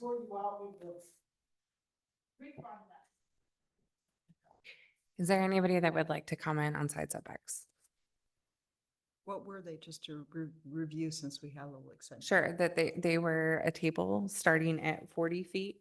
It's like this one Oh, right so here. it's this chart we This just, over when we here. did the Yes. future. Okay, got it. yeah, we're We're done. good, we're good. We talked about both of them. Please, we're going to have you removed if you continue. We're trying to have public. Should we take a recess and ask for her to be removed? We can certainly do that. Why don't we take a 5-minute break? Okay. Ask her to be- A bathroom break. And then please, Stephanie, I don't want to ask you to be removed, so please, thanks. Well, we're on page 16. We have 46 pages, so we're one Yeah, third I don't know away. why we- Some of them have pictures. I don't take And that. that's 4.5 All right, hours we're to not do taking a one break. third. I've been No, we're vetoed gonna on the continue bathroom break. on. We're gonna continue on. Powering through, guys. Just eat some pizza leftovers. We'll be fine. Yep. We'll absorb All right. the liquid in your system. Stuff's just come on, riding high on trail mix. So continuing. Yes, please continue. I was vetoed on the bathroom break. Okay, so then Again. before I leave setbacks and height and switch over to floor area ratio, I want to bring up the corner lot issue that I raised previously for this discussion and see if there's any sense among the council members of wanting to perhaps specify that any corner properties in an RM10 district should use the wider street frontage as their designated lot front. Wait, say that again? What's the proposal? I'm raising the issue of corner lots. Right, Specific to 999 Ringwood, right. and identifying that there is this ability for the developer to choose which their frontage is Right. on that property, but as well as one on Ravenswood. And asking the council if they want to put forth a standard that would dictate specifically what the elected frontage should be. For what would be the better. Wider. Given the discussion that has been had publicly, and I think the expectation that the lot already fronts on Bay and there's a desire to maintain that, I would suggest that the council consider requiring that the corner lots use the broader frontage. Wait, we're talking about where the ingress and egress is from. Not necessarily, because a corner lot could still use either frontage for ingress and egress. So we're This just is using relevant. what's the. This the is deed- relevant because it establishes where your front yard is and where your rear yard is. And so this would ensure that the 999 Ringwood property treats the R1A neighbor as a rear neighbor and not a side neighbor. So they're wider setbacks. So we can bigger add setbacks. in a provision Yeah. to clarify that. Does But the that, standard isn't going to apply just to 999. No, it would apply to the corner, all corner lots within the RM10 development, and I wouldn't change the designation process for any other corner lots in the town at this point, but that sounds like might be something that the council as well as the planning commission is interested in looking at in the future. I have a question. That all sounds good. For the Ravenswood lot, would that change their front for because we have two corners that are RM10, Right. right? So if we do this, we need to make sure it's not changing Ravenswood. So, okay, let me look at that. You don't have those papers you did earlier today. I do on my computer. I can share them. Sorry.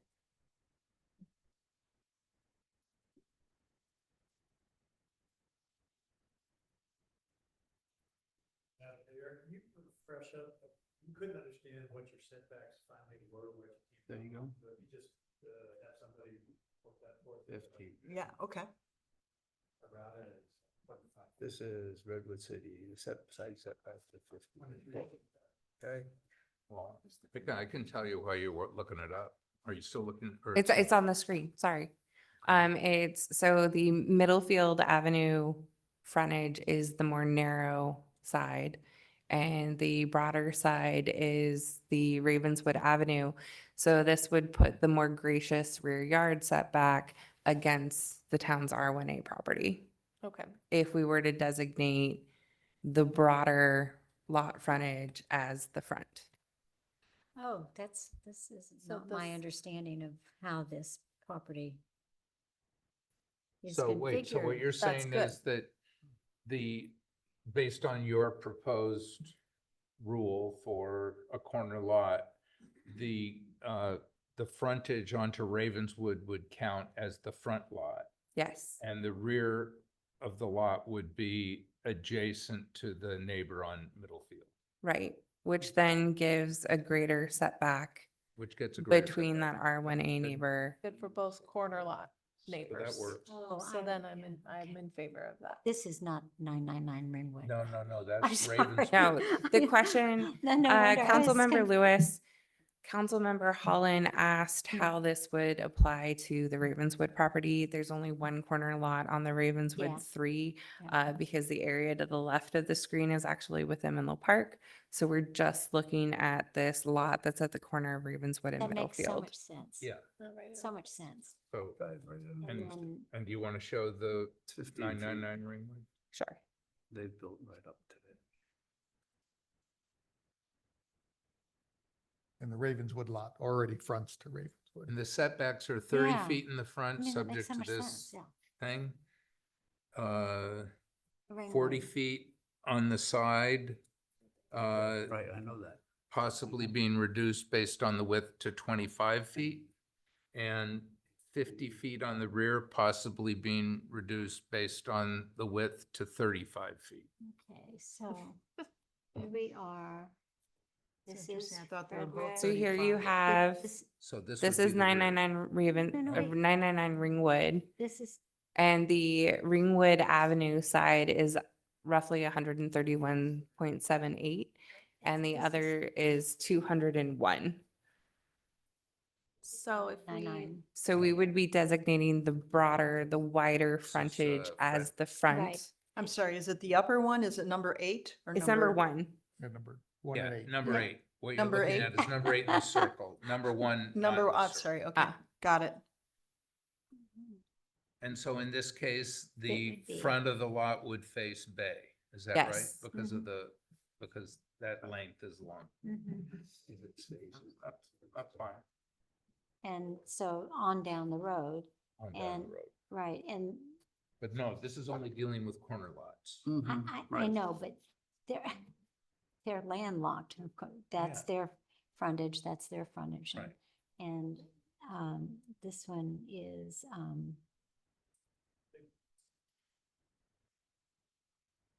That's the riddles. the Riddles, right? Which one? Number 9, number 10. 9 I and think 10. this is a good idea of a program because it would establish the rear the rear setback as larger as the one that is No? sharing a fence with all of the Atherton neighbors, R1A neighbors. Is there, will this always apply this way, or would we be better off saying that if it were a choice, it was the one that's closer to the neighbors? See would more be- Well, of if this. we this is pretty rezone low. other lots, we No, can but I change want- our I objective think design that is standards off to of, reflect Yeah. future This is the rezoning. smartest This thing is to Just do. this doing is a with good what we idea. have, and This then is good. we Here, redefine it later Move if we this a need little to. bit. We want to look at So the the map a only little two it bit applies more. to, it's fine with, Yeah, and we it should just do helps- for now. It It's helps easier. the neighbors. It's for easier the- for now, yeah. Yes, this is Move good. on. All right, so do we all agree on this, you guys over there? Yeah. I think you've got 3 on this side. Yes. I'm We speaking got 3 and we so have let's 2 move that are on their own All right, movie over Anthony, here. can you go ahead and Are you put up guys the agreeing to slide? this or not? Yeah, that's 3. fine. Yeah. Okay, yeah. so it We sounds like you have so we're on consensus on this. You have 3 votes. So it's about to go off screen because Wait. go back to the Got it. presentation. Got it. It's okay. We'll talk later. Okay. I have a question for you. Okay. Okay, so while Anthony pulls up the next slide, this is going to be relative to FAR. Maybe one was. RM10. Slide 17. Yeah, here we go. So I'd like to start kind of with the text in yellow because I think that that's most relevant to where we've left off in the FAR discussion. Staff's recommendation, Planning Commission's recommendation is 0.5, but excluding floor area for attic space and below grade parking.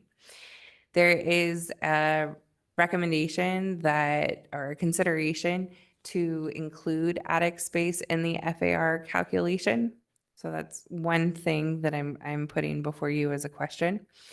And then there's also this revised recommendation from Councilmember DeGolia to lower the FAR from 0.5 to 0.45, and then use that extra 0.1 to incentivize below grade parking for residents. For 100% of residents. 100% of residents, yeah. Keep tightening the noose. I'm not in favor of changing it from 0.5. Like I said, I'm not interested in poking the tiger or the bear. Bear. Sorry, the bear. California bear. California bear, the grizzly bear that doesn't live here anymore. So I the- think it should stay at 0.5. That's what we talked HCD down to, and to change it any way shouldn't be. If you want to give more to somebody because they put all their parking underneath the ground, that's one thing too. But all parking, that's a pretty broad thing. That means guest parking and everything. And, you know, we don't want to have these basements that are larger than the buildings or the build area, which we already covered that in a previous meeting. Oh, we haven't covered that. The 0.1 increase is specific to residential parking and not visitor parking. So I do want to be clear on that. Mhm. And so it's an increase of 0.5% bonus by virtue of going underground. You Yes. get an extra 0.5%, but if you don't, it's just 0.45. I think that's a good incentive. Is it financially to build? I mean, I don't know. I would imagine it's very expensive to build underground. Is that enough of an incentive to make it worthwhile? From a builder's perspective? Well, So the issue with the financial costs of below grade housing, or below grade parking is that from the outset, it's costly enough that HCDC's mandating below grade parking as a constraint. Realistically, Atherton develops basements. It's going to develop below grade parking at some level as part of the package to potential homeowners. Doesn't necessarily mean that it's going to be below grade. It could be parking within an individual garage like we saw in the Marquee development. But the cost that goes into this development and the capital that is needed to even buy the lot would likely be able to cover below grade parking.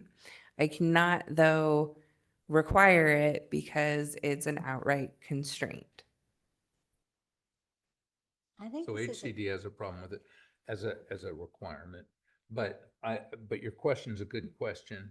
I don't know if this is enough incentive, but I think we could provide more incentive, and I think we should provide more incentive. And specifically, we don't have to allow below grade habitable space as not counting toward FAR. But we can provide them essentially a bonus of additional FAR in below grade habitable space if and only if they put 100% of the resident parking below grade. So that would be another. And that would be another incentive, which I think is, Well, and I think you is- should make, is you should plenty make of it more than incentive. 10%. Should be making it, doing the below grade parking takes up a lot of space 1%. to have your, well, we can start It's at not 0.4. 10%, I'm- it's- I'd be comfortable yeah, to your start point, at 0.10, okay, to the total FAR. But So the that would issue is what can you increase get the through FAR to HCD? 0.55. That's why I said Yeah, 0.45. I think it should stay at 0.5, but that's my 2 cents, and I said my reasons why. I have a question. Are there incentives that we could and should be considering for underground parking beyond FAR, or is this like our main lever we can pull? The other lever that we're using is allowing you to allowing a developer to provide more than the required amount of parking. So if you want to go above the maximum amount of parking, you have to put it below grade. He also was recommending livable space in the basement, allowing that as another incentive. So that was another incentive approach. Well, if you put a basement in for below grade parking, you might as well put a room down there too, which is what everybody Well, if does there's anyway. storage. Well, let's storage. face it, the habitable space is incredibly valuable. The reason every single home that gets I built in agree. Atherton has a basement today isn't for the below grade parking, it's for the habitable space I underground. don't argue with you, Rick. So I think if we made that habitable space Well, FA, if you there know, was a bonus room, for I mean, FAR, then, basements have to conform to the footprint of the building. well, that's a different conversation, but yes, that's right. Well, so maybe parking will take up that entire amount. Well, we could, okay, so we could authorize parking to be under the whole buildable outline, Envelope. Mhm. the envelope, the The build buildable space, envelope. the buildable space. Do we limit how far down someone can go? Could you do a two-story? No, We one need to story. do that. Do we limit? I didn't see anywhere. I'm just asking. So if, No. could I do 2 stories of underground parking? We don't have a limitation currently. It would be Good. guided by a geotechnical report and additional requirements that are necessary. So so theoretically, you could do all the parking below and then you could then have livable space, on the, Takes a lot. Got It's the a very water- expensive, you and got I the don't think it'd water make table. any A lot of sense. You space got to the do water table ramps. for 25 feet there. Okay. But if you extend the potential below grade space to be the whole building envelope, not just the sidewalls of the building, you're giving You a mean good the deal. whole parcel? Not the whole parcel, the buildable So space. envelope. Well, then it's From gonna end up inside the being, setbacks. then it will end up being like the Pasadena thing where the whole yard is, because they had the buildings right next door to one another and that could conceivably happen. So then we were gonna You have a. got setbacks, you don't have that issue here. I think 0.45 is probably as low as, Yeah, would they even, They wanna what's go? your feeling of how, would they accept that? or I would would that not be a recommend going lower than It sounded like you 0.45. had The only reason that I'm not strongly opposing 0.45 is because with the incentive for below grade parking, it actually goes above 0.5 to 0.55. Which I So think with is that, smart. And What's your- HCD, I what- think HCD will look at that and go, yeah, good, because we want you to go under. well, Yeah. part of HCD doesn't care what we. part of HCD's concern was the amount of floor area that would have to be dedicated to parking. And so, yes, they are requiring that parking not have to be covered, but in anticipation that it will be, how does that relate to your floor area? There are no exemptions for that above grade. So a garage, a carport, all of that would factor into the floor area under RM10. So at this point, this is a heavy incentive to get it below grade. And then it meets kind of HCD's tolerance level. So you See. think this would fly? Yes. What's your thought, what's your opinion on the livable space? Karen? Below grade, Yes. exempting, I'm okay with that. We exempt it now, in R1. Yeah. Yeah. It's all exempt. And it's not taxes. But I don't, different I tax think if rate you've if got you a, don't I think if you got an underground You'll have to garage, you're not tax gonna me. want. I think what we should do, if there's I think you're right next to it. acceptability for livable space, then we should revisit the building mass from the garage into- section that addresses the extent of the basement area, because it is generally limited to the building footprint. I said at the last meeting, I didn't want to go broader than the buildable area. What we've put in the code at this point is that it would be reflective of the aggregate building footprint. And so I can bring up some sites and we can look at that. And decide whether or not that's relevant, but Aggregate build, so you mean if there's multiple buildings on it, you would aggregate the buildings to? Well, the builder, if you didn't do the buildable, the sidewalls of Yeah, the yeah. building, Yeah, you wouldn't have to worry about between buildings if you said they can put a basement under the whole buildable that's footprint. that's what I They thought. So can this choose is to an only build on alternative. 80% of it, Yeah. but they could put the basement under 100%. Of the buildable. But they Not the couldn't go into build- the setback. Of the on- build area, the Of the build build area, area, which but is not the generally build. bigger than the. Okay. Good. So 100% of the buildable area Yes. Wow. for the basement? Yeah. Okay. And attic space in the FAR calculation, not exempted? so the reason that the attic space was initially recommended as exempted was to try and force that pitched roof volume. Yeah. But do we need to do that? I mean, Well, I think we ought to leave it in. I think that if Why take it they're out? building and there's an attic and they can make it habitable, aren't they gonna create all the habitable space they can? Of course. I mean, that's what's valuable, Do we because include they it get to today sell it. in So our then- R1A? Assuming that's how they develop, do we need to exempt that attic space from floor area or from the floor area ratio, or should that be included in the calculation? What do we have with R1A today? In the R1A, the floor area in an attic counts towards FAR if it has a head clearance of 5 feet or more. And so if Same you have a rules. pitched roof, yeah, it would be the same. We should have the same rules. I think that's fine. Okay. Good. All right, next slide. 17. Site design.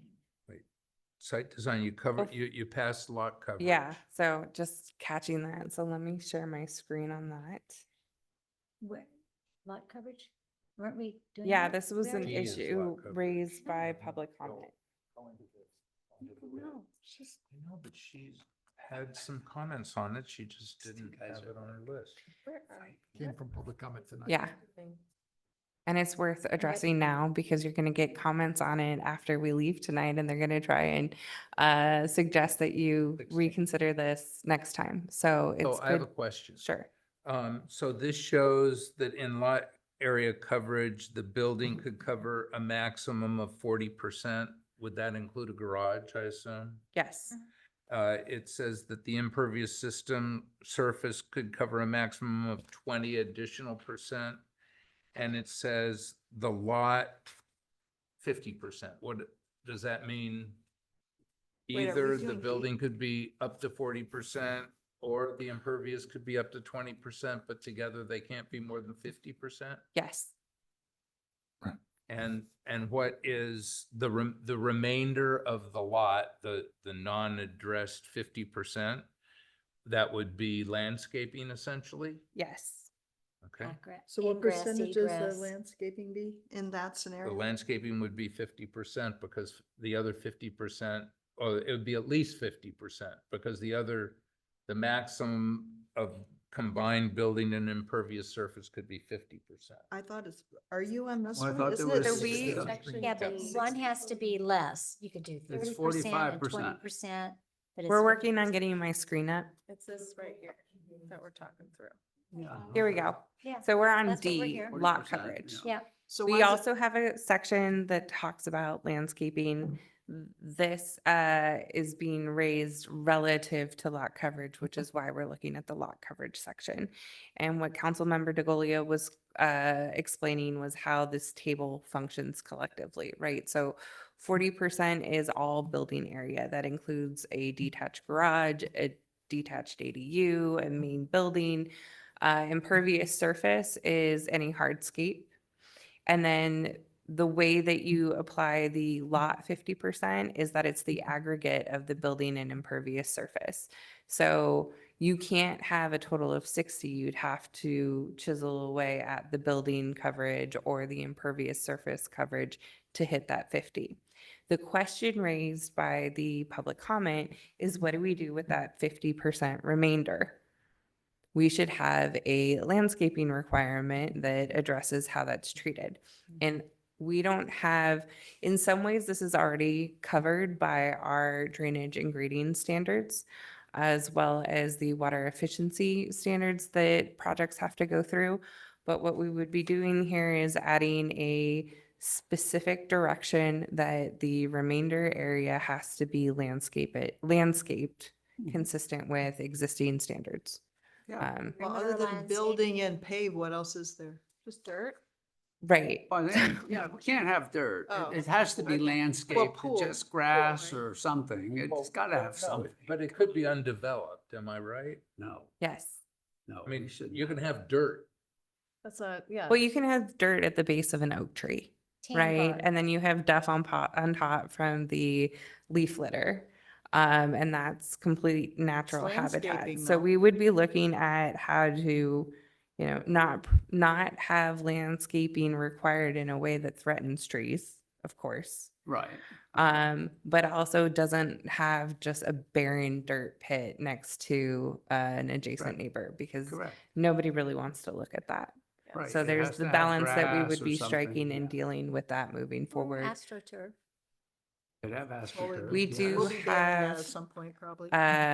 we have seen landscaping permits that include that recently as a drought efficient mechanism, as well as putting greens. Wait, but maybe I misheard. Did Elizabeth's comments fair? Is AstroTurf impervious surface? No, it would be, well, it depends on the AstroTurf, but there are multiple semi-permeable surfaces that we could use in the landscaping bucket.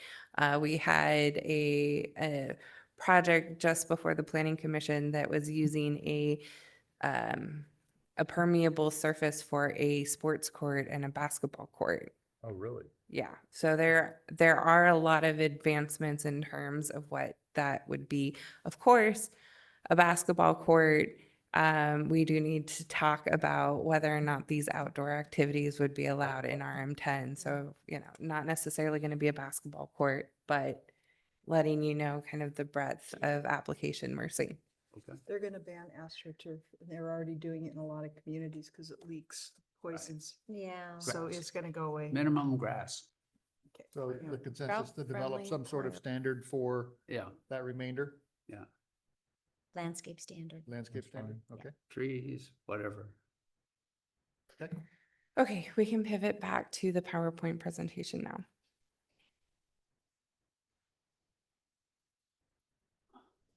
Slide 18. Next. What are we on now?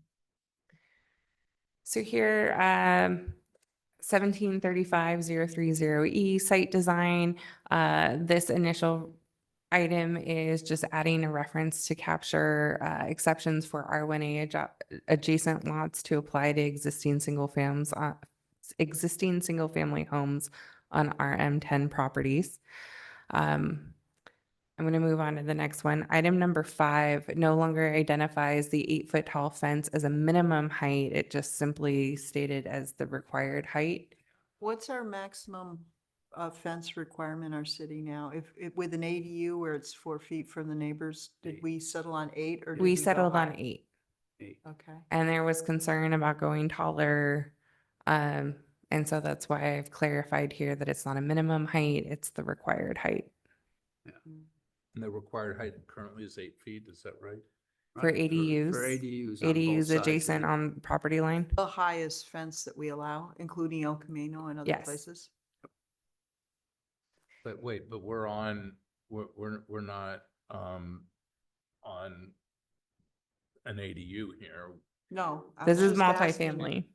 No, I was asking what the rules are for the whole city in terms But of, are isn't there it any 6 high feet ones? and 8 feet on certain thoroughways? It's 6 feet, 7 feet on high transit routes, and we agreed it would be 8 feet on both sides of an ADU. when we The did question ADUs. was what the highest fence height is that's required. And that's 8 feet currently in the town.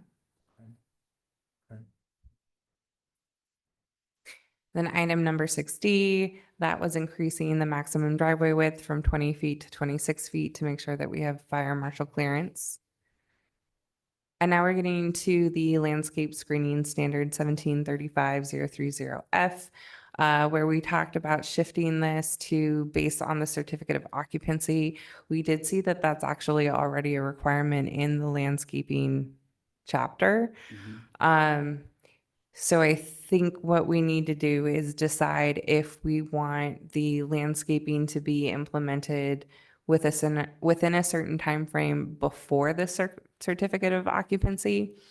And is that 60 days? Is that 6 months, 90 days? Well, I think Why wouldn't we make it be that it needs to be planted by the time of the issue, as a condition for the issuance of occupant? So the entire purpose in setting it to the issuance of the building permit was to get at concerns heard at both the planning commission and the city council, reflecting on public comment that the landscaping takes too long to grow in. And people are frustrated because they want the privacy now. So what we did was we tried to shift the certificate of occupancy timing to the building permit issuance, but it frankly just doesn't seem practical because of the extent of development that could be occurring. They might not have water connections.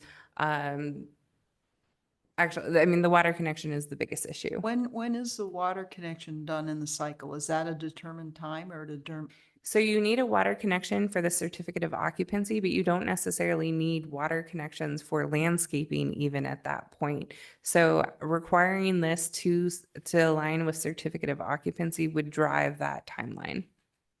I have a question about water access and construction sites. Cause I hear we don't want to plant trees that then die because they don't get watered. Totally makes sense, but aren't we requiring them to like water their paths and clean their tires and do a lot of water heavy stuff to mitigate the dust impact of their construction on site? So They have water trucks. they have a bunch of Yeah. water trucks is what I'm. So I read the packet, people. Good for you. Thank you. Good for you. Dust mitigation is a different approach of watering than it takes to actually water a 5 to 15 gallon tree. Okay. When they're building, they have a lot of equipment out there. They have to stay away from the trees. They're gonna be running over any irrigation lines or tearing them up. And one of the problems we've had, and Elizabeth, you were here with the house on Polhemus. We kept forcing them to put something along the back yard, and then it died. And then the people would come back and complain and say, hey, they don't have any back screening anymore. It's dead. Make them do it again. We went through that 3 times. It's got to be something reasonable to where they can get it in and it will stay, so it will grow. And if we can come up with a different time other than certificate of occupancy, that's a couple months before that, if you can project that, I'm all for it. But I can't see doing it from the time of permit as you had it written. And I don't know any other time, because they can get a permit and not start right away. And you can get a permit, and then all they do is they stage some equipment there while they're hiring their staffs and stuff like that. So I just don't see how we can require something greater than what we're requiring for R1A today. do we require any sort of screening for when people are doing construction? So if we have a history here of people taking forever to build their house. And a lot of residents saying, oh my God, this is like 5 years and the house is not built and they pay fees and that's a whole thing here. So do we require there to be screening to protect those people during the construction, Yeah, like they put that fences green that are? screening So, on the fence. Sure. There's no requirement for screening other than they have to have a fence construction site for the most part.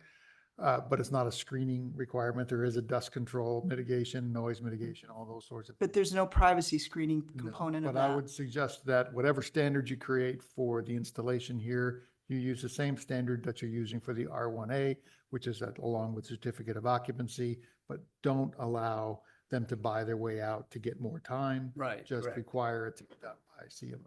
So you're saying use the one that we currently have and not allow them to buy them. Right. Is there any way to buy them privacy during the construction site by requiring those fences to have that green stuff on them so you don't see? Yeah, they put it on the front. They put it on the front, yeah. But could we ask for it on the side? Because A you may lot of have times people- there's neighbors, good neighbor fences between the two properties, and there's not a construction fence along that.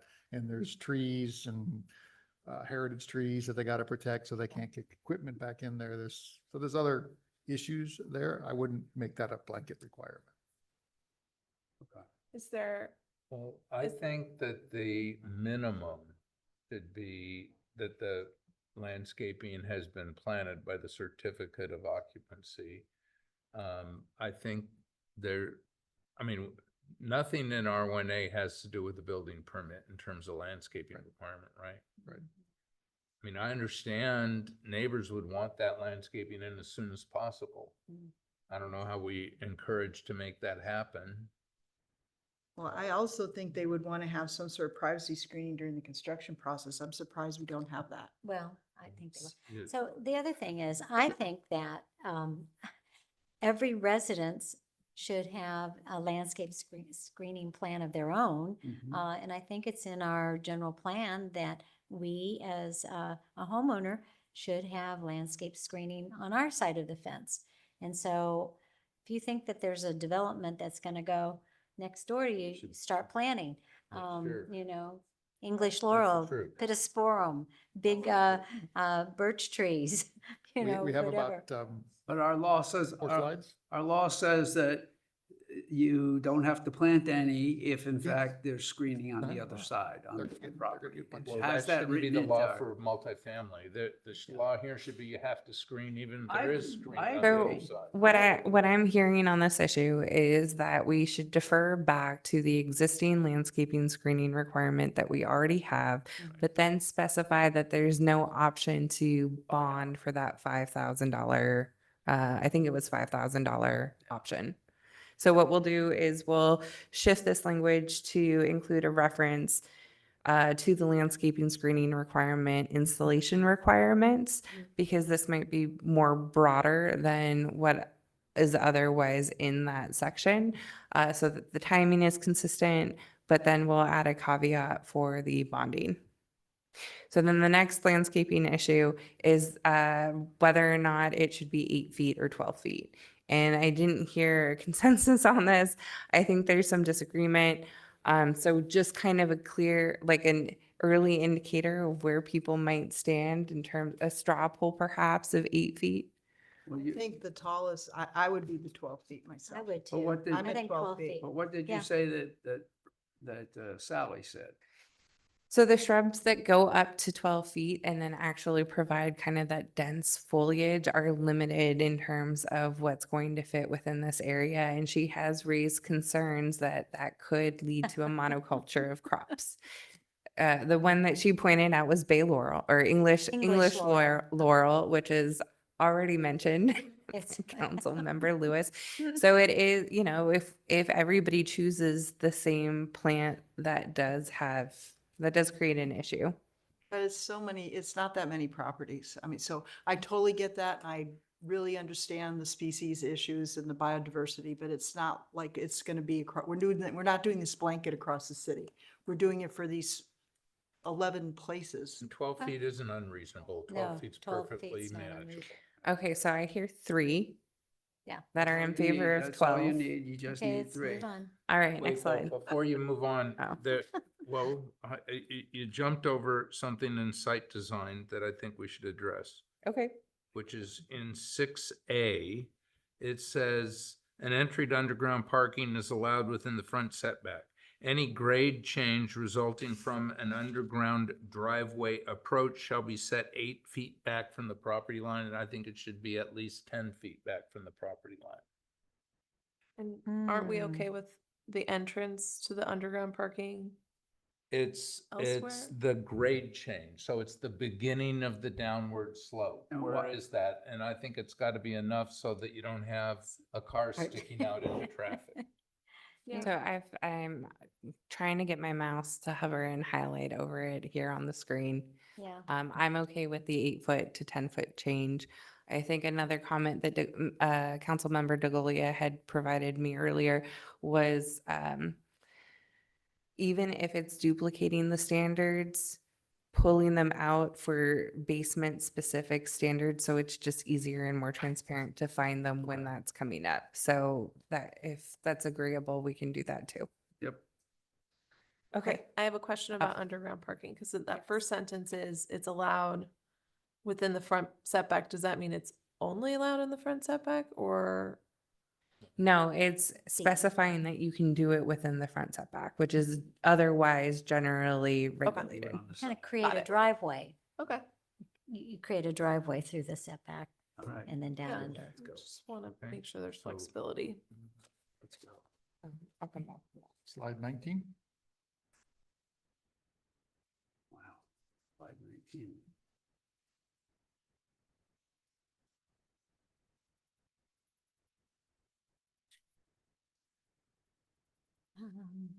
Okay.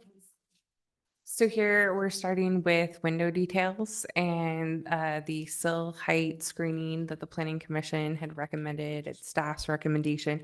We looked at this pretty closely on September 18th, so haven't heard anything relative to it. I'm gonna move on to H. We're on site H? lighting. It's page 20. I'll take a moment to let them Missed catch that. up. Facade This is one design. I have a problem with. I see. Well, actually, Wait, it's no, worse. H. Let me Yeah. How do you- describe it a little bit when H. everybody gets Yeah, on the same when page. everyone- Yeah, Everyone's so on the same I'm going page. to 8 now. I don't see 8. H8 must be on page 27, dude. Because all these diagrams. What, the okay. window design? No, we're past that. We're now talking about interior lighting. Oh, we're past window? Oh, Yeah, we're talking she about said that this. there was consensus on the height screening for the windows. Oh, yeah. So we'd all agreed on that, because we Right. talked about it at length last time. So there was an agreement. So we were going on to site lighting right now. Right. And she was And about to in- describe it for Actually, in everyone. that process, we're skipping over the facade material requirements and Well, then that's an the interesting one too. roof and eave detail requirements. And I know that the mayor has had some Facade. thoughts on that. So just pointing that out before we move completely onto site lighting, because I think that you've been considering these holistically as design constraints that perhaps run contrary to Atherton's typical openness to architectural vocabulary and design treatments. Yeah, we're also putting ghost tiles on our own building. So we're now about to put our own outline tiles onto our building. So we're telling other people they can't do it, but we can put it on our city buildings. What are we talking about here? Where are Well, we? I'm you gonna pull voted it up. for it. The facade material requirements. We're talking Facade? about facade materials. So here on the screen in front of you, we have the limits. So and the intention here is to keep the aesthetics so that we have more expensive building materials. Correct me if I'm wrong, if that was the intention. I would qualify it as a higher quality Higher building quality. materials. Okay, high quality. And insurance that there isn't value engineering that Yeah. happens. And on the one hand, I totally agree that we want that, but on the other hand, it is counter to the fact that our city's known for not having design standards.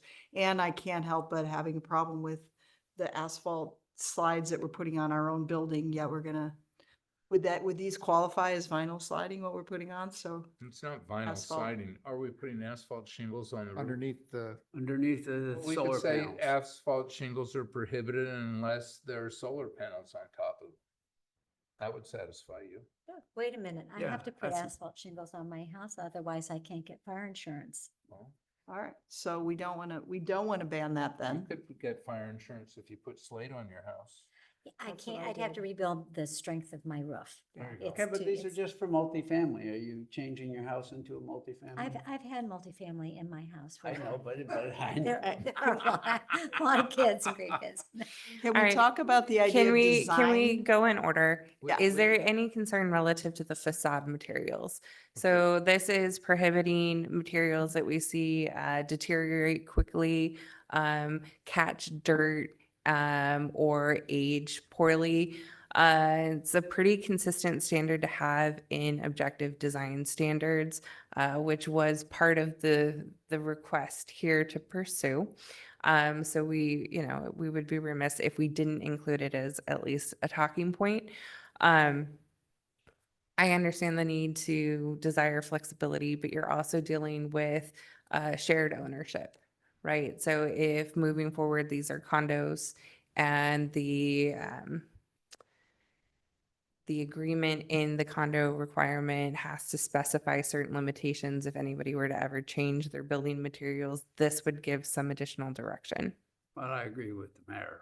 But we How- could how- say asphalt tiles are prohibited unless there's solar panels on top of it. Absolutely. I'm just focusing on I, which is general On I. facade, Oh, we're up on building facade, sorry. materials. Let's talk about the bigger picture here. Are we okay with stepping away from 100 years of where our big shtick is that you can come here and get a designer to put whatever you want, and we don't Yes. have design Yes. criteria? Absolutely. because We're they're doing family multifamily. hou- I think houses. as Brittany described Definitely. it, that it keeps the built, like, when you think about multifamily housing, one of the issues that can come up with multifamily housing is that people aren't necessarily maintaining the exterior of the shared structure. Right. And so having materials that don't collect dirt and are less Don't likely to deteriorate, degrade, I think is a good thing. I think also none of this stuff is probably being used for single family homes in Atherton. I 'cause don't they're- know. I don't know what aluminum siding is, but a few years ago, you would have said a metal roof, yuck. Now the metal roof costs as much as a slate roof, and that's the fashionable thing. I have a neighbor across the street who has like cement with industrial, and it looks cool. Would some of have So thought I- that? So I'm just worried. I don't know what I think- 10-1/11 sliding is, Well, but are we limiting creativity is what I'm trying to ask. I don't know what these things are. so Mayor, it says aluminum lap siding. That's lap siding like up for your walls, your exterior walls. Madam Mayor. Hi, Tom Ford, M Group. This is a general list that's typically inferior materials, if you will. They're not high quality materials. And it just sets a bar of 4 of them as things that you would not allow. I think it's good. I'm in favor of it.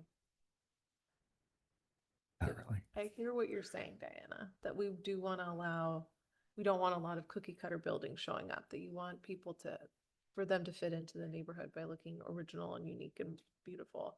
But I think to have them be beautiful, these restrictions are necessary so they don't fall apart and look dirty. What do we have Let on me the ask one Gilmore question. House? The cross the street for me, you know how you have those metal roofs that are very fashionable now? Right. They took the roof and it's down the side of the wall. Would that count as aluminum siding? Because it's a metal wall. Would that not count? So they a couldn't roof. do that? No, that No. would not That count. would not That's count. So not this is a aluminum very lap siding. specific material you're But talking that's- about. It's Yes. not Yeah. eliminating the No. more high-end Yes. kinds of things that we're seeing here? Okay. And this on the screen is used in a much different way, where it sounds like your neighbor had a highly designed effect to take something off the roof and carry it down. They were thinking more aesthetically than this material would offer you. So I have an issue with prohibiting asphalt shingles on the roof or roof eave details. Are we done on I? Can we Oh, sorry. finish the facade materials? Oh, I'm in sorry. favor of I, as stated. I think it's fine. I'm good with that. Okay, okay so then with let's I. move on to J. I too have a question on Jay. Well, asphalt shingles, I mean, insurance companies aren't insuring wood shake, cedar shake houses. I mean, But they can have tile, there's all kinds of. well, you things have they to can have. construct They can it. have, they probably will have metal like Diana's talking about. That's what most people seem to be using. But it's expensive. That's the most What's expensive on the Gilmore House? roof. Because it was. I don't more than recall, what- but whatever roofing material is used, it has to be Class A roofing material. Mhm. So if the asphalt shingles aren't Class A, they can't be used. I'm sure there's certain I'll different check types. tomorrow. I bet They you they're are. asphalt. Let's make the chief go look. Bet you right they're now. asphalt. Well, the chief isn't But here. what, yeah, what the fireproof requirements? Are there That's the some Class coming A. down the pike? So it's just the class of this specific thing, so. It's just a class of fire rating. And what about the solar roofs, Rick? Would, Well, I'm okay to If we're say saying we asphalt can't- shingles are prohibited unless they have solar panels on top of them. Yeah, I think that's what we're I doing mean, here. that's what we're doing on town hall, so that would be That's reasonable. because we're Yeah. taking our flow time off. So some examples of Class A roofing, metal roofing, clay tile, slate, most asphalt shingles, but not all. Treated wood shingles, so you do have the option to My treating insurance wood company shingles. will not. No, they won't. And rolled roofing. I don't think treated shingles will pass. It's a whole different world. I mean, So Because of the fire. asphalt shingles are prohibited unless covered or unless under solar. Under solar panels. Under solar panels. I- I'm fine that with that. doesn't make sense. People put asphalt shingled roofs all the time. Do we allow asphalt shingles? Yes, for we do. A single-family lot of homes? houses have asphalt shingles and they're going up. Absolutely. all There the are no time. restrictions on single-family homes relative to these details. So you can leave it out entirely. Yeah. Say again? You could strike I it mean, this entirely. reads I would like like it's to- trying to yeah. get them to put tile roofs up. That's how it would. Something more decorative. I don't think. I think we need should this. just take the roof stuff out. We want to include the roof eave Okay, and the you- roof go ahead. parapet constraints. The roof eaves actually aligns with what's required in single-family homes. The parapet gets at making sure that any sort of rooftop equipment, if that was provided, is screened. The parapet itself has to be within the 34-foot maximum height. Yeah. So just keeping that way here. And then we would also want to include number 4, any equipment placed on the rooftop of a building shall be screened entirely, because we see Exactly more right. mechanical equipment on multifamily buildings on the roof than we do single-family homes. So we're just taking out the. So we would shingle. just strike the asphalt shingles. All right, So so is we'll take that out. For the equipment placed on the rooftop, the screening is more for visuals or also for sound? For visuals. There are sound requirements. Yeah, there are already sound requirements. So the added requirement of providing screening is for a visual component. Consensus to strike number 3? Yes. Okay, so we also had some discussion from the mayor on site lighting. And this is getting at number 3, which is interior lighting of all common areas shall be controlled by motion detecting controls, programmed to turn off no more than 5 minutes, after movement is no longer detected by the controlling device. And so what we wanted to specify here was common areas are meant to address common areas shared by units, just to be clear that there wasn't any intent to shut the lights off on an individual. But so let me ask you a few questions about this. Our chief of police are recommending all of us to keep lights on outside. So now you're gonna have a residence where multiple people are entering and now you're gonna have it dark. I don't know if that makes sense. Would you then require motion lights This for is people? interior. Well, that's even more so inside. You're determining what I do with it'd be different. So I like the idea of stopping glare. So Mhm. when you think about glare, then maybe the rules should be, are they gonna be at a roof angle that are gonna shine down into someone's house? But telling someone that they have to have a motion light in their living space, to me, is beyond belief. And Yeah, I think it based should- on your concern, that's why we're trying to specify that it's just common areas. So the motion detector light would be an interior shared common stairwell. But the chief says, Keep it lit. if you don't want to get broken into, have lights on that go off and on in your house, even though you're not there. So interior lights are going on or staying on all night. And so I think that saying you can't have them on or they go off after 5 minutes or something like that is wrong. It's not, it's contrary to what Common we're saying. areas. So it's not common area, it's even just their bedroom. This No, it is doesn't really common have anything to areas. do with Oh, that. it's for like This the is common courtyards. areas. It's a courtyard, interior stairwells, laundry It's rooms. fine. Yeah, okay, you know, for, corridors under the buildings. but This other isn't places, security they're allowed to lighting have them or on all night long if They they want want. in their Yeah. private space. Right. So if someone wanted to have a light by their front door on all the time, that would be allowed. Yes. And then As long as it's for, downlit. as long as it's downlit, not shining into a Yes. neighbor. So I've got a question on number 1. Okay. Which is, this looks like it's a daylight plane provision, but I'm not sure it really is as comprehensive as daylight plane provisions can be. And Atherton doesn't have a daylight plane provision, but here we're creating a multifamily unit, and we probably should protect the neighbors with a daylight plane provision. What is a daylight plane provision? My understanding of a daylight plane provision is actually a limitation on massing as it intersects the the sunlight. This is not what we're talking about here. Here we're talking about artificial light that's provided by lighting fixtures or interior light. So if we want to talk about daylight planes, what we're getting at is actually a 45-degree plane, which we've already applied into our setbacks as that trajectory to let light pass. So less is block. the way that we structured the setback, does that create the daylight plane provision? Yes. Okay. And our The height 45 restrictions. degree is consistent with the So- daylight plane. So there's not, when somebody structures in a daylight plane provision, it wouldn't have any added value to, I mean, really, where you see daylight planes is protecting buildings that don't have any front setback and are casting shadows onto a public right of way or a building. This could become an issue with the Gilmore House, where if the building was 34 feet, we would look at how the massing could potentially cast shadow onto the park. And we would want to control the daylight planes relative to that.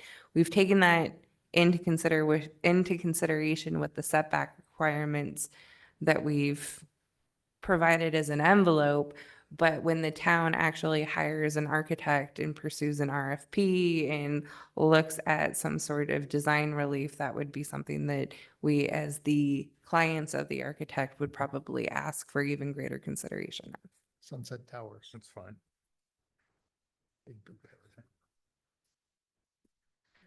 We're almost done. Okay. Let's move on. So was there any, I guess, opposition or desire to take out the interior lighting requirement, even with the clarification on the common area? I don't like it because it's counter to what the police chief said, especially when you have multiple families living next to each other. As a single woman coming home, it's scary to come to a dark place. So I find that weird. Right, So it'll remember, it have a- doesn't have anything to do with private lighting or I security understand that. lighting. I come to my house with my key. Okay, I'm a single woman. I come in, there's like an apartment here. I have to have my key. Mhm. I want to have that place lit when I get out of my car. Yeah, that's security Before I lighting. get out of my This is car. interior common space. It doesn't deal with that. You're talking about an If I outside light. enter off, if you have a courtyard thing and No, it all the doesn't. houses That's are on the outside. inside and I enter on Courtyard's the outside. outside. This is interior. This is a hallway or, if you have an enclosed porch, I guess it's an enclosed porch. But when you walk into it, as a motion detector, it turns on. So So when you get right in front of it, but I if I think- wanted to light it when I No, get out of my mean- car. We're wasting time. Okay. I So- think she wants to know if somebody's hiding in the bushes when she's walking up to her door. And I think Hire that that's a a private reasonable request. That is a good It's security question. lighting, that's allowed. So, This does not prohibit security lighting. so functionally, if it's only for interior spaces, can we, it seems like if it's only interior spaces that have windows that we care about, right? Because if Right. it's a hallway, there are no windows. So who cares if the lights are on? That's a weird thing. I feel So we like could we add that care about. clarification. So it seems like it's basically laundry rooms that we're, Mailbox. Mailbox spaces. Well, Stair stairwells have to corridors. be enclosed Closed based on our stairwells. ordinances currently, right? Most, Closed stairwells with windows. okay, so. I think stairwell, like, couldn't we just? It's just lights going out the window that we're worried about. Yes. So we can specify that this only applies to common areas that have exterior facing windows. Yeah, and I would say like, I don't know, it seems weird to have stairs be dark, like, can they do lights on their steps or something so that people, The light would turn on as you approach the stairwell. if those break? Then I they're just think this is a destroyed. strange for us to be determining this level of detail about how people live. It just seems very strange to me. I wouldn't do it at all. I'd take it right out. And then let common sense reign that the people are gonna do what's right for them in that context and not have us pre-guess every single scenario of what could go down. I don't know, just me. Well, I have I mean, I think this is a good thing we should be talking about because I think having lights on that are bothering residents that don't need to be on all the time should be, we should figure it out. But I'm wondering between our windowsills and the privacy like screening on the windows and the angles, like, is this necessary Well, with? for example, City Hall here. We Yeah. have a second floor, we have first floor windows. All of our interior lights are motion sensitive Uh-huh. because they reflect out onto the neighbor's property, but our security lights around here are on almost 24/7. Yeah, Okay. right. I'm fine with it. Yeah, let's move on. Okay, so moving on to the accessory buildings provisions. This is adding that reference to existing single-family dwellings and the RM10 overlay. And then more provocative is the minimum and maximum height requirements for trash enclosures. Set here at 6 feet as a minimum, and Council Member Widmer recommended 8 feet as a maximum. Wait, what is this? The Trash trash. This is at the very bottom of the screen, It's on, it's the trash and recycling enclosures. number 4, accessory buildings, Oh, item number you 4. skipped over the accessory building. Yeah, yeah. Yes, well, I It is an described it. accessory building. But this, notwithstanding what is said under accessory buildings, it obviously doesn't apply to ADUs. Correct. Okay? So you're onto the trash and recycling. Minimum of 6 and maximum of 8 That's feet. fine. That was good. Okay, I'm fine with that. now we can move on. They'll be able to open their dumpsters. They're not gonna be rolling them in and out to get access to it. No, the trash guy just pulled out. I have more residents, like, we don't want residents to No, they're gonna just go in Go in and and- lift the top up and drop it in. making sure 8 feet fits it, is what my Oh, question The was. container is not 8 feet tall. They're thinking that these They're like 5 or containers are 6 supposed to feet be tall. like commercial That's why I didn't containers. think they needed to And be then 10. I love it. a garbage So guy has to that's go. a fair question. Yeah. You should ask. What's the concept for how trash containers will be? Will each unit get its own set of containers? No? They're cubic yard bins, much like we have here for Big bins. City Hall. And the guy comes up with the little fork. Wait, and- City Hall has green and, No, we have a trash enclosure at the back end of the police department with 3 cubic yard bin collection. It's a big tub, and then they come with a front loader, lift it up and dump it right over the. And it's a covered building? so is Well, the it's concept not that, covered, it's. Then we're the- saying a covered building. Well, because it's got this 6 feet up and then it's got like a little house with airspace. You know, there. Madam Mayor, hi, Tom Ford, M Group. We spoke with your service provider, who currently has the contract to provide to Atherton, and what they told us is they wouldn't be able to make an exact decision until the architect comes forward with plans. And then they determine where is the service area going to be? How does the truck access it? What are the bins? And some of what goes into their decision is how many units are there? Because if there's a certain number of units, you're not going to have individual wheelers, you're going to have larger bins. So it all gets determined when the developer and the architect come forward with a plan. So should we do something more generic instead of making a limitation that may not end up working with what they decide that they need to do? That's what we tried to, that's how we tried to write it, just to get some minimum standards. He described one to me that didn't require a top, and we're requiring a top. If the machine comes and takes it like requiring that. a Some of top. them. We're Look are at that. requiring a like gate this, and a okay, roof. 6 feet tall, and they're 8 feet. This is like what we Trash have. D. And then enclosures, there's a the minimum top of is 8 covered, feet so there's high, the air that constructed of flows through. wood or masonry.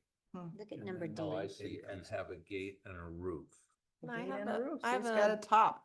trash question. We're never gonna get it. We say for letter E, trash and recycling enclosures are not permitted within the front setback. Is that because we don't want people to see it? Is that more visual thing? Because it seems like it'd be better for the neighbors to have the garbage collection happening on the front setback versus the side or the rear setback.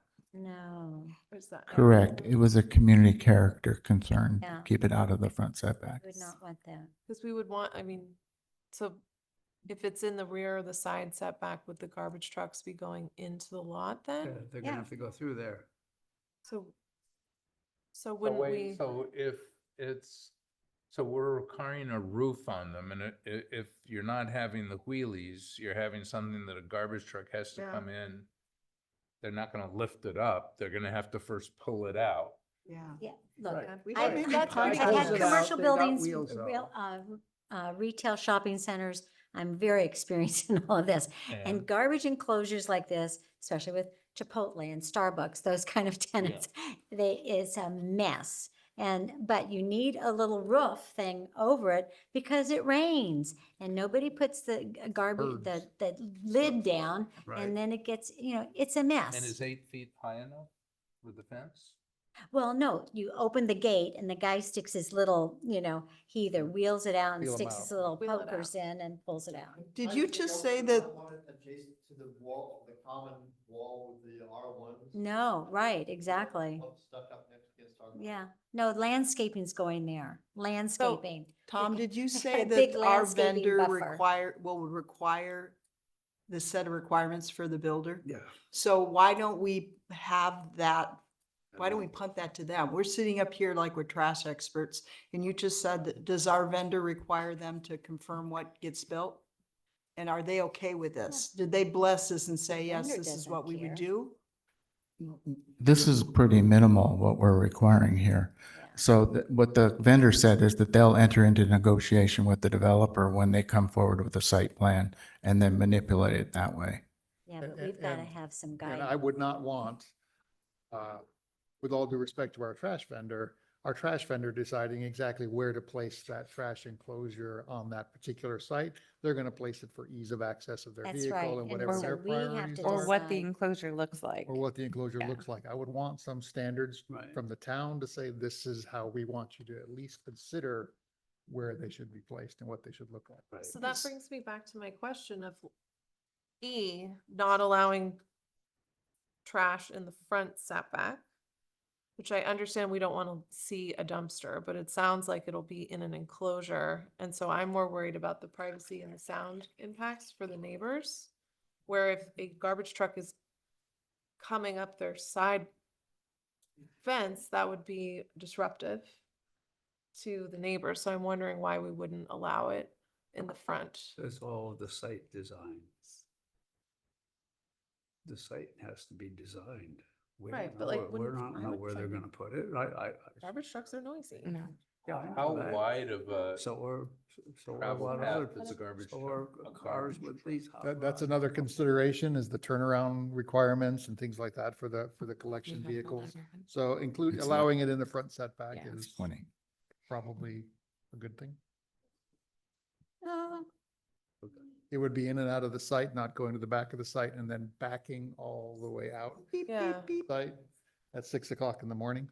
Okay, that's a good idea. Sometimes the garbage men have to get out of their truck, go get the bin Yes. and roll it to where Truck. they can Yeah. easily pick it up. Are to these the front of the rolling property. bins or Yeah, are they all they have bigger wheels on them. bins? Okay. All of them are rolling bins? Yeah. Why Cubic don't yard ones we put our guidelines down and then put in that we will be working with the trash hauler? Is that something It that we is- would yeah. work with with Greenways. Greenways, Greenways. not Recology, Yeah, I to think that's what they said they wanted to do. have them prioritize the neighborhood impact for their collection strategies? Yes, actually, that's, I can't remember which meeting this came up, but it was a question of noise and the trash receptacles and our contract with Green Waste, the town's contract with Green Waste actually indicates that they will adhere to the town's noise ordinance. So if we did get complaints relative to the noise and we were to go out and enforce, we don't only have the developer or the property owners to work with, we actually have a contract with our recycling and or waste collection entity. Yeah, but all of us that get woken up by the garbage trucks in the morning know, notwithstanding that they're within the noise ordinance at No, it's. 4 or 5 or 6 in the morning, there's no noise. So other than them. So I'm just thinking about it. I mean, there's rationale to putting it in the front setback as long as it's not ugly. And we've provided it has to be covered and screened. But I'm also thinking about a long, narrow, extremely difficult property like on Oakwood. If you put it in the front, do you seriously think the people that are 200 feet in the back are going to walk up to the front every time they're going to throw their trash away? I don't think so. I don't think that's going to happen. So, well, if we eliminated E, it would give the developer the flexibility to work with the placement less constrained based on the programming that they want to pursue. Why don't For we that put property, I in? don't see a good solution, Yeah. frankly, for anything, but I don't know what you do with it. But I think we have to work with the garbage collectors. The collector and the designer will work together with the town to determine. So are we okay with having it in the front setback? Is the question Yeah, it for could be in the today. front, could be in the back. Let's It could be scratch. Yeah, in- should we scrap Brittany's E? recommending that we eliminate E. Period. Yep. Yeah, good idea. Okay, I hear 3 yeses. Probably a good idea. Yeah.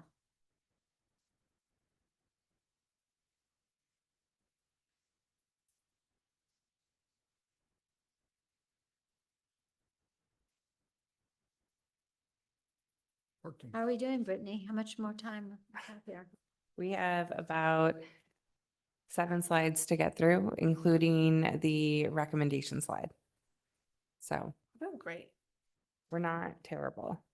We're doing great. We're doing great. guys. You're getting your Our second internet, win. however, A night owl, let's do Yeah, you this. said that last time, but you wanted to go Coming home early. alive. Because everyone else was getting loose. yeah. So are we on to M? Yes. So we are at RM10, and these are parking requirements. So 1735030. We, sorry, Yeah.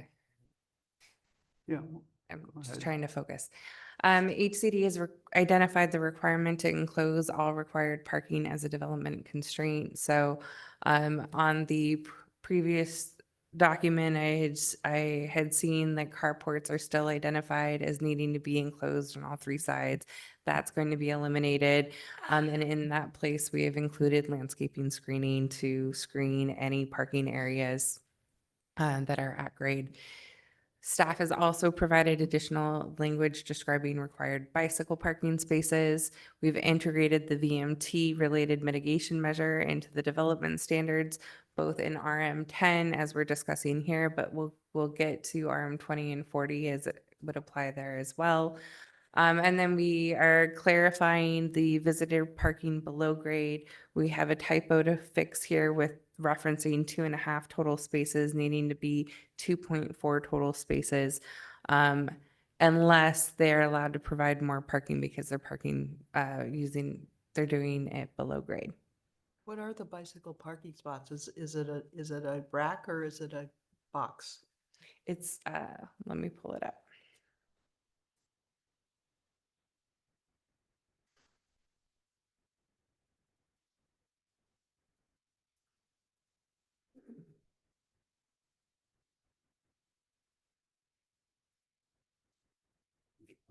So it's called out here as short-term bicycle parking, which is considered class 2. They're racks. And so what's only being called out here is that they're supporting the bicycle frame at 2 points. And the assumption here is if somebody, resident has their own bicycle parking, that it's going to be provided in their unit, Inside their unit? Can we inside deal their with- unit or within a parking area that's designated. Are we done with number 1? Yes. Did you want to go back to number 1? Well, the only question I had on number 1 was, it says that a carport needs to have landscaping with a minimum height of 6 feet within 3 years. Yes. I think it should be 8 feet. Okay. Is there a consensus on that? That seems to align with the other screening. I don't care. It's I less think than. It's gonna be that way. If it moves Okay. us along, I'm supportive.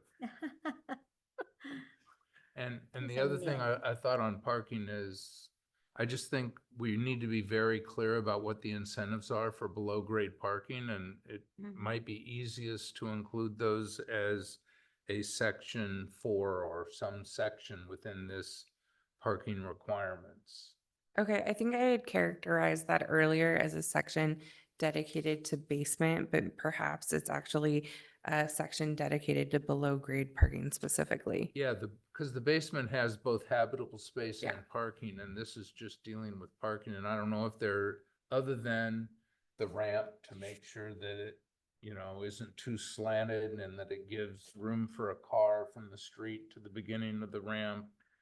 I don't know the particulars. You guys know them about what kind of requirements you might want to include if you have underground parking, but I'm sure there's, safety and convenience things that you need to consider. I don't know. You want to But expand I some want, parking my requirements. biggest concern with underground parking is to be very clear about what the incentives are so that we incentivize people to put the parking underground. And we've talked about an FAR bonus of 1.0 if 100% of resident parking is underground, and a bonus of being able to build habitable space and not count it toward FAR if it's underground. I don't know if there's anything else we've discussed as incentive for below grade parking, but You said livable space. Number of parking spaces. number of parking spaces, Yeah, that that's was the the other one. third, yeah. Where did we end up on 1G? Surface Perry's not within the setback. What did we end up on that one? We agreed to that. You cannot, not in the setback, but No, we do No, allow it. surface parking. We do Yeah, allow it, I yeah, thought. we do allow it. Okay, Getting rid just of making G. sure. We're getting tired now. And in the side, Well, front and Okay. the side. keep us moving. we are permitting it. I have a question about bicycle parking if we're through the car parking. Yes.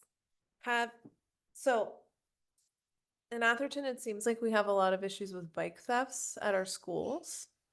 And I'm wondering if PD has some thoughts on keeping bikes safe in a multifamily dwelling. If there are other rules that we should be putting in place in order to protect that property, given, We can ask. yeah, I'm just curious. Yeah, frankly, we've gone a little light on the bicycle parking standards because there is expectation that the town will be pursuing a bike and pedestrian master plan update. And most of the time, those standards are crafted through that process. And so we would want to, once that is updated, refer back to what's in those, and that would look at safety standards as well. So if so the bike ped master plan will include bike parking requirements for Bike safety stuff. bike safety and bike parking requirements for multifamily? It could, we're just at the RFP process of getting that started. So when you start having your initial outreach meetings on what should be included in that program, that's something to think about. There are standards for bike parking that say that it has to be 2 feet by 6 feet.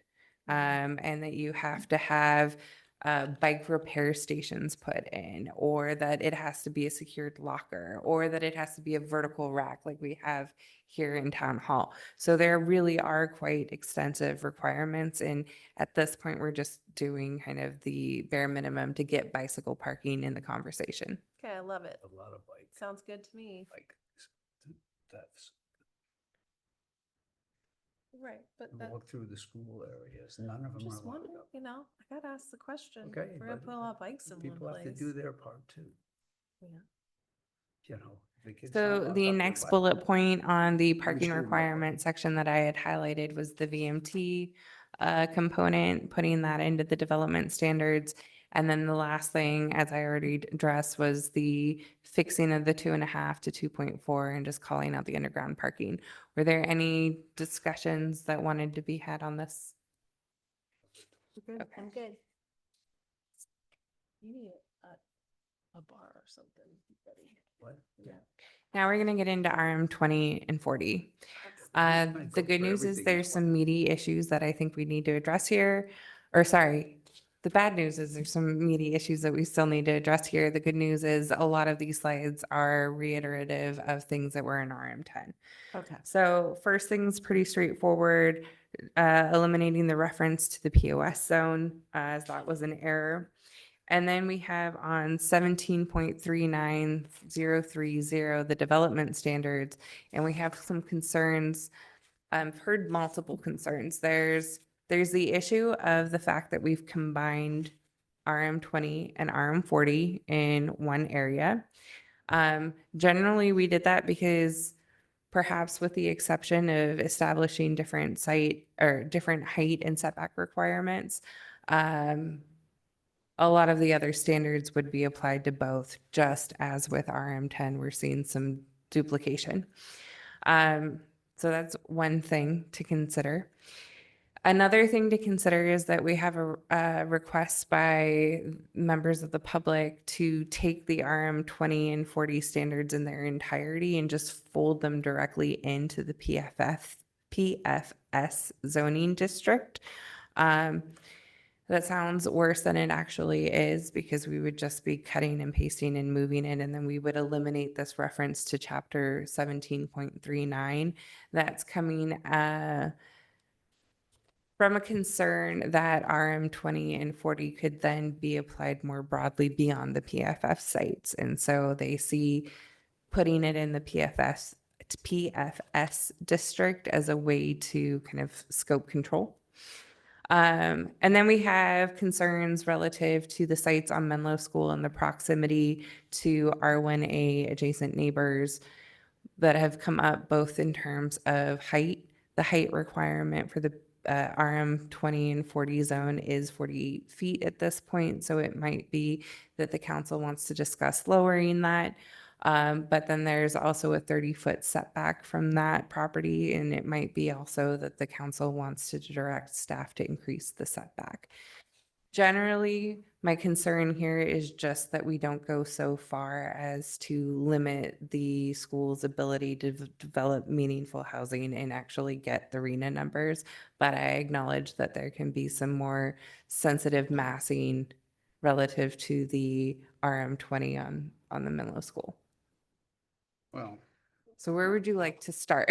We can start. I think the height requirement and, you know, the letters that we got from the people that were in the Victoria Manor site read this thing and they said, oh, 48-foot height requirement, and you're putting it in the, near my house, potentially.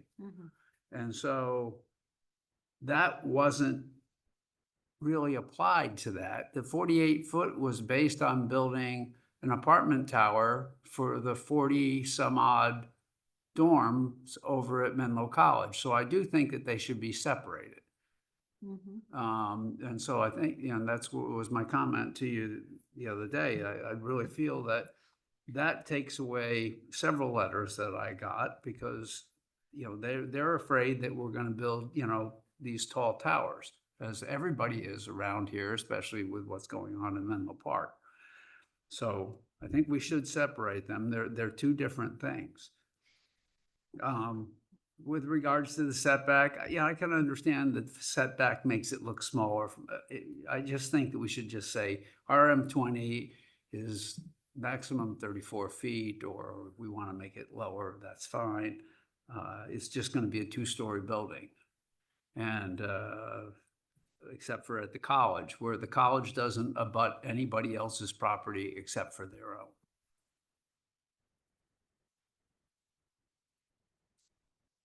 Well, So- it makes sense to me, the place to start is to talk about putting the RM 2040 into PFS, or to leave it as you've got it, because that's sort of a general Well, concept. I would leave it where it is and just make the changes. But what's the benefit of putting it into PFS is you wouldn't be creating a separate multifamily district, is that correct? Yeah, the desire behind that is it's not established as its own separate overlay district. It's embedded in the PFS district as a maybe density bonus approach. We wouldn't use density bonus. It's just an easy way to describe it at this hour. But For one like that myself. then the people of reason the for that public. is that you wouldn't have, at some point, a potential developer seeking to apply what we've created as an RM20 district somewhere else. It's more providing council a framework in the future to operate under, and communicating expectations to the public. Similar to the conversation we had on the Gilmore House, or the lot size requirement in RM10 for eligibility. It's this notion that if you wanted to pursue RM20 density for whatever reason in the future, you would have to take it out of the PFF zoning. And we would have to apply it to whatever lots are being added for that program. So Within for that- example, if we were going to go back and upzone the R1A properties that we've identified, or even add those, that would require additional CEQA processes we've talked about.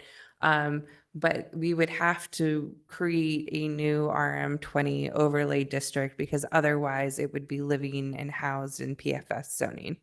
But if you take RM20 and 40 and you merge it in with the public schools, then the people that are living next to the public schools today can have a 48-foot building next to them. We haven't notified them that we're even considering that. I don't think that that's right. We've told people around Menlo College what we're doing. We've told people around Menlo School what we're doing.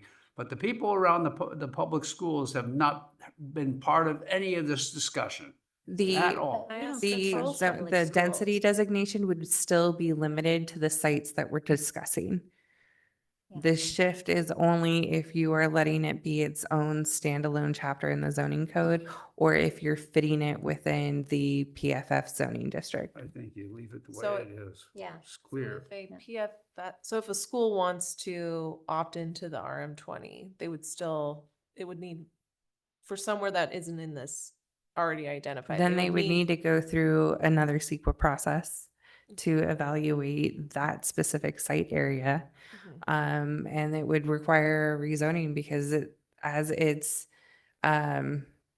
not a rezoning, but an amendment to the zoning code, because as it's currently identified, it's restricted to certain areas on the campus. So I just Public want to oh, be clear, you're, Sorry, I thought we were talking about private schools. George is saying. Public schools are regulated. by public the state. schools are, we have nothing to do with public schools.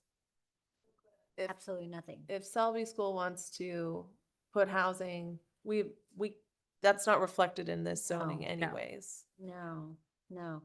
Menlo Atherton School, High School, Encinal, Laurel, All none the of public those schools. public schools. Okay. Sacred Heart. Yeah, hasn't no, been Sacred called. Heart is We not, had, nobody talked to Sacred Heart people about it. but they're not a public school. No, they're a I private school, think just we- like I think we Menlo should College is. Move this into the PFS I think it's a good plan rather to than do make it that us way. a separate Yeah. RM20 district I that don't could agree. be applied elsewhere. So Right. It would be moving both the RM20 and the RM40 RM40, right. designations there. Correct. does that, I mean, this all seems good. Is there any reason why we shouldn't do that? Like, is that creating trouble for us down the line if it's Well- couched under PFS It versus? just makes it more analysis, I guess, and paperwork to create a new RM20 program later that could apply to R1A and R1B sites. Okay, but if And we were to that's kind of consider the that. intent requested. But that kind of makes sense to me anyways, because we are only considering RM20, RM40 within the context of school housing, not Right. within a residential neighborhood. Right. So I think that, Right. Where do you think the schools are located? I well, think it right, makes but like sense we to. They're are in the looking at it. residential neighborhoods. So I I have a would agree with question it. about the Menlo School plan. Do you have a map and how many homes on either side of them are potentially affected by them? Because it's, from my recollection, most of the development is going to be just along Valparaiso. Unless it's on the east corner. Unless it's, yeah, right there on the very far end, and then next to McBain, or No, is no, it no, not next to- Michael's? Well, Oh, there's a next to house, there's a Michael's? house You're that's right. right there Right. that You're right. adjoins On either side of on the parking either lot. side. Right. How many houses? I don't have a map that I was able to look at. And I don't know how much they're talking about allocating to it. Sorry, I'm just getting the numbers because I have to share the map and I can't look up the numbers at the same time. So 1 second. That's what I The wanted, yeah. two, let's see here. I'm bringing up the map and we're not taking public comment at this point. Okay. I'll- Yeah, So here's the map. okay. These are the two sites that were identified as RM20. The two red. Right, and they reflect the parking lot areas just okay, generally. So we've got, so wait a minute. Okay, it doesn't show the driveway going in Correct. to this. So there's one, there's two on the Edwards, is it? No, it's Yeah. Michael's. Yeah, this is Michael. So in This is each- Michael's, This is Michael. right. One. and There's then- Leon or Douglas. Yeah. I'm not sure what that. Yeah. I think- Douglas. Is that Douglas, the first one? The second And- cul-de-sac is Leon. Do we know how big, how large? So one of the sites is estimated at 26 units and then the other site is estimated at 20 All in one building? in the two separate sites. I know. Sorry, so 26 in one building, 20 in another. And are they And contemplated, is the 26 unit building contemplated to be 3-story? 4 stories? story? or- There's no indication of that at this point. And the size of the parcel is like an acre? It's about an acre. Just 1 acre? It's Right. about an acre each, okay. That's how you're, so it's 20 dwelling units per acre. Okay. And that's how you're getting 20 and then 2.6 is gonna get you at 26. Sorry. 1.3. Well, This is where that daylight standard, whatever. that thing daylight, is plane, Called plane, Yeah. yes, daylighting. comes into effect, yes? Yes. Okay. Well, they would have to do some mitigating setbacks and stuff towards. Well, let's go through What it. are the setbacks? The first, Yeah. A is. We're So, here. yeah, so let me bring up the development standards next.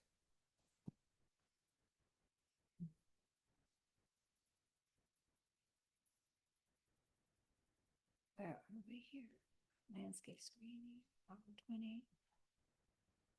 Lighting. Where's the setback? So the first thing we have is height. And it doesn't sound like there's much concern relative to the RM40 properties and the 48 height limit, which was previously identified in the housing element programs, Mhm. but there wasn't necessarily an indication on what the maximum height should be for the RM20. That's why there's alignment with it here. If we want to break out in this section, a specific requirement for RM20, we can do that. Well, I think what you've got under A in height for RM40 makes sense. Yes. Yes. I think we need this whole separate structure for RM20. I Okay. agree. But maybe we should first go through RM40, deal with the height and the setback, and then address RM20. Because when you think about setback, you want to think about it in the context of the height, because it has some impact. Sure. So my opinion is, I mean, hey, I don't have terrific judgment, but on this stuff, but it seems what you've said in here for RM40 seems reasonable to me. Yes, I agree. For 40. So are we looking at RM40 I'm looking at as the number page A? 32. Yeah. Item A is under RM40. Correct. We know that because we're talking about RM20.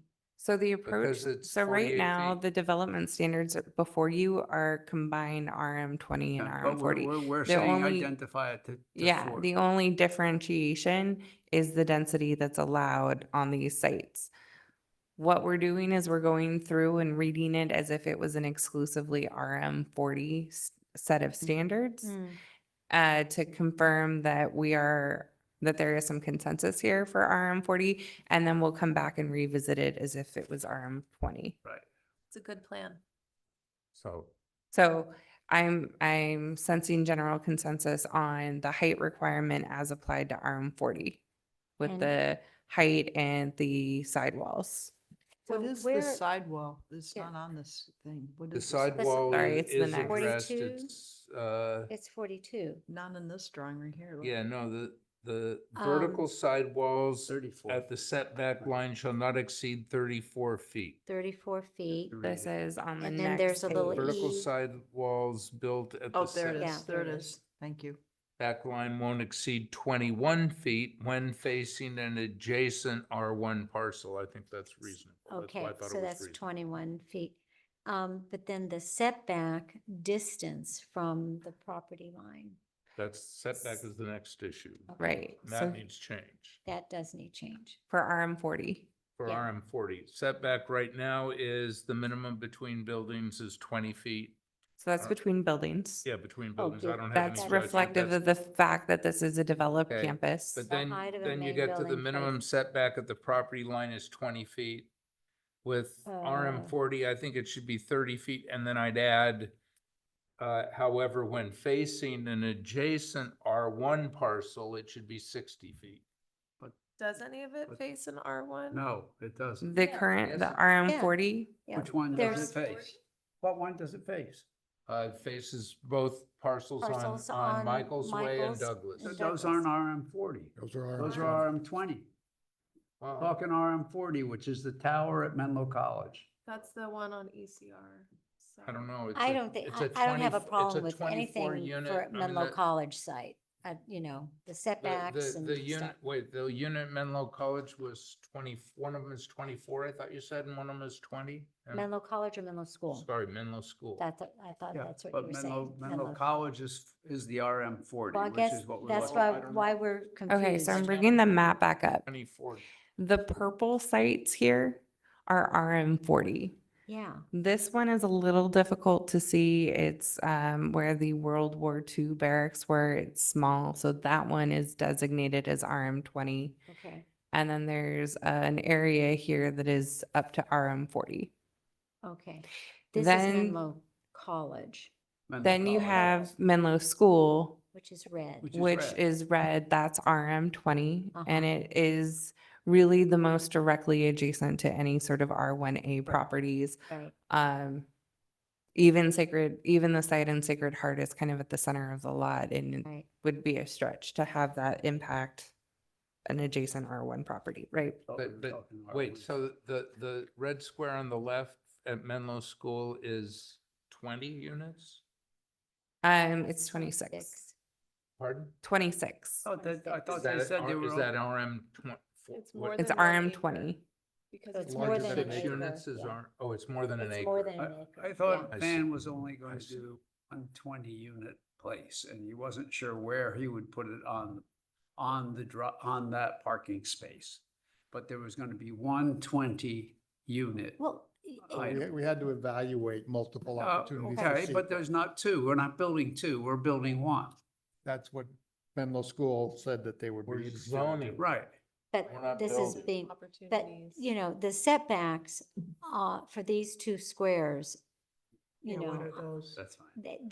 they have to be increased. I say don't you're not see gonna build where, any. where we're talking about it here in this zoning thing. So we were going through them though as RM 40, so we're only looking at the ones on Menlo College. at the Oh, moment. okay. okay, Oh, And- yeah. Well, And the I'm, yeah. RM40 doesn't butt into anybody. No. I So we mean, haven't got to make this it- one yet. Make it as. Well, but RM40 is what we were talking about. Yeah, but we haven't Could, got to the. could, This is could Menlo the- College. these PFS properties with this zoning change decide to put the RM40 somewhere else on their property than where we've designated it?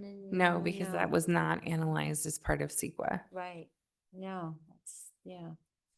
Okay.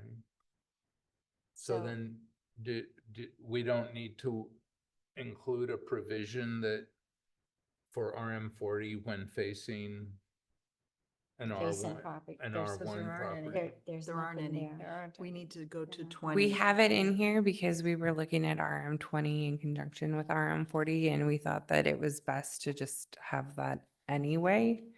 But yes, you could take it out because it's not directly adjacent to an R1. I'll take it out.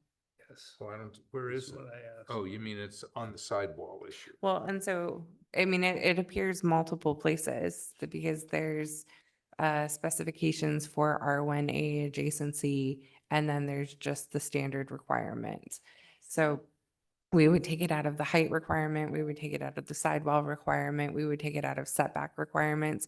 We haven't really finished looking at setback requirements, but if I scroll up, you'll see there's general setbacks, and then there were setbacks for R1A adjacent properties.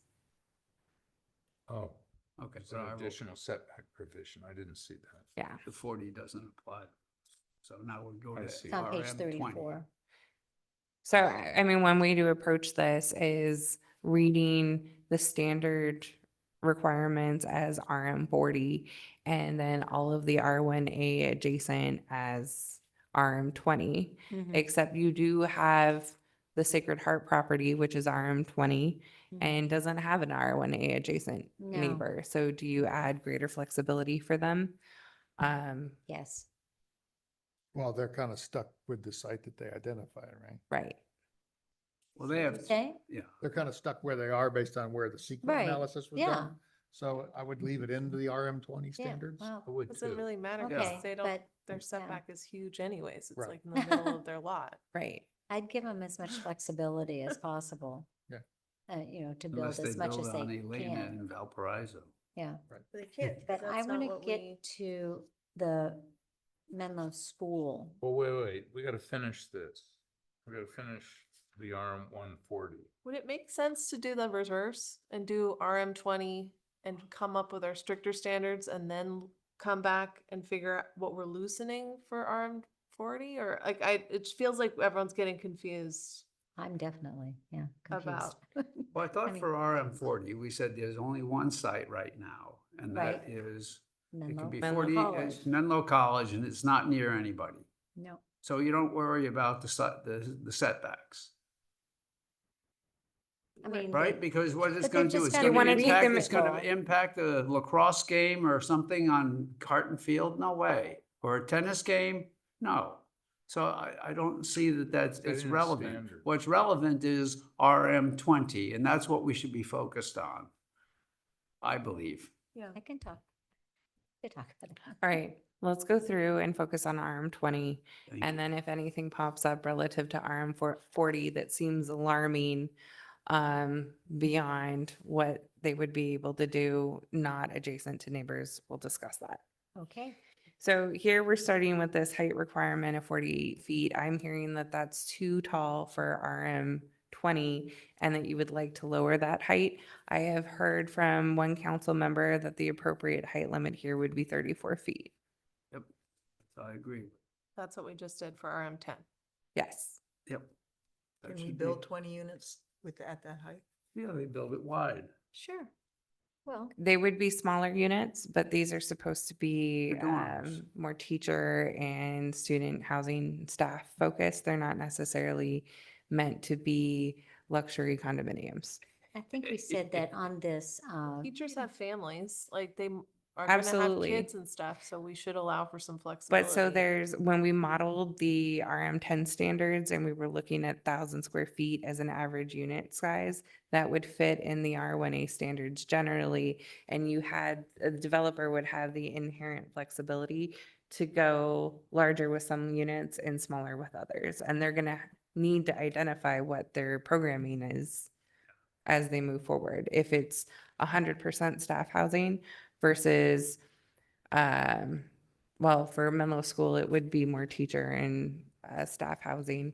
Well, They would so- have to take that into consideration. So if we're gonna have a maximum height of 34 feet, why wouldn't we also have vertical sidewalls the same as RM10, which are 28 and 21 feet respectively? I'm okay. Front versus Yeah, the other three. I agree.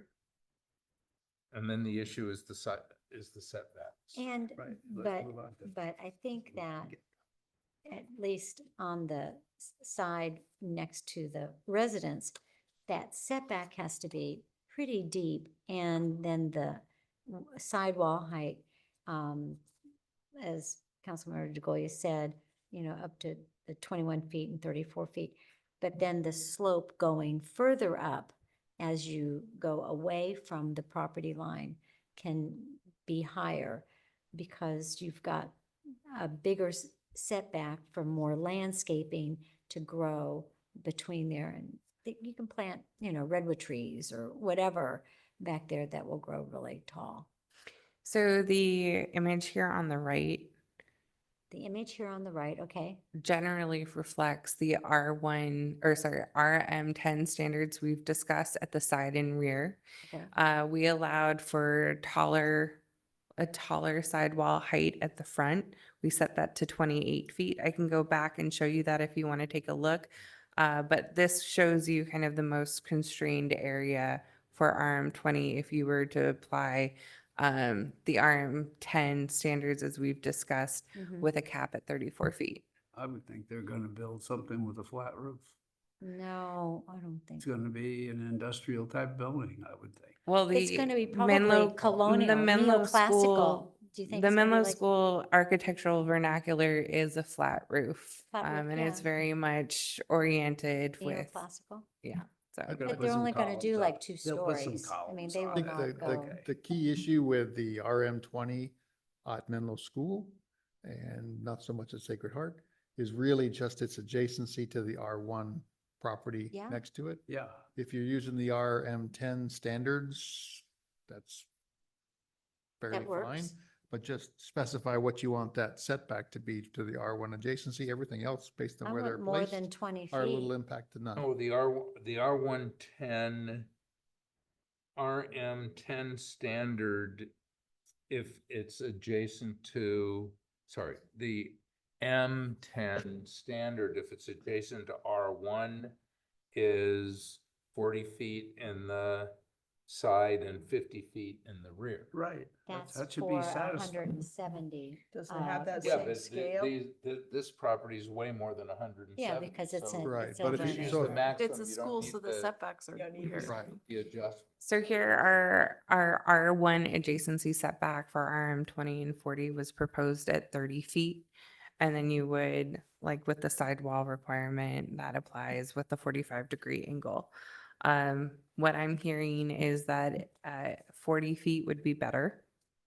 Yeah. Yeah. That's the side yard requirement for RM10 Mhm. at the maximum lot width. Mm. Rear yard is kind of a moot point because this is really just side adjacency, so we don't specify, we don't distinguish So between. given this, maybe we shouldn't worry about rear and side. We should just say the side, the setback adjacent to R1 Right. should be 50 feet. And that's the approach we took. The only other distinction I would make is if you want to allow for a taller building form on Valparaiso. Yes. Let them come back and ask for a variance. Well, no, we're trying to make it really easy for them No, to I mean, build. just along Valparaiso, why not? So what we could do is we could apply the 28-foot sidewall Mm.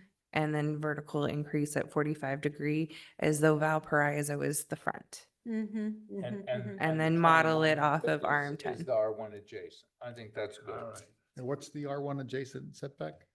50. 50 feet. 50. Not the scale. What do you mean not the scale? Before No we were, we adjustment, had not a the scale. adjustment based on got it, width of I got lot. it. Yeah, yeah. Mm-hmm. So it's just a set. I think thing. that's It's just good. that I one think so. wall that we Okay. care Yeah. about. What All do you right. all think? Yeah. And we'll, and build, plant some Point in big time, redwoods I or some couldn't other, read it every nice. Other big issues in that one? Oh, I planted some. So a lot of the other issues then in RM20 and cool. RM40 is the continuity with RM10. So for example, we move into lot coverage and this landscaping standard that we talked about. It's a little different because this is a PFF site and these are on an existing campus. So really, when we're talking about lot coverage, we're just looking at the defined project area. We're not looking at what's likely the actual parcel Buildable. or that's the- oh, I being see. developed. Yeah. uh-huh. So that would be addressed here, if there's consensus. And their landscaping is probably going to be asphalt parking lot. Well, this would require They could Re-landscape paint it non, their green. whole this They would could require, paint it green. yeah. No, about Bill, asphalt? Bill, that's not right. It's not pervious. They just re-landscape their whole entryway. and it's Well, just, But they they're still not have a gonna parking cover lot. over the whole parking lot with land. well, they're not, no. If they build these things, they're going to build them in the parking lot. They're going to have to So- build a parking structure. This is actually, we're scrolling down now here and it's identifying outdoor pools, kitchens, playgrounds that are ancillary to the residential building. This of course is related to RM40 and 20, but it's making me realize that we didn't address that provision in RM10. Yeah. So I think we need to go back and Like talk pools and about other kind of things. outdoor activity areas relative to activity area. RM10. Sorry to take you backwards, but this is a really important topic and I want to make sure we get it right. So right now in the RM10, there are no common outdoor activity areas allowed in the setback areas. Right. There is an allowance, however, to pursue that within the buildable area with a special structures permit, But not in the setback area. not within the setback area. So it would have to be within the main buildable area. So the question here is that you've heard from members of the public that would actually just outright deny all common activities, outdoor activity space like barbecues, pools, sports courts. This provision would allow the developer to come to the planning commission and request an exception for that. I don't want to take the Which chance. of would be an planning exception commission. to allow it to go into the setback. No, No, within the just in the buildable buildable- area. I think, Put that stuff in the bill. We'll I it have in to the- say that I think that, it's but anyway. wrong. I know I have people who are not going to agree with me. I think it's wrong to not allow people in apartments to be able to barbecue and be outside. I lived a lot of times in apartments. We were able to go on the roof to get sun. We were able to have a little barbecue thing. And I think that it's a human right to be able to go out to the outside. And I think it's crazy to say you can't have them. You can say we want them in certain areas, but to say you can't have a barbecue and you can't have an outdoor sitting area, to me seems cruel and crazy. And could be a constraint to development. Or quality of. Oh, go ahead. If you're not living next to these people, you're gonna have 100 people out there. So just to make sure I understand this correctly, if someone wanted to put a barbecue area, they would have to come in and get approval for that design. and If would go that through the someone planning- was a developer and the barbecue was meant as communal space, yes. And that would If come- an individual buys a condo from the developer and they have kind of a little designated patio area and they want to put in a barbecue, no, that doesn't require a permit. Right. You can So go out to who your would patio and approve that? barbecue. Is that planning commission? Yes, if they were pursuing it as a special structures permit, it would require planning Or a commission. group area, but not for an individual. Common area. I mean, whether or not there's a special structures permit allowance, they could still come and seek a variance. Public hearing, public notice, public input. That will at least give us the flexibility to, squash things that are really bad, but allow people to have some. Well, That's got to be a But I case think by that case to decision. address your concern that you voiced about, humane did not allow people to have a barbecue on their patio. That is not what we're saying, okay? And Brittany articulated that, if these little condos have an outdoor patio, that they walk out to, they can put their little Weber grill out there and sit outside in the sun. So if it's a condo and can I have my own little hot tub? Can I have my own little It depends tiny on how the lap condo is pool? developed in the space that's Yeah. allocated So to it's that just saying unit. you can't have a community Right. pool or community Yes. area. Yeah, Or the issue. Almost all of them have gathering. that though. I mean, if you look at any of the new buildings that are like that, they have the I pizza think oven they're and they have. bigger buildings. The- I think they're bigger than what we're talking about. They're more of a community, and I agree with you on that. But, The issue that came up at the meetings when this Smaller. thing first came up was they didn't want to have large areas in the center of a bunch of houses, condos around where everybody would congregate. Not to restrict individuals who owned a condo from having a barbecue place, possibly a hot tub if they want to have that.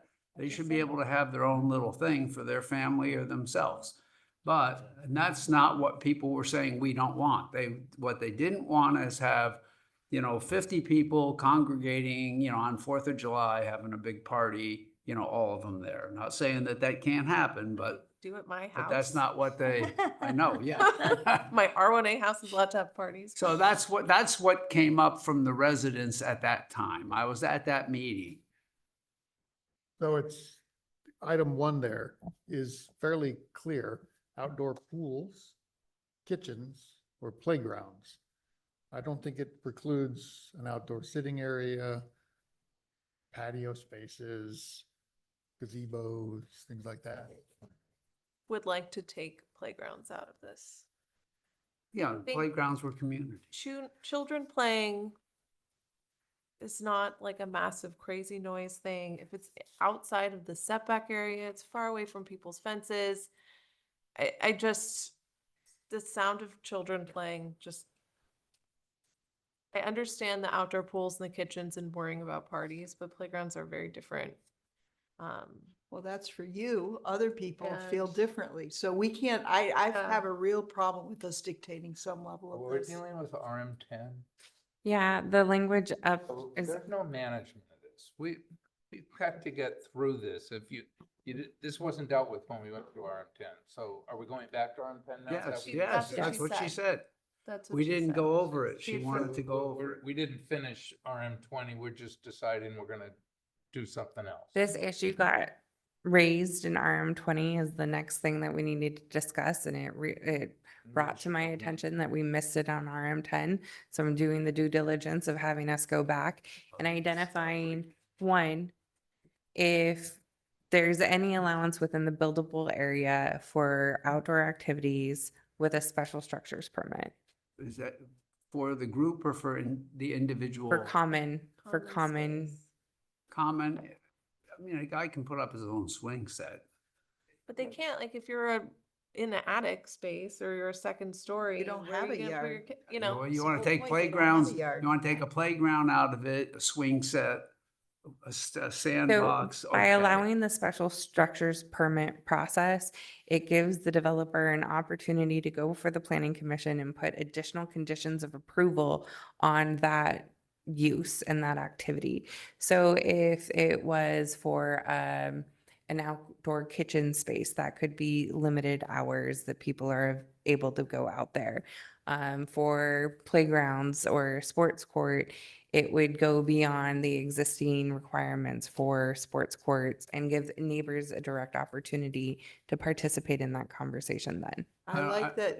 I like the fact of letting it be determined by the circumstance because it seems crazy to dictate some of this. And that's a way to allow it to happen, but within control. and to still control it. So I like that idea myself. I would like to eliminate a communal kitchen and because you can have your own barbecue and a sports court for sure. But Those- you know what? Have you seen these things that we're looking at? The size of the patio. So these people don't have a yard. You don't Well, understand. They don't have a yard. We have a big park that we're not building houses in. I think the issue, I think the issue is actually not allowing anything in the setback. If, Yeah. there's not gonna be any room left in the buildable area. I mean, Yeah. you've done the modeling for these parcels. They're basically, there's 20 feet in between buildings and there's no room there. They're all The gonna only have a issue is gonna be barbecue. in the setback. We're all Right. gonna have a barbecue and swing set. So I then, it wanted would to They're not be gonna have a serious swing about what set. you're There's no saying. room for a It's the swing only set. real area. so then it would be leave that in there, outdoor pools, cages, et cetera, are not allowed in any setback area, but they can apply for a special structures permit to obtain those, goes through a public process. There's That's already opportunity in for it. conditions, right? No, I think it needs to be called out. But I think that they can put their own stuff in and it has to be clear that they can. I don't see that there's room for their own stuff. But if There's they- certainly not room for a swing set, for Christ's sakes. You've got a little tiny porch. Have you ever lived in an apartment or a condo? Also on Yes, the I second have. floor. They Yes, don't I have yards. Well, don't and have a that's- private that's yard. just- No, but they That's have a just a pool. virtue of having to live in a small apartment or a little condo. And maybe that's just your stage of life at that point. And maybe you don't have any little children at that time because you're a single person trying to, create your career. So we can't compare or we can't Building is project for families. our own experiences onto other people because they have different experiences and different paths in life. And so what we're doing is trying to create living environments that are clean, nice, healthy, and all the other amenities. I mean, there's a park across the street, Flood Park. There's a park down the street with the schools. So I mean, and then they could go to Hobart Palmer Park and have a barbecue and stuff. What we have to do is create an environment that we're going to try to protect our residents as much as possible and keep things open and, as rural as possible and not create apartment complexes or condo complexes that have all the bells and whistles of Well- really large, condo projects that are made for that. So I Okay, just. I'd like to think make a that- motion that we allow playgrounds in these areas as well as individual barbecues. But you don't know exactly how much land there will be. Well, I know, and so the for guy these can't fit it playgrounds. in, Elizabeth, he can't fit it in, but I've made a motion. Is there a second? So just to clarify your motion, private barbecues are allowed. This isn't addressing private, All right, well, we're Structures gonna and have a so- we can have a playground. so a communal playground. Yeah, Within the setback, not allowing for development inside the setback, but inside the developable space, right? you can amend it any way you want. Well, that's because right now it's saying none of it is allowed within the setback area. Okay. You want to say that they can put it in the setback? Wait, so that's my, Right, so they're all three of those things are allowed with a special structures permit, right. Not in the setback. just not in the setback. So we, Right. we, So you we wanna should let 'em allow be in the them. setback. No, I It's gonna don't. be in a special Kids event, playing. permit, then do the neighbors have to be notified? Yes. And then it comes before the planning commission. Yeah. I don't have a problem with allowing it in the setback if the neighbors are fully notified, Not in the setback. This is, but I'm saying, I don't have, I mean, No, There's Councilmember no- Nagolia there's is no land acknowledging other than that the there's not setback. enough space in the That's main it. building area and wants to allow it. I would vote to have all of it go before the planning. If there's only 11 things here we're talking about, probably even less. Let's let them go and let them look at the site and make a decision based on the site. Sure. So And just the punt on deciding this, not knowing. the development of context. any sort of related structure has to meet the accessory structure and building requirements that are in the town and consistent with R1A. What we're doing is then taking the land use or the use activity before the planning commission for basically a set of conditions of approval, if it can be agreed to allow for operation. Well, right now, I think you have it that accessory buildings can't be within 10 feet of a fence unless the fence is R1A or, or M20 with a single family residence on it. And then it can't be within 15 feet of the fence. right? Correct. There's, I think that's fine. I mean, I don't want to have them put whatever, a barbecue within 15 feet of the fence if R1A is next to it, but if they have to go get a special permit before the planning commission and the neighbors are notified so they can object and the planning commission doesn't have to approve it, it's their judgment. And the neighbors could appeal to the council. I'm okay with that, but I think there should be some constraints in terms of To where they have to do it. how close anything could get to a neighbor. Okay. Does this impact our AFFH? No. Because No. we're supposed to plan for Families. diversity of people. no, because this is a building amenity. Okay. Might affect the marketability of the units, but. Well, you're gonna have young families, you're gonna have young people, and they're gonna have small children, That's right. okay? And to say that, well, they're not gonna run to the park all the time. It's You know, for 15 minutes, they're gonna wanna have the kid play in the sandbox or be on a swing. I get it. It's absolutely crazy what you're trying to do out. So I have a question about R1A, like